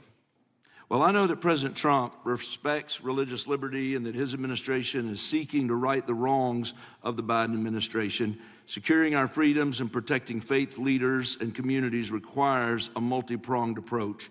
What would you say in just the last few moments, what is the FBI under your leadership doing to make sure that our religious liberty and religious leaders can rest comfortable this evening? Zealously protecting our First Amendment rights, Amen. But zealously going after those that abuse that right and refer to prosecution every single time the evidence warrants. Thank you, sir. One final area. I do want to draw attention, Mr. Patel, to Waxhaw, North Carolina, a town in my district that just fell victim to a cyber attack on September 12th that interrupted emergency services. Waxhaw is working with state partners, and the FBI has been notified on this attack, and I certainly pray they're able to help out with the ongoing investigation. Could you just speak to what the FBI is doing to bolster our community's cybersecurity to defend against any future cyber attacks? Well, in North Carolina, you're slated to get a plus up of 22 FBI employees, and they're already on the way. And that encompasses cyber, counter intel, counterterrorism, field agents, intel operatives. And what we're doing on a macro level on the counterintelligence and cyber front is going after the people that fund these operations on these online platforms and breaking their banks. Because once we do that successfully across the board, they won't have the ability to attack us. Well, thank you, Director Patel. And let me just add my comments to those of my colleagues that are very grateful for your leadership, grateful for your courage, your consistency, and for being willing to stand in the gap for us. And with that, Mr. Chairman, I yield back. Gentleman yields back. The gentleman from Missouri is recognized. Thank you, Mr. Chairman. And Director Patel, thank you for being here with us today. Over the past few years, we have seen a disturbing increase of attacks on Christians and conservatives. Since the leak of the Dobbs decision, there have been 354 attacks on Catholic churches. In the first year following the leak, there were more than 100 attacks against pro-life pregnancy care centers, and the shadowy pro-abortion group Jane's Revenge claimed responsibility for 24 of these attacks. Meanwhile, the Biden FBI focused resources on attacking Catholics and peaceful pro-life protesters like Mark Houck and Paul Vaughn. Many of these attacks on Christians and conservatives were coordinated or praised by dark leftist cells who lurk on the online chat rooms of Reddit, Discord, and game sites. This is a war room for Antifa and violent transgender activists. There have been essentially no incidents of violence by Catholics, pro-lifers, or parents at school board meetings, but there have unfortunately been multiple shootings motivated by leftist and transgender ideology, including recent attacks in Nashville, Colorado Springs, Denver, and Aberdeen. Worse, the targeted violence reached a boiling point this past month. A few weeks ago, an anti-Christian transgender terrorist murdered 2 children and injured 17 in a shooting at a Catholic mass. And last week, while we were sitting in this committee room almost to the hour, Charlie Kirk was assassinated by a 22-year-old who appears to have been motivated by leftist and transgender ideology. As you confirmed yesterday to my Senate colleagues, he may not have acted alone, and you testified that in his online chat room of more than 20 trans ideologues that you were aware, I believe you said many more, many were aware of and possibly complicit in the assassination. Director Patel, in light of the increased violence emanating from the far left, is your FBI investigating this violent trend of anti-religious, Antifa, and transgender-driven violence? All of it across the board is being zealously investigated, no matter what your motivation or bias is behind it. Very good. We've also noticed a dramatic surge of the number of clinics offering so-called gender-affirming care. Whistleblowers in a recent NIH study confirmed that these clinics prey on some of the most mentally ill children and young adults in our society, and these clinics are quick to prescribe life-altering puberty blockers, cross-sex hormones, and surgery, and often these patients get worse rather than better, and unfortunately, some have become violent, some have even committed mass shootings, and the partner of one of them assassinated Charlie Kirk. Director Patel, is the FBI looking into the role that these gender clinics may have in the recent attacks in making these mentally ill individuals violent? We're looking at the entire spider web for any of these attacks, be it Denver or Charlie or where have you, and that's why our investigations are ongoing. We don't have a final product yet. One of my Democrat colleagues, as an aside, mentioned, quote, the federal takeover of our cities.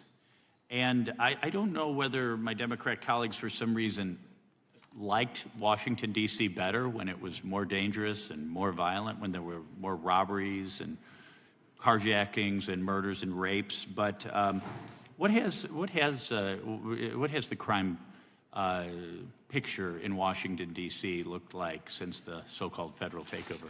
2,100 arrests, 37% decrease in violent crime, same time last year, 60% decrease in gun crime, 74% decrease in carjackings, and 53% reduction in homicides in Washington, D.C. in the last month alone.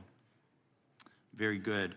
And I thank you so much for your testimony. I know it's been a long day, so I'll give you a little break and yield back the rest. Gentleman yield. My time. Gentleman yield. Yes, and yes.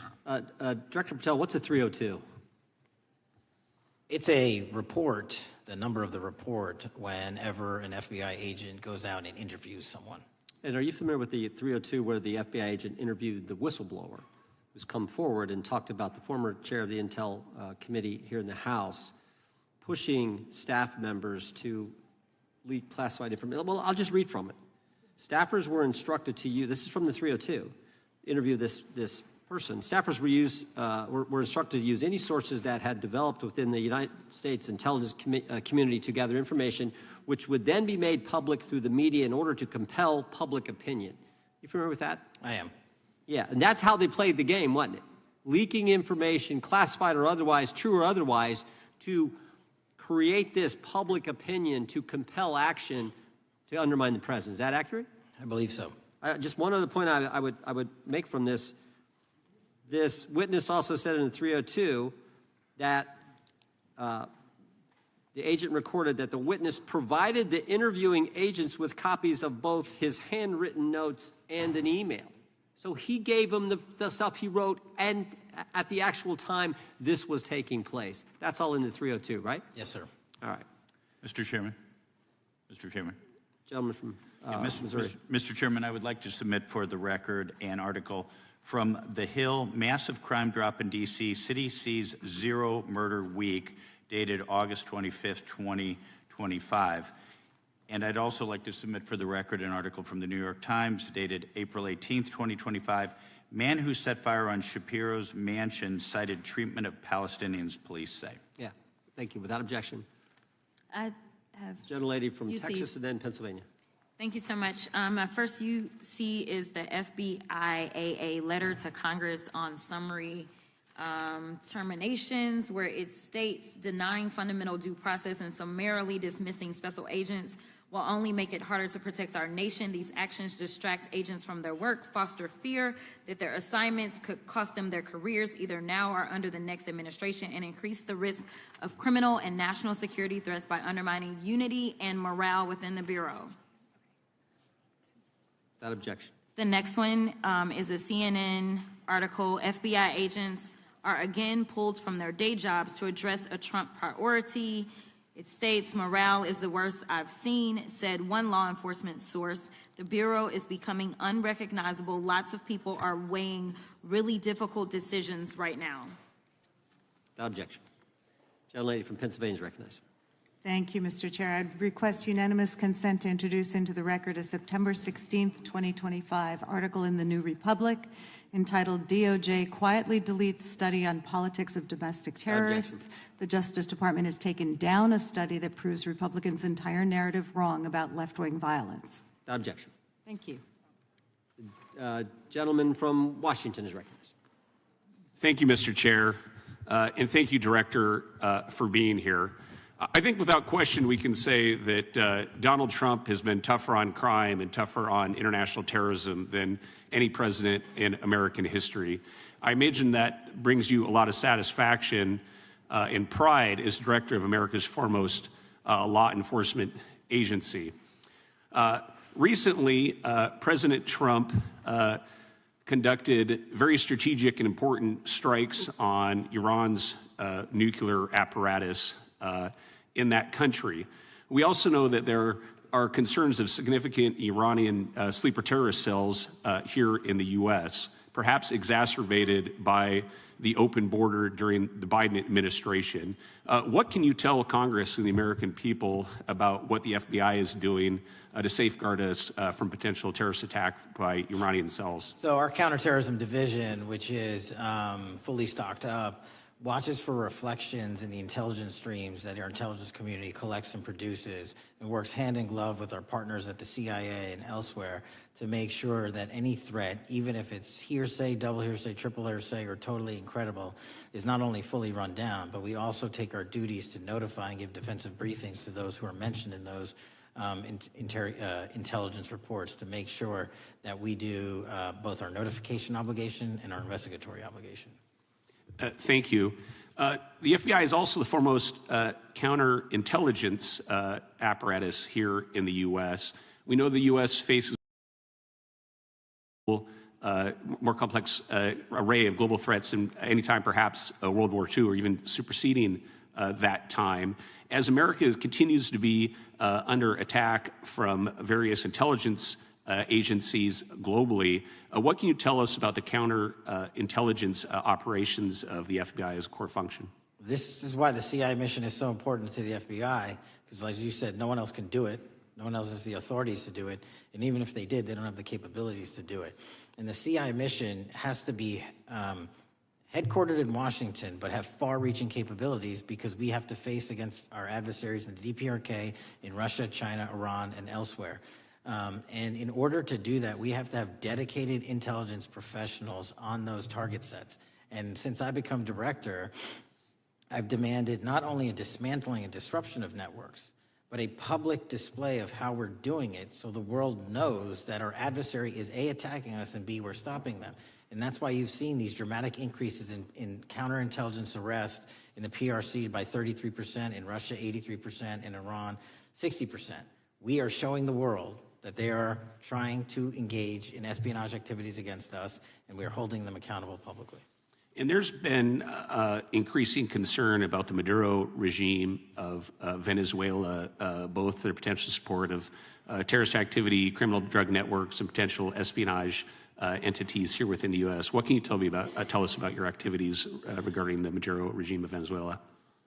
Generally speaking, one of the largest transshipment points and shipment points for narcotics out of South America, Colombia, obviously, and also Venezuela, is being utilized heavily by the narco-traffickers to send up cocaine, meth, and fentanyl, and excuse me, all the other illegal narcotics through the island chains in the Caribbean Ocean and ultimately for America. So there has to be more work done in the region to stop those navigable waterways from being traversed with drugs bound for America. And finally, Mr. Director, what is the one thing that Congress could most do in terms of passing a law to best support the FBI in making America safer and more secure? Get us more authorities to get online, to get onto social media companies, gaming platforms, have legal access, and also have private partnerships with the FBI of those companies and allow them to report into us on a daily basis. There is no human being or AI system on earth that can go out there and cover down on the threat in those theaters. And so we need the assistance, and we need more authorities, and we need the private sector to double down. Well, thank you very much for all you're doing, all the men and women of the FBI are doing to keep us safe. And I yield back. Gentleman yields back. Got a UC request from the gentleman from Arizona. Thank you, Mr. Chairman. I have an article titled, FBI Flooded with Record Number of New Agent Applications Kash Patel's First Month. The FBI saw 5,577 new agent applications in March and more than 10,000 since January. Without objection. The gentleman from Kansas is recognized. Thank you, Mr. Chairman. And Director, thank you for being here. I have listened carefully to all the discussion in this hearing. I've reached two top-line conclusions. First, I am glad I don't have your job. And second, I am glad you do. Thank you for being willing to step up and serve in this role. I'd like to plow a little bit of ground that we've not spent a lot of time on so far and explore. You mentioned, and I'm well aware of your strong commitment to partnering with state and local law enforcement authorities. Obviously, one of the missions is in the counter-drug space. Another is in the forensic laboratory space, where both you and a lot of local and state agencies cooperate in terms of evidence analysis. From the state side, programs such as the HIDA programs, very, very important in counter-drug, such as the Coverdell grants, very, very important in maintaining state laboratory capacities. Would I be correct in concluding that if we are able to maintain robust funding for those types of programs, including both Coverdell and HIDA, that would contribute to states and to your mission? Absolutely. Director, you have talked a little bit about some of the counter-drug work that you've been doing. One thing we haven't talked about yet, the President, in one of his first actions upon taking office back in January, designated a number of the cartels as foreign terrorist organizations. That's not just a paper transaction. I believe the list has been expanded since those first actions. In terms of America's military engagement with the cartels abroad, in terms of our intelligence engagement with them abroad, that designation has had real meaning and has affected some of the thinking and approaches of our military and our intelligence community. Can you talk a bit about how that designation might be affecting or should be affecting the FBI's approach to dealing with the domestic activities of the cartels? The simple way to analogize it is after 9/11, and the manhunt for the foreign terrorist organizations overseas in places like Afghanistan and Iraq, the FBI received certain authorities to go out there and dedicate a mission to go after them both lawfully and investigatorially and collect evidence and provide it to our agent or agency partners. Once the foreign terrorist organization designation was labeled over to the Mexican drug cartels, we can now do that here. And in Mexico, and in Colombia, and in Venezuela, and anywhere else they are. And so that's the best analogy I have. What we're able to do is take our counterterrorism platform, traditionally used for global terrorist manhunting, and bring it into this hemisphere against a very real threat, which is the drug traffickers, and they are foreign terrorist organizations. So we just have so many more resources and authorities now directed at them. So, for example, Director, in the regions, from the vantage point of local law enforcement, there are structures that have historically handled those partnerships separately. HIDTA, for example, is an example on the drug trafficking side. The JTTFs are an example on the terrorism side. How is the thinking evolving in terms of on a regional basis, either merging or not merging those structures now that the targets in many ways are merged? So the JTTFs are kind of our forward operating base across every single state in this country to take on that mission. And anytime you're labeled a foreign terrorist organization, you come right under the authorities of the JTTF, the task force officers, and the state and local level police work that gets done in those JTTFs. And the Homeland Security Task Force layer on top of that, I think 25 or 30 across the country, specifically working with DHS and Secretary Noem to go after the drug trafficking foreign terrorist organizations because they have unique capabilities and authorities dedicated to that mission. And so that's the beauty of the HSTFs.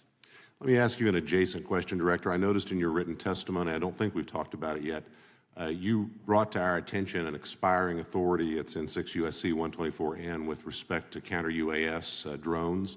You point out that that authority expires in statute at the end of this month, and you impressed upon us your interest in seeing it extended in some manner.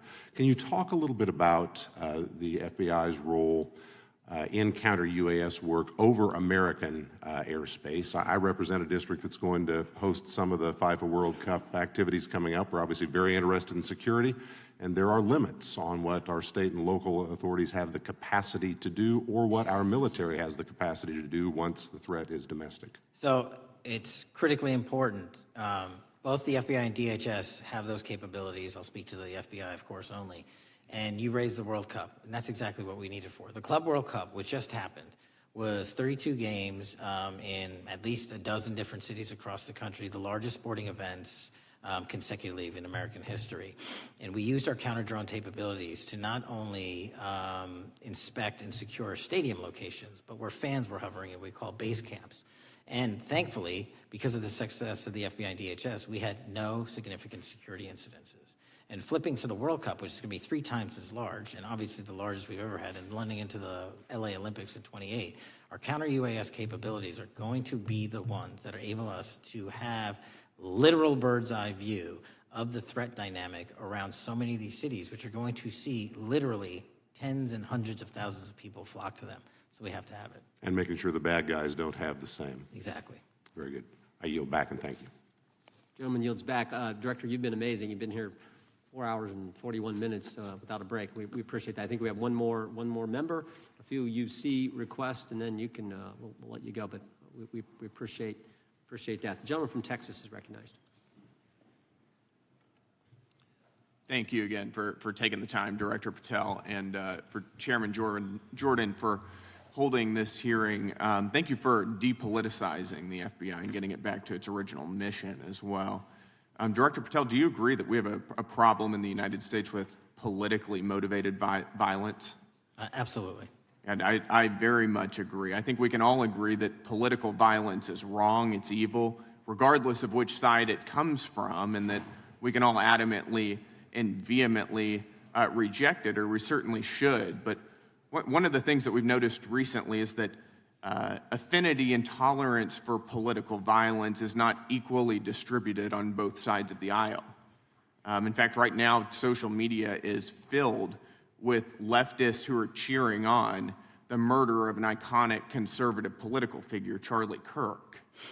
And it's not just random people on Twitter doing this now. There's a YouGov poll released just a few days ago, which stated that 25% of those who identify as very liberal believe that political violence can sometimes be justified. That's far too many, is it not? It is. One is far too many. One is far too many. That's right. Only 3% of very conservatives said the same thing, and we can agree that 3% is far too many. But there's an astounding difference between 25% on the left accepting and tolerating political violence and 3% on the right. I would hope that our colleagues on the other side of the aisle would also recognize that there is a systemic problem on their side of the aisle with tolerance for violence against people with whom they politically disagree, that there is a cultural rot on their side of the aisle that needs to be addressed desperately. Would you agree with that? Yes. One of the more astounding aspects of this is that it's not just people. This comes from the very top, from their political leaders. Just a few days ago, a member of Congress of this body, Ilhan Omar, shared a video on her social media account about Charlie Kirk's murder, and I'll quote what it said. It said, "Charlie Kirk was Dr. Frankenstein, and his monster shot him through the neck." In other words, Charlie had it coming to him. The words that he said naturally led to his assassination. I mean, that is a reprehensible thing for a member of Congress to say, to suggest, to promote in any capacity. And there are people across this country who are losing their jobs for far less than this. And that, by the way, is a just response to acceptance and tolerance of political violence. It's amazing to me that the political left today, who were the originators and the cheerleaders of cancel culture, now have the backbone to attack conservatives for defending their assassinated friend. But there's a key difference here. Democrats want to silence conservatives for speaking obvious, self-evident, ontological truths like that men aren't women and men can't get pregnant. That seems pretty basic. That seems like a basic truth that we should all be able to agree on.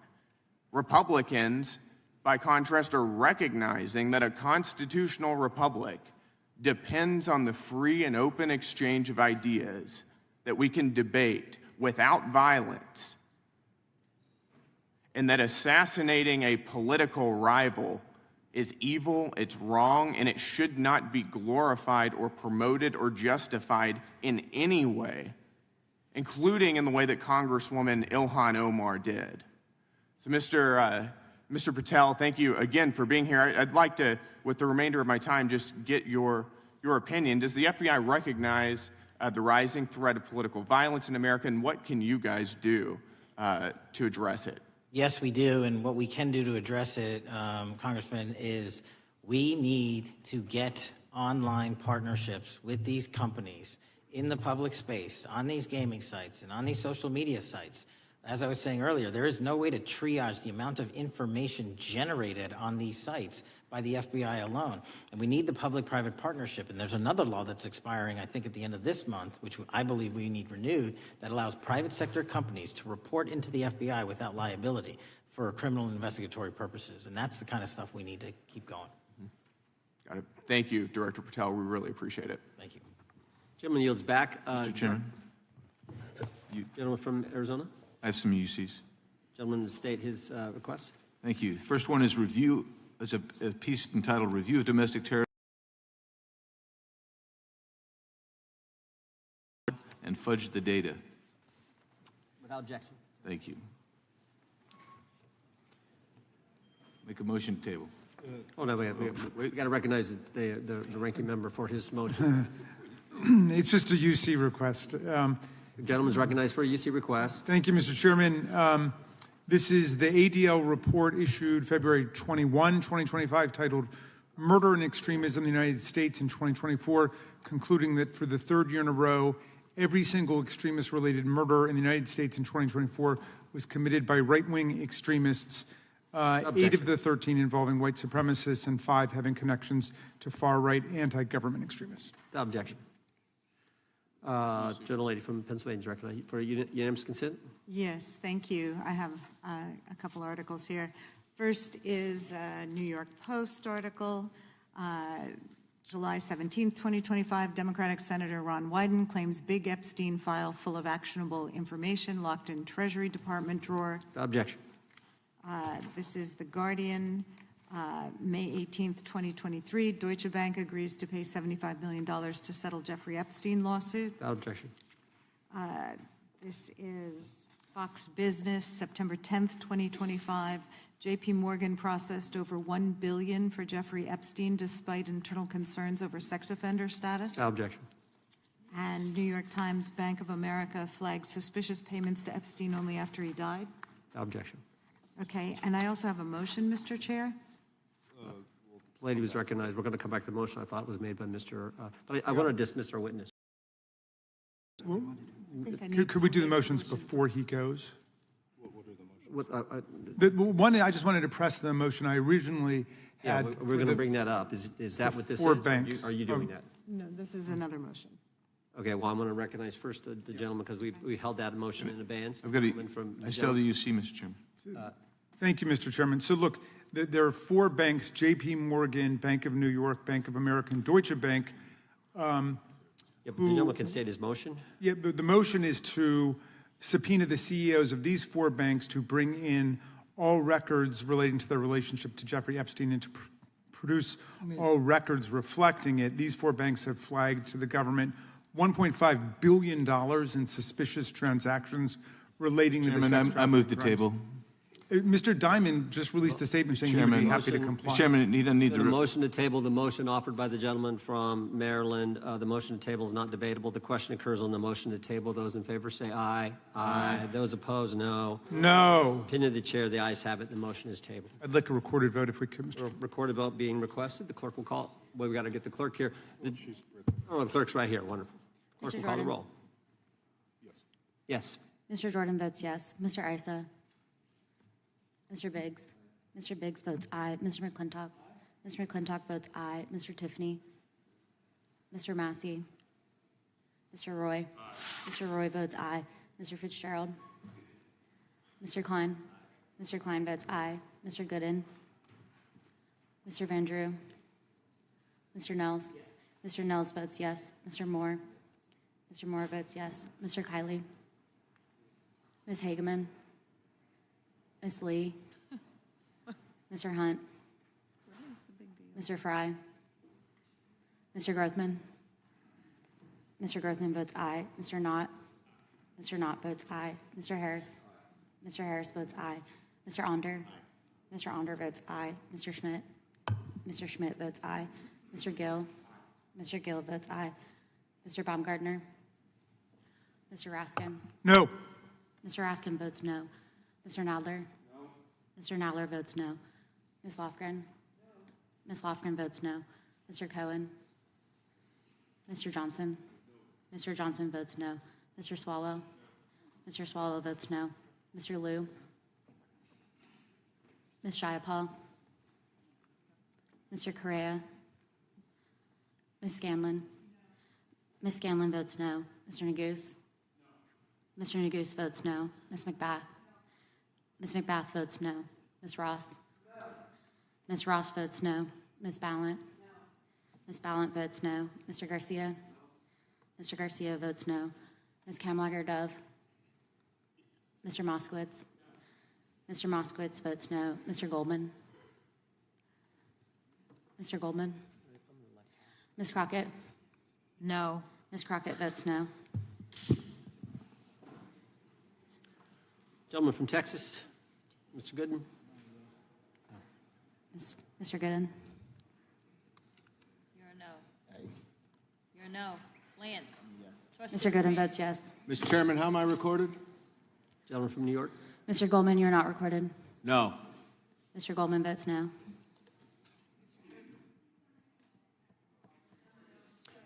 Gentlelady from Washington. Ms. Jayapal votes no. Gentleman from California. Gentlelady from California. Mr. Liu votes no. Ms. Kamlager-Dove votes no. Gentleman from Kentucky. Mr. Massey votes no. Director, I want to thank you again for being here. While we're waiting for members to get back to record their vote, you don't need to stay around for these kind of motions. We appreciate the service you're providing the country, appreciate your testimony today, and appreciate the fact that you did it 5 hours straight. That's amazing. So God bless you and keep up the good work. The witness is dismissed. I know, but I'm dismissing the witness. I don't think nothing involved. I just put them in the record. Mr. Chairman, we're still waiting for members to come back to record their vote on the motion offered by the gentleman from... No, I just, as a point of order, I just wanted to establish that the dismissal of the witness doesn't affect the viability of any of the motions. No, the committee's still going. How many members we need?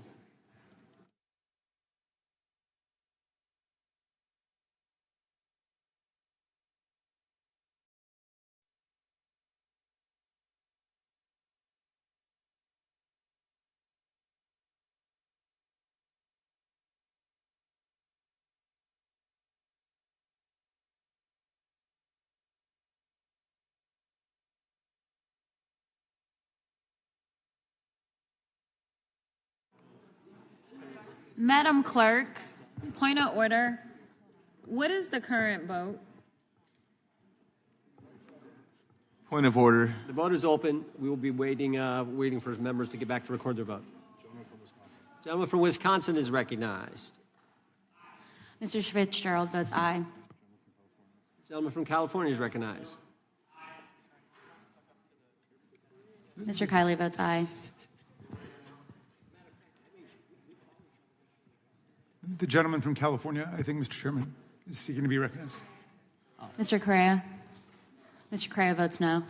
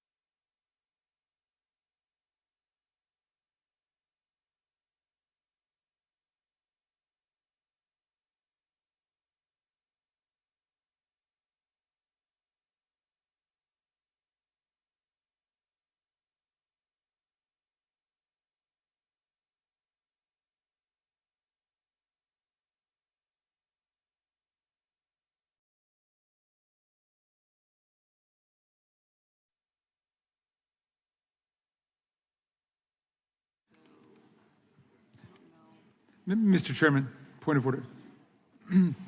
Gentleman may stay his point. Markups and committee hearings going on right now, and I'm just wondering how long are we going to hold this open? My read on the vote is that right now it's 18 of 14, 17? It's 19 to 16. We're going to give members an opportunity. As you point out, as the ranking member points out, members have numerous obligations, different committees going on, but we want to give everyone an opportunity to record their vote, and that's why we're waiting. Mr. Chair, point of order. We'll state a point of order. Couldn't we just be debating instead of sitting here waiting?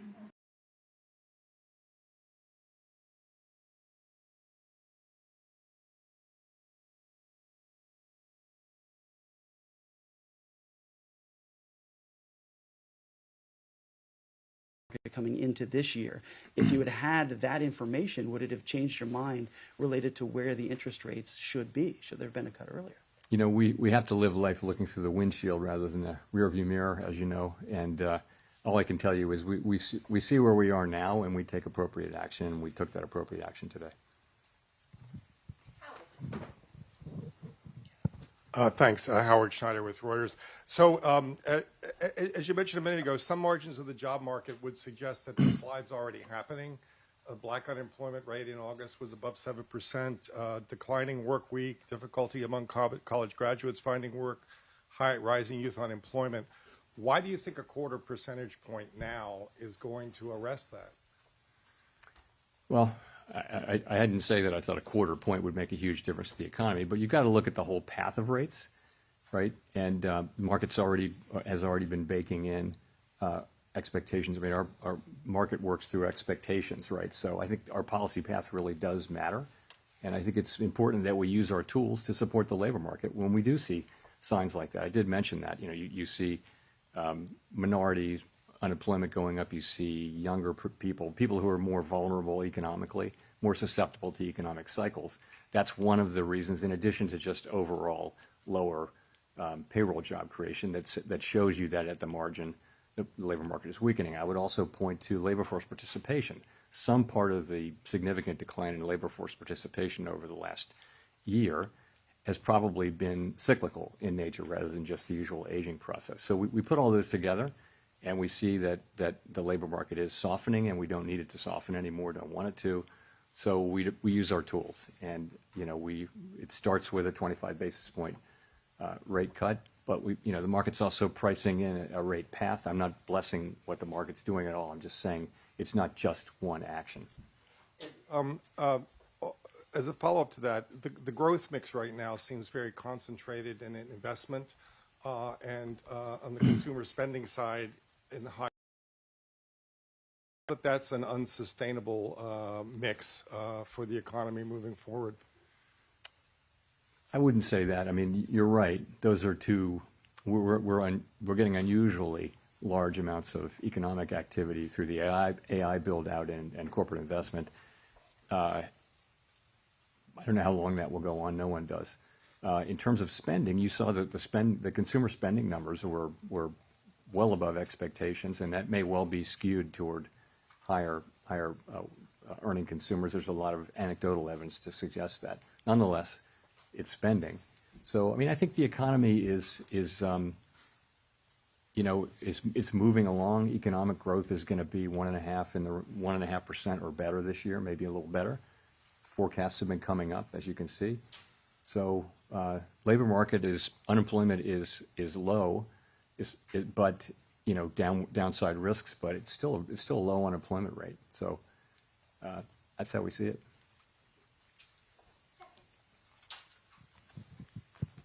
Hi, Stephanie Rule, MSNBC. Treasury Secretary Scott Bessent has said that the Federal Reserve suffers from mission creep and institutional bloat. He's now calling for an independent review. Would you support an independent review, or are you open to any sort of reform in any areas of the Fed? I, of course, am not going to comment on anything the Secretary says or really any other officer says. So in terms of reform at the Fed, we just went through a lengthy and I think very successful process of updating our monetary policy framework. I would say there's a lot of work going on behind the scenes around the assets we have in the Federal Reserve Federal Reserve System and at the board. Are they the right size? We're actually going through a 10% headcount reduction through the whole Fed, including the board and all the reserve banks.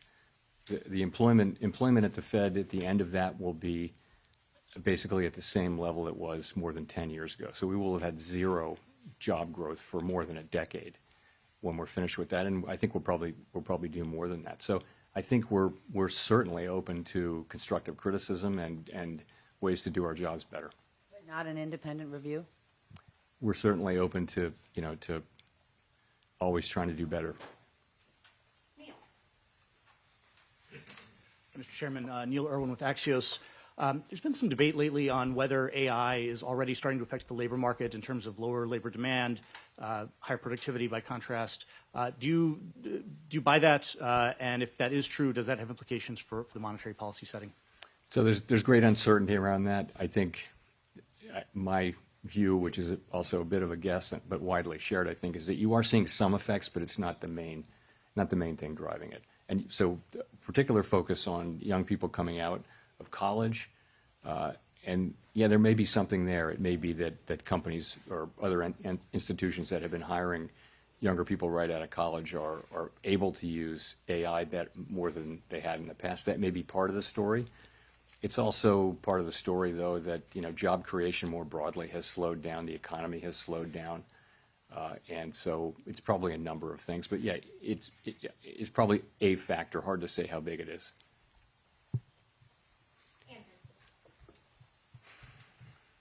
Thanks, Mr. Chairman. What evidence do you see of tariffs showing up in inflation? Well, if you can take goods, just sort of the broad goods category, and last year, goods inflation was negative. If you go back 25 years, that was the typical thing, was that goods inflation was, goods prices generally went down, even adjusting for quality. So that was not the case during the pandemic, of course. Goods inflation went very high, but we had essentially returned to zero or slightly negative inflation. Now, I think goods inflation over the course of the past year is 1.2%, which doesn't sound like a lot, but it's a big change. So we think, I mean, analysts have different views, but we think it's contributing, 0.3 or 0.4, something like that, to the current core PCE inflation reading, which is 2.9%. So it's contributing. What seems to be happening is that, the tariffs are mostly not being paid by exporters, mostly being paid by really the companies that sit between the exporter and the consumer.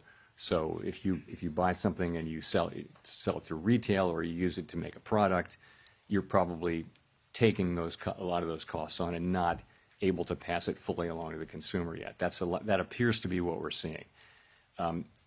All of those companies and entities in the middle, they'll tell you that they have every intention of passing that through in time, but they're not doing that now. To the consumer, the pass-through has been pretty small. It's been slower and smaller than we thought. But the evidence is it's very clear that there's some pass-through. I also wanted to ask if you could share with us the conditions under which you might consider leaving the Fed in May. I have nothing new on that for you today.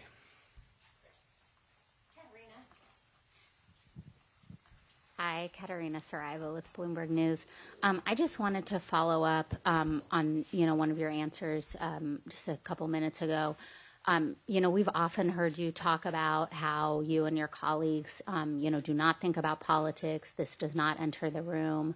But one of your new colleagues does come from this world, right, where everything is seen through this framework of politics and of what party is being helped, and that person is still employed by the White House. How can markets and the public interpret some of his speeches, for example, and then some of, the forecasts that we see today? I mean, the median for this year was moved because of the introduction of his forecast. I'm talking about the number of rate cuts seen this year. What do you say to markets and the public that are trying to interpret, what you guys are saying? So there's 12 vote, 19 participants of whom 12 vote, as you know, on a rotating basis. So no one voter, can really, the only way for any voter to really move things around is to be incredibly persuasive. And the only way to do that in the context in which we work is to make really strong arguments based on the data and one's understanding of the economy. That's really all that matters. And that's how it's going to work. And I think that is the way the institution, that's in the DNA of the institution. That's not going to change. And then I wanted to ask about a Gallup poll that showed that Americans now have more confidence in the president than the Federal Reserve when it comes to doing what's right for the economy. Why do you think that is, and what's your response? What's your message to the public? Our response is we're going to do everything we can to use our tools to achieve the goals that Congress has given us, and we're not going to get distracted by anything. So I think that's what we're going to do. We're just going to keep doing our jobs.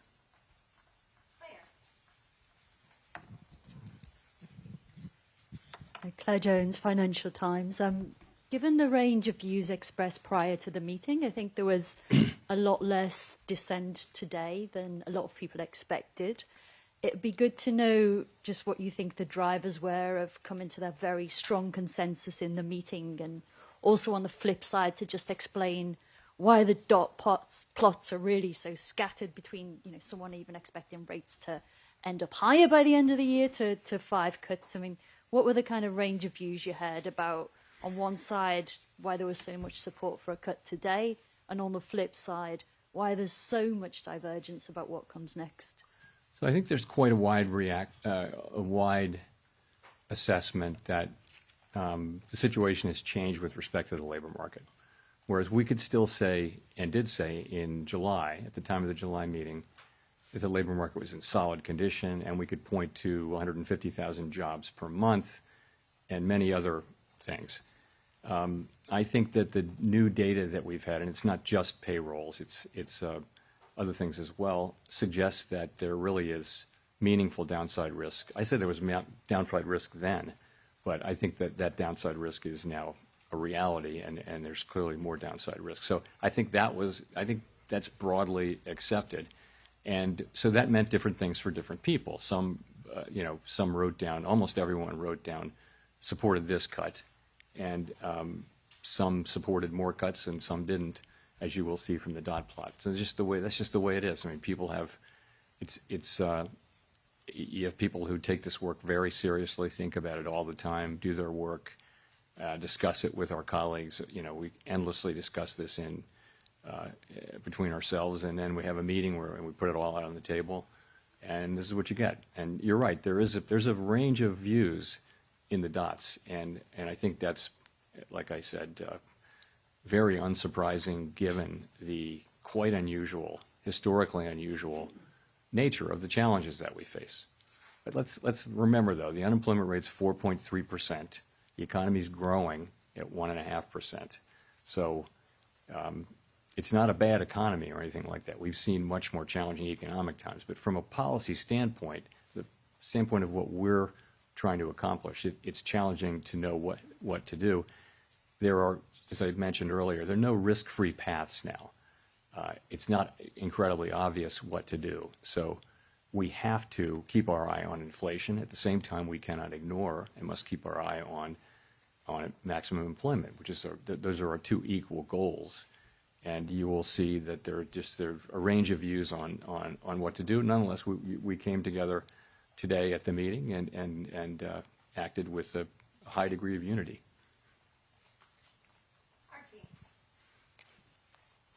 Thank you. Archie Hall from The Economist. You mentioned earlier that job creation was running below your guess at its break-even rate. I'd be curious to hear a bit more about that and where you think the break-even rate is. So there are many different ways to calculate it, and none of them is perfect. But it's clearly come way down. You could say it's somewhere between 0 and 50,000, and you'd be right or wrong. I mean, there's just many different ways to do it. So wherever it was, 150,000, 200,000 a few months ago, it's come down quite significantly. And that's because a very lower amount of people are joining the labor force.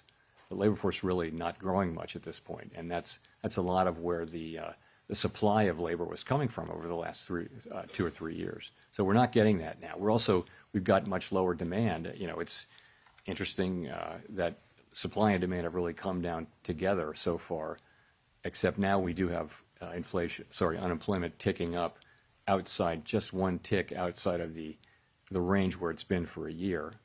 4.3% is still a low level, but I think this speedy decline in both supply and demand has certainly gotten everyone's attention.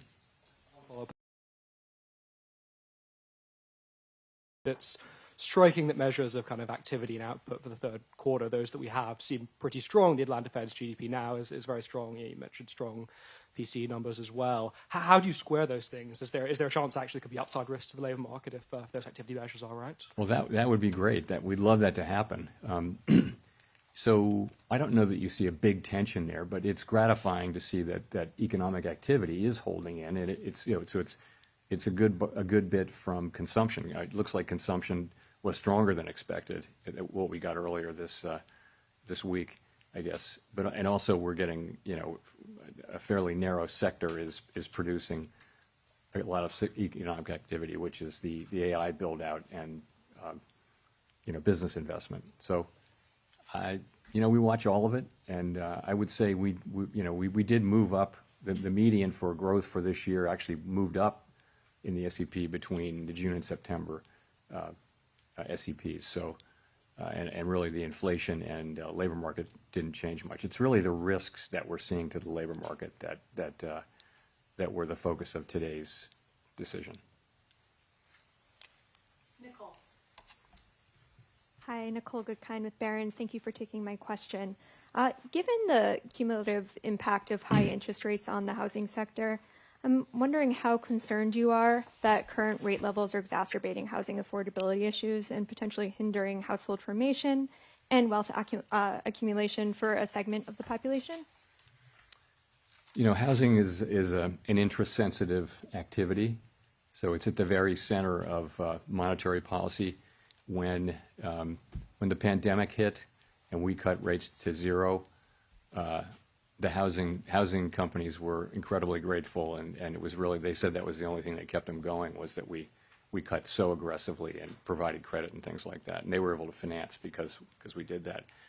The other side of that is when inflation gets high and we raise rates, and you're right, it does burden the housing industry, and so rates have come down a bit, and as that happens, we don't set mortgage rates, but our policy rate changes do tend to affect mortgage rates, and that has been happening, and that'll of course raise demand.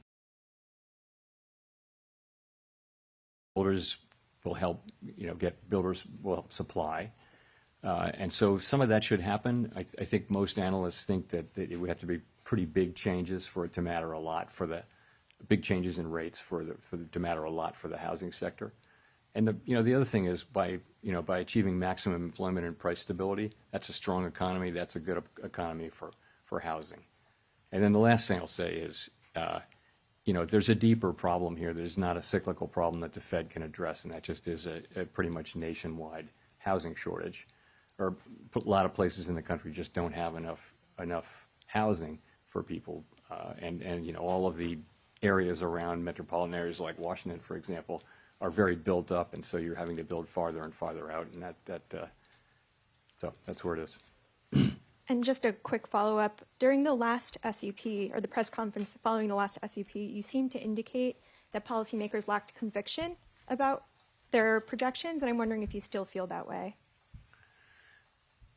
Forecasting is very difficult even in placid times, and as I've mentioned before, forecasters are a humble lot with much to be humble about.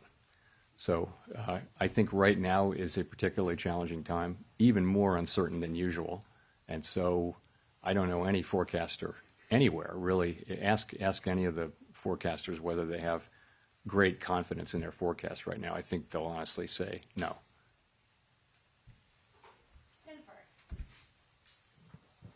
Thank you, Chair Powell. Jennifer Schonberger with Yahoo Finance. If you're cutting rates, why continue to reduce the size of your balance sheet, then pause the unwinding? Well, I think we're cutting the size of our balance sheet quite marginally now. As you know, with the balance sheet, we're still in an abundant reserves condition, and we've said that we would stop somewhat above an ample reserves level. That's what we are, and we're getting closer to that. We're monitoring it very carefully. We don't think that has at all significant macroeconomic effects. These are pretty small numbers moving around inside a giant economy. The level of runoff is not very large, so I wouldn't attribute macroeconomic consequences to that at this point. And at his recent confirmation hearing, Stephen Myron brought up that the Fed actually has 3 mandates from Congress, not just jobs and stable prices, but also moderate long-term interest rates. So what does Congress mean by moderate long-term interest rates? How should we understand that when we see the 10-year Treasury moving? And how do you think about this part of the mandate when policy choices like rate cuts or balance sheet reductions affect the long end of the yield curve? So we always think of it as the dual mandate, maximum employment and price stability, for a long time, because we think moderate long-term interest rates are something that will result from stable inflation, low and stable inflation, and maximum employment. So we haven't thought about that for a very long time as a third mandate that requires independent action. So that's where that is. And there's no thought of, as far as I'm concerned, there's no thought of considering that, considering that we somehow incorporate that in as something in a different way.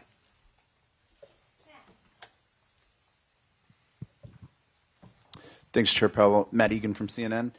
We recently learned that average FICO credit scores are down this year by 2 points, the most since 2009 during the Great Recession, and delinquencies are high for car loans, personal loans, credit cards. How concerned, if at all, are you about the health of consumer finances, and do you expect today's cut will help? So, we're aware of that. I think default rates have been kind of ticking up, and we do watch that. They're not at a level, I don't believe they're at a level where overall they're terribly concerning, but it is something that we watch. Lower rates should support economic activity. I don't know that one rate cut will have, a visible effect on that, but over time, a strong economy with a strong labor market is what we're aiming for, and stable prices, so that should help. Just to follow up, this rate cut is coming at a time when the stock market is at or near all-time highs, and some valuation metrics are elevated historically. Is there a risk that cutting rates could overheat financial markets, potentially fueling a bubble? We're tightly focused on our goals, right? And our goals are maximum employment and price stability. And so we take the actions that we take with an eye on those goals. Separately, and that's why we did what we did today. Separately, we monitor financial stability very, very carefully. And, I would say it's a mixed picture, but households are in good shape, banks are in good shape. Overall, households are still in good shape in the aggregate. And I know that people at the lower end of the income spectrum are under pressure, obviously. But from a financial stability perspective, we monitor that picture. We don't have a view that there's a right or wrong level of asset prices for any particular financial asset, but we monitor the whole picture, really looking for structural vulnerabilities, and I would say those are not elevated right now. Jean, we'll go to you for the last question. Hi, Chair Powell. Jean Young with MNI Market News. I wanted to ask about inflation expectations. You've said the Fed can't take the stability of inflation expectations for granted. You mentioned at the short run they've gone up a little bit. I wonder if you can talk a bit about that.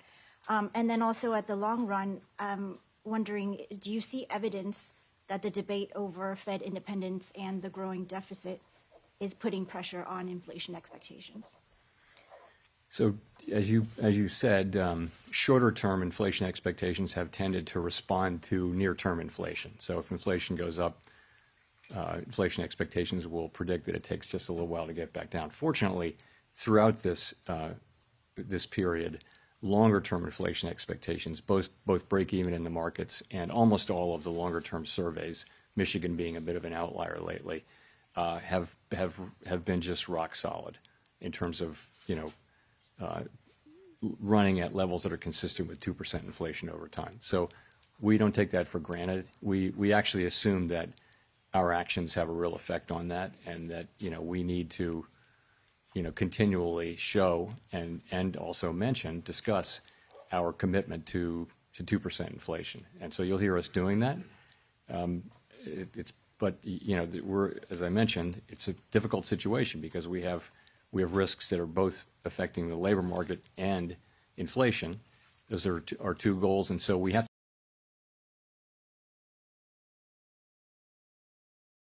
I don't. Your latter part of your question was about independence. I don't see market participants. I don't see that that's something they're factoring in right now in terms of setting interest rates. Thanks very much.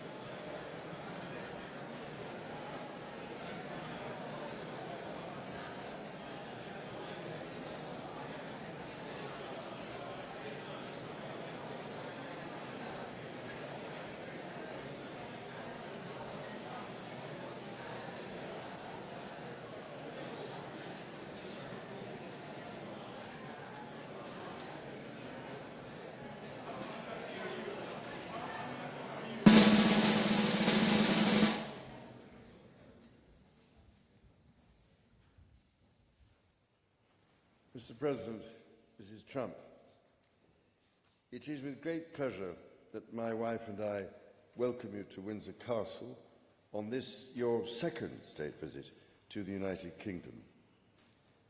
This unique and important occasion reflects the enduring bond between our two great nations, anchored by the deep friendship between our people.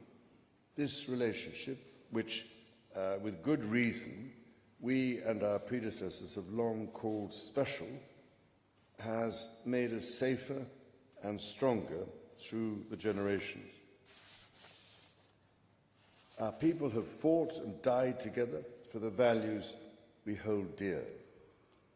We have innovated, traded, and created together, fueling our economies and cultures through myriad forms of exchange.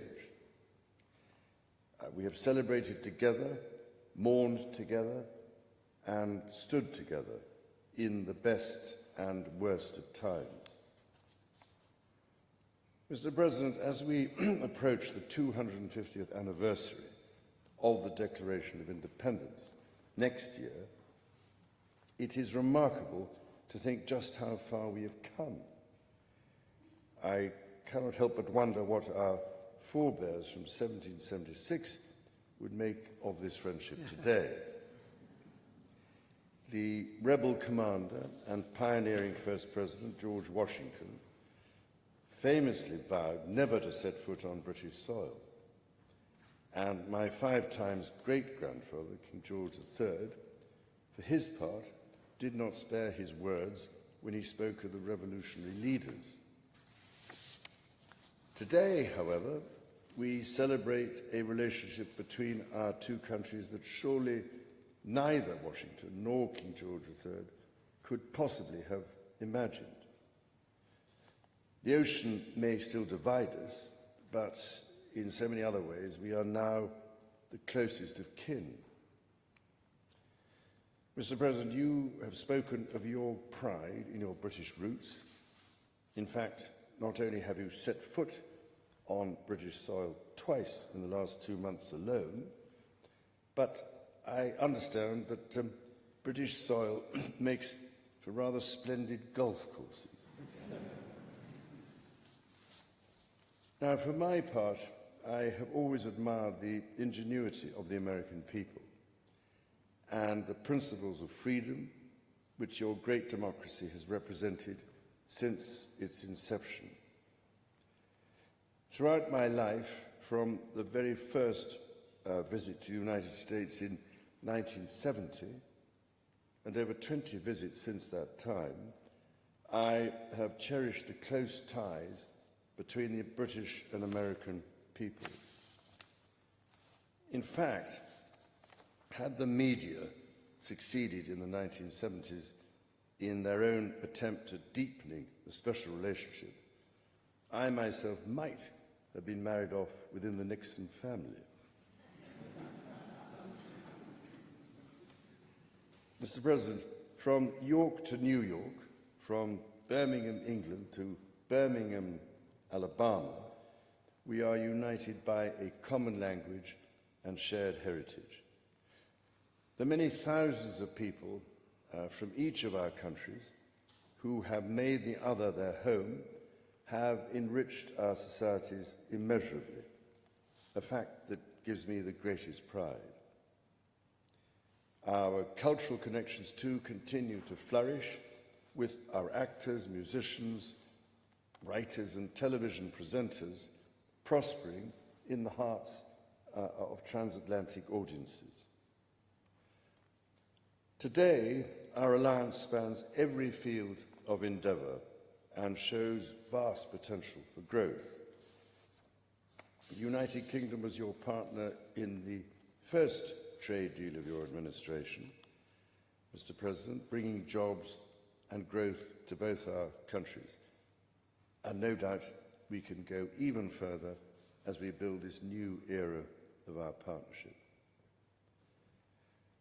Our two nations have an exceptional legacy of shared discovery. Together, we laid the foundations of nuclear science, mapped the human genome, and built the internet, upon which all contemporary commerce, communication, and defense is based. Together, our scientists and engineers are shaping the world of tomorrow, not least with new partnership agreements on technology and the prosperity that stands to bring. Our countries have the closest defense, security, and intelligence relationship ever known. In 2 world wars, we fought together to. Today, as tyranny once again threatens Europe, we and our allies stand together in support of Ukraine to deter aggression and secure peace. And our AUKUS submarine partnership with Australia sets the benchmark for innovative and vital collaboration. The successes of the British Redcoats and of George Washington's Continental Army today stand shoulder to shoulder, brothers and sisters in arms, protecting the freedoms we both cherish. Our countries are working together in support of crucial diplomatic efforts, not least of which, Mr. President, is your own personal commitment to finding solutions to some of the world's most intractable conflicts in order to secure peace. In striving for a better world, we also have a precious opportunity to safeguard and to restore the wonders and beauty of nature for the generations who follow us. We share the ambition and determination to preserve our majestic lands and waters, above all, to ensure that we have clean water, clean air, and clean food. Our legacy for the next 250 years and beyond is to ensure that our children, grandchildren, and those who come after them can experience the awe and magnificence of the natural treasures found in the countryside, on the coasts, in the seas, and in the national parks established by your predecessors and mine. Mr. President, Mrs. Trump, the bond between our two nations is indeed a remarkable one. Forged in the fire of conflict, it has been fortified through our shared endeavours and burnished by the deep affection between our people. Tested time and again, it has borne the weight of our common purpose and raised our ambition for a better world. So, in renewing our bond tonight, we do so with unshakable trust in our friendship and in our shared commitment to independence and liberty. Therefore, as we celebrate this unparalleled partnership, allow me to propose a toast to President Trump and the First Lady, and to the health, prosperity, and happiness of the people of the United States of America.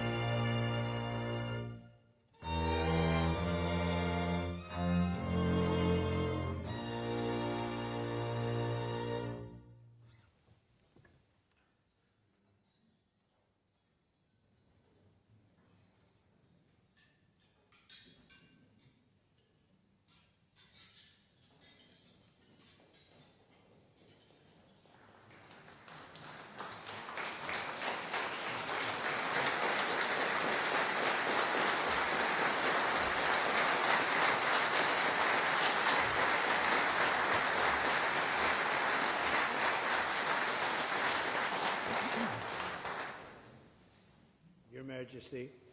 Melania and I are deeply grateful to you and Queen Camilla for your extraordinary graciousness. And to William and Kate, thank you so much. It's been so great being with you today. Thank you very much. Appreciate it. It's a singular privilege to be the first American president welcomed here. And if you think about it, it's a lot of presidents, and this was the second state visit, and that's the first, and maybe that's going to be the last time. I hope it is, actually. But this is truly one of the highest honors of my life. Such respect for you and such respect for your country. For many decades, His Majesty the King has epitomized the fortitude, nobility, and the spirit of the British monarchy and the British people. He's dedicated himself to preserving the glory and unique character of this kingdom, restoring life to the rivers and streams, supporting the works of its artists and composers, planting trees and gardens in its countryside. And I just visited one of the most beautiful I've ever seen that you just completed, and protecting the architectural integrity of cities, villages, and towns. He has uplifted the poor, cared for rural farmers, and tended to wounded veterans like nobody else. I'll tell you that I just stood in line and shook about 150 hands, and the King knew every single person and every single company, and some of them had bad names like XYZ-Q3, and he knew every one of them, or at least I think he did, because nobody was complaining. I was very impressed with that.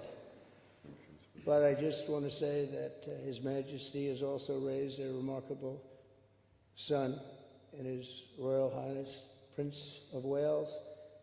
Really amazing. We've gotten to know you, and I think you're going to have an unbelievable success in future. Melania and I are delighted to visit again with Prince William and to see Her Royal Highness Princess Catherine, so radiant and so healthy, so beautiful. It's really a great honor. Thank you. Many years ago, His Majesty opened his archives to a biographer. Among the documents was a letter from 1993 in which he described the patriotism and guided his many projects. He wrote that he was, quote, entirely motivated by a desperate desire to put the great back into Great Britain. In the finest tradition of British sovereigns, he has given his whole heart, everything he's got, to those parts of Britain that are beyond the realm of mere legislation. It's not easy, but which define its essence and its virtue, its harmony, and its soul. It's an amazing calling, and there's nobody that's answered that calling like you have. A fifth of all of humanity speaks, writes, thinks, and prays in the language born on these isles and perfected in the pages of Shakespeare and Dickens and Tolkien, Lewis, Orwell, and Kipling. Incredible people, unbelievable people like we have rarely seen before, probably won't see again. The lion-hearted people of this kingdom defeated Napoleon, unleashed the Industrial Revolution, destroyed slavery, and defended civilization in the darkest days of fascism and communism. The British gave the world the Magna Carta, the modern parliament, and Francis Bacon's scientific method. They gave us the works of Locke, and Hobbes, Smith, and Burke, Newton, and Blackstone. The legal, intellectual, cultural, and political traditions of this kingdom have been among the highest achievements of mankind. There's really never been anything like it. The British Empire laid the foundations of law, liberty, free speech, and individual rights virtually everywhere the Union Jack has ever flown, including a place called America. You know that place very well, don't you? His Majesty spoke eloquently about the bond which inspired Sir Winston Churchill, and the bust is in the Oval Office right now, the beautiful bust of Winston Churchill, to coin the phrase special relationship. But seen from American eyes, the word special does not begin to do it justice. We're joined by history and fate and by love and language, and by transcendent ties of culture, tradition, ancestry, and destiny. We're like two notes in one chord or two verses of the same poem, each beautiful on its own, but really meant to be played together. The bond of kinship and identity between America and the United Kingdom is priceless and eternal. It's irreplaceable and unbreakable, and we are, as a country, as you know, doing unbelievably well. We had a very sick country 1 year ago, and today, I believe we're the hottest country anywhere in the world. In fact, nobody's even questioning it, but we owe so much of that to you and the footing that you gave us when we started. Together, we've done more good for humanity than any two countries in all of history. Together, we must defend the exceptional heritage that makes us who we are, and we must continue to stand for the values and the people of the English-speaking world, and we do indeed stand for that. On behalf of all Americans, I offer a toast to one of the great friendships, to two great countries, and to His Majesty, King Charles III, a very, very special man, and also a very, very special queen. Thank you very much. Thank you. Thank you very much. It's a great honor to be with you.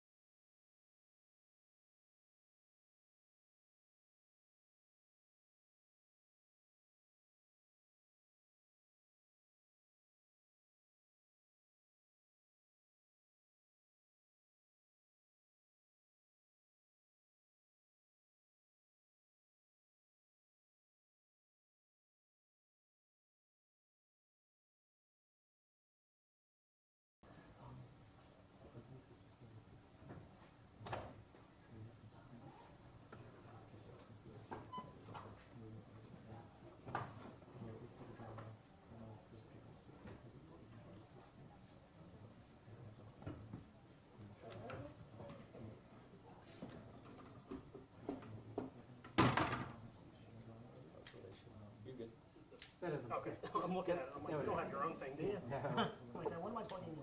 Oh, we wouldn't be that sophisticated. Yeah, don't worry.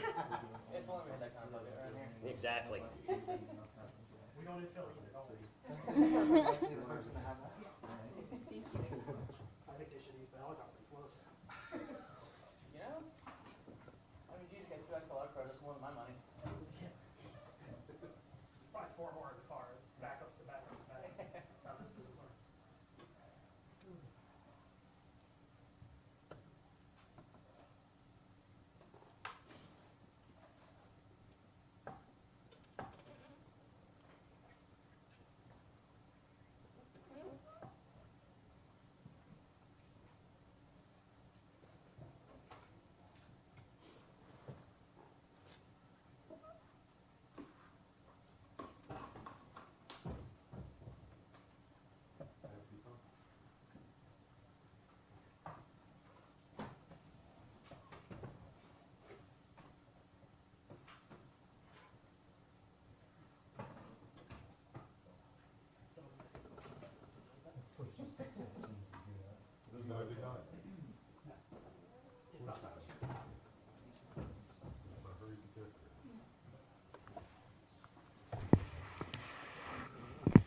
Do you know if they're taking the whole thing live? I would assume. Okay. 2 minutes, less than 2 minutes.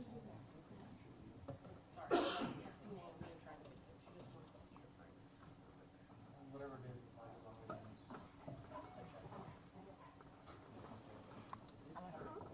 I'm assuming.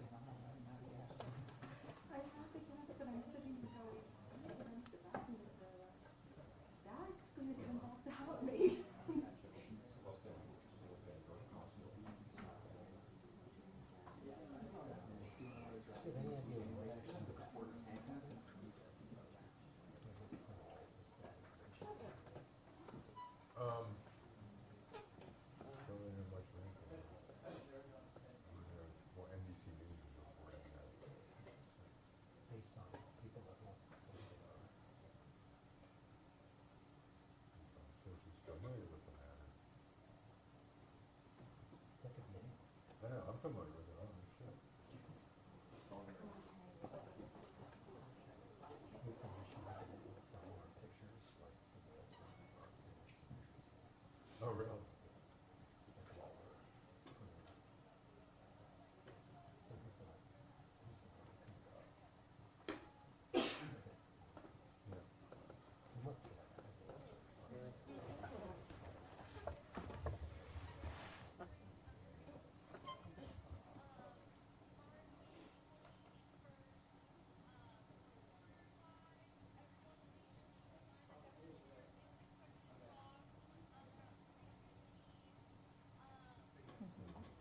Are you letting us put mics on?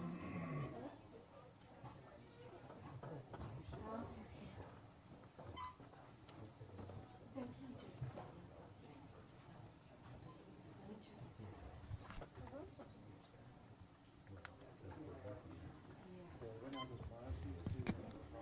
Okay. I'm tuning in now. Just stay aware.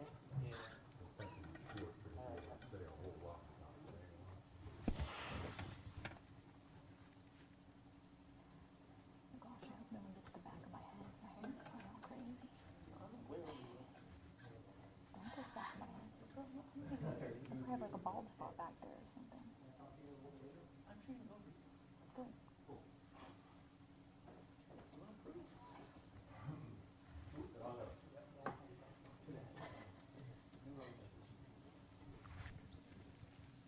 I'm on. Okay, good.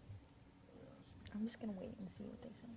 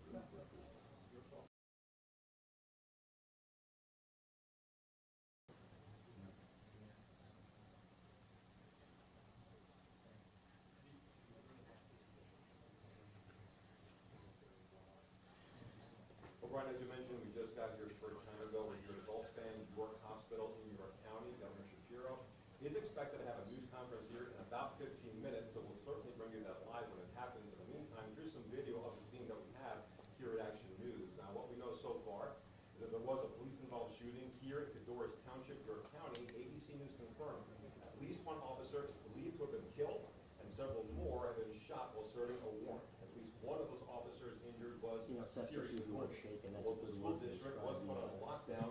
That was a few hours ago, so we're waiting for an update from that. In the meantime, we had an interview. He's here with the governor right now. He's meeting with families of the fallen, and we expect him to take to that podium and them to take to that podium about 6:15 tonight with all of the details. But they're being very tight-lipped. We don't have all the details, as Seth was just saying, but here's what I can tell you, and here's what the hospitals confirmed. 2 officers have been treated here, are being treated here, and are in serious condition.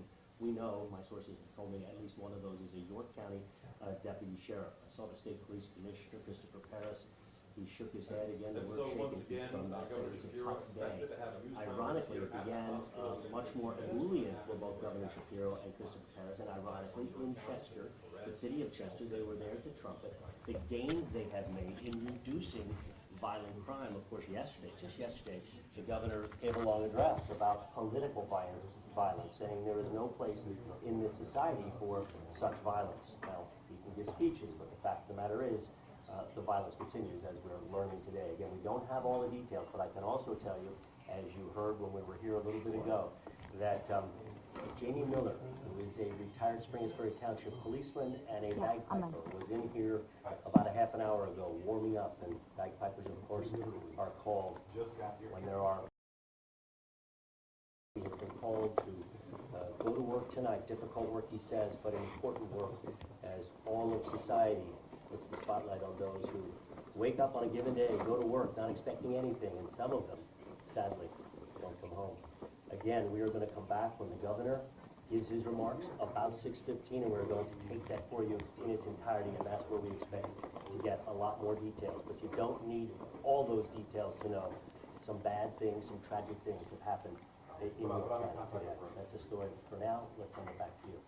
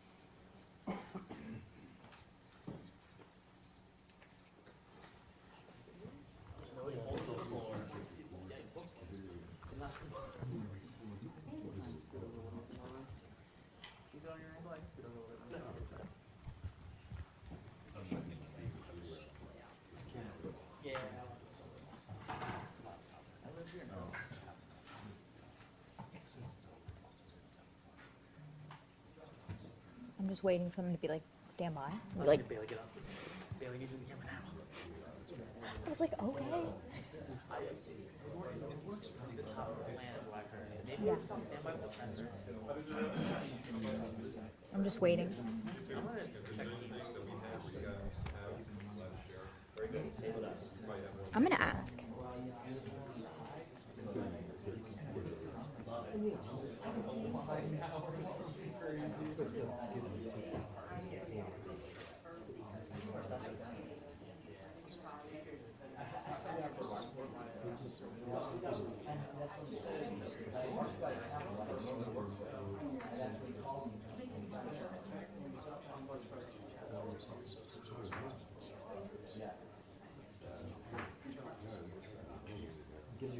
So nobody confirmed that that's true.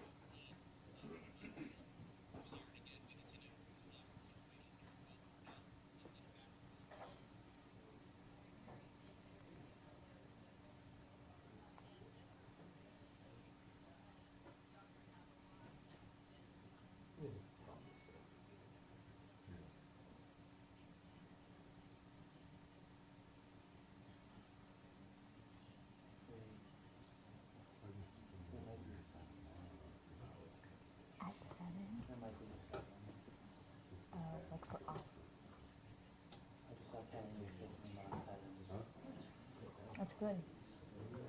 That's good.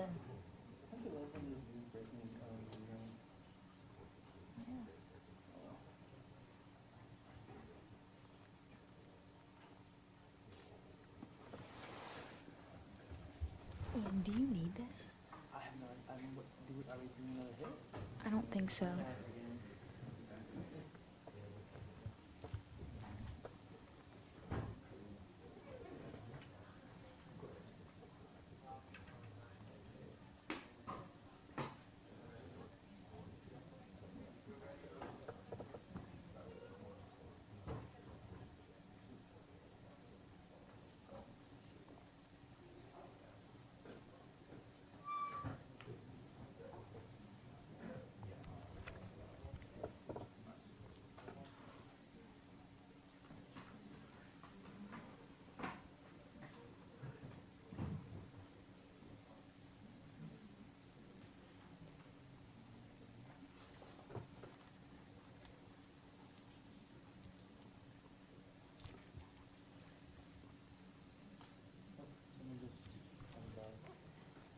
Which is ambiguous enough to not know. Kristen said that. So Kristen did. So.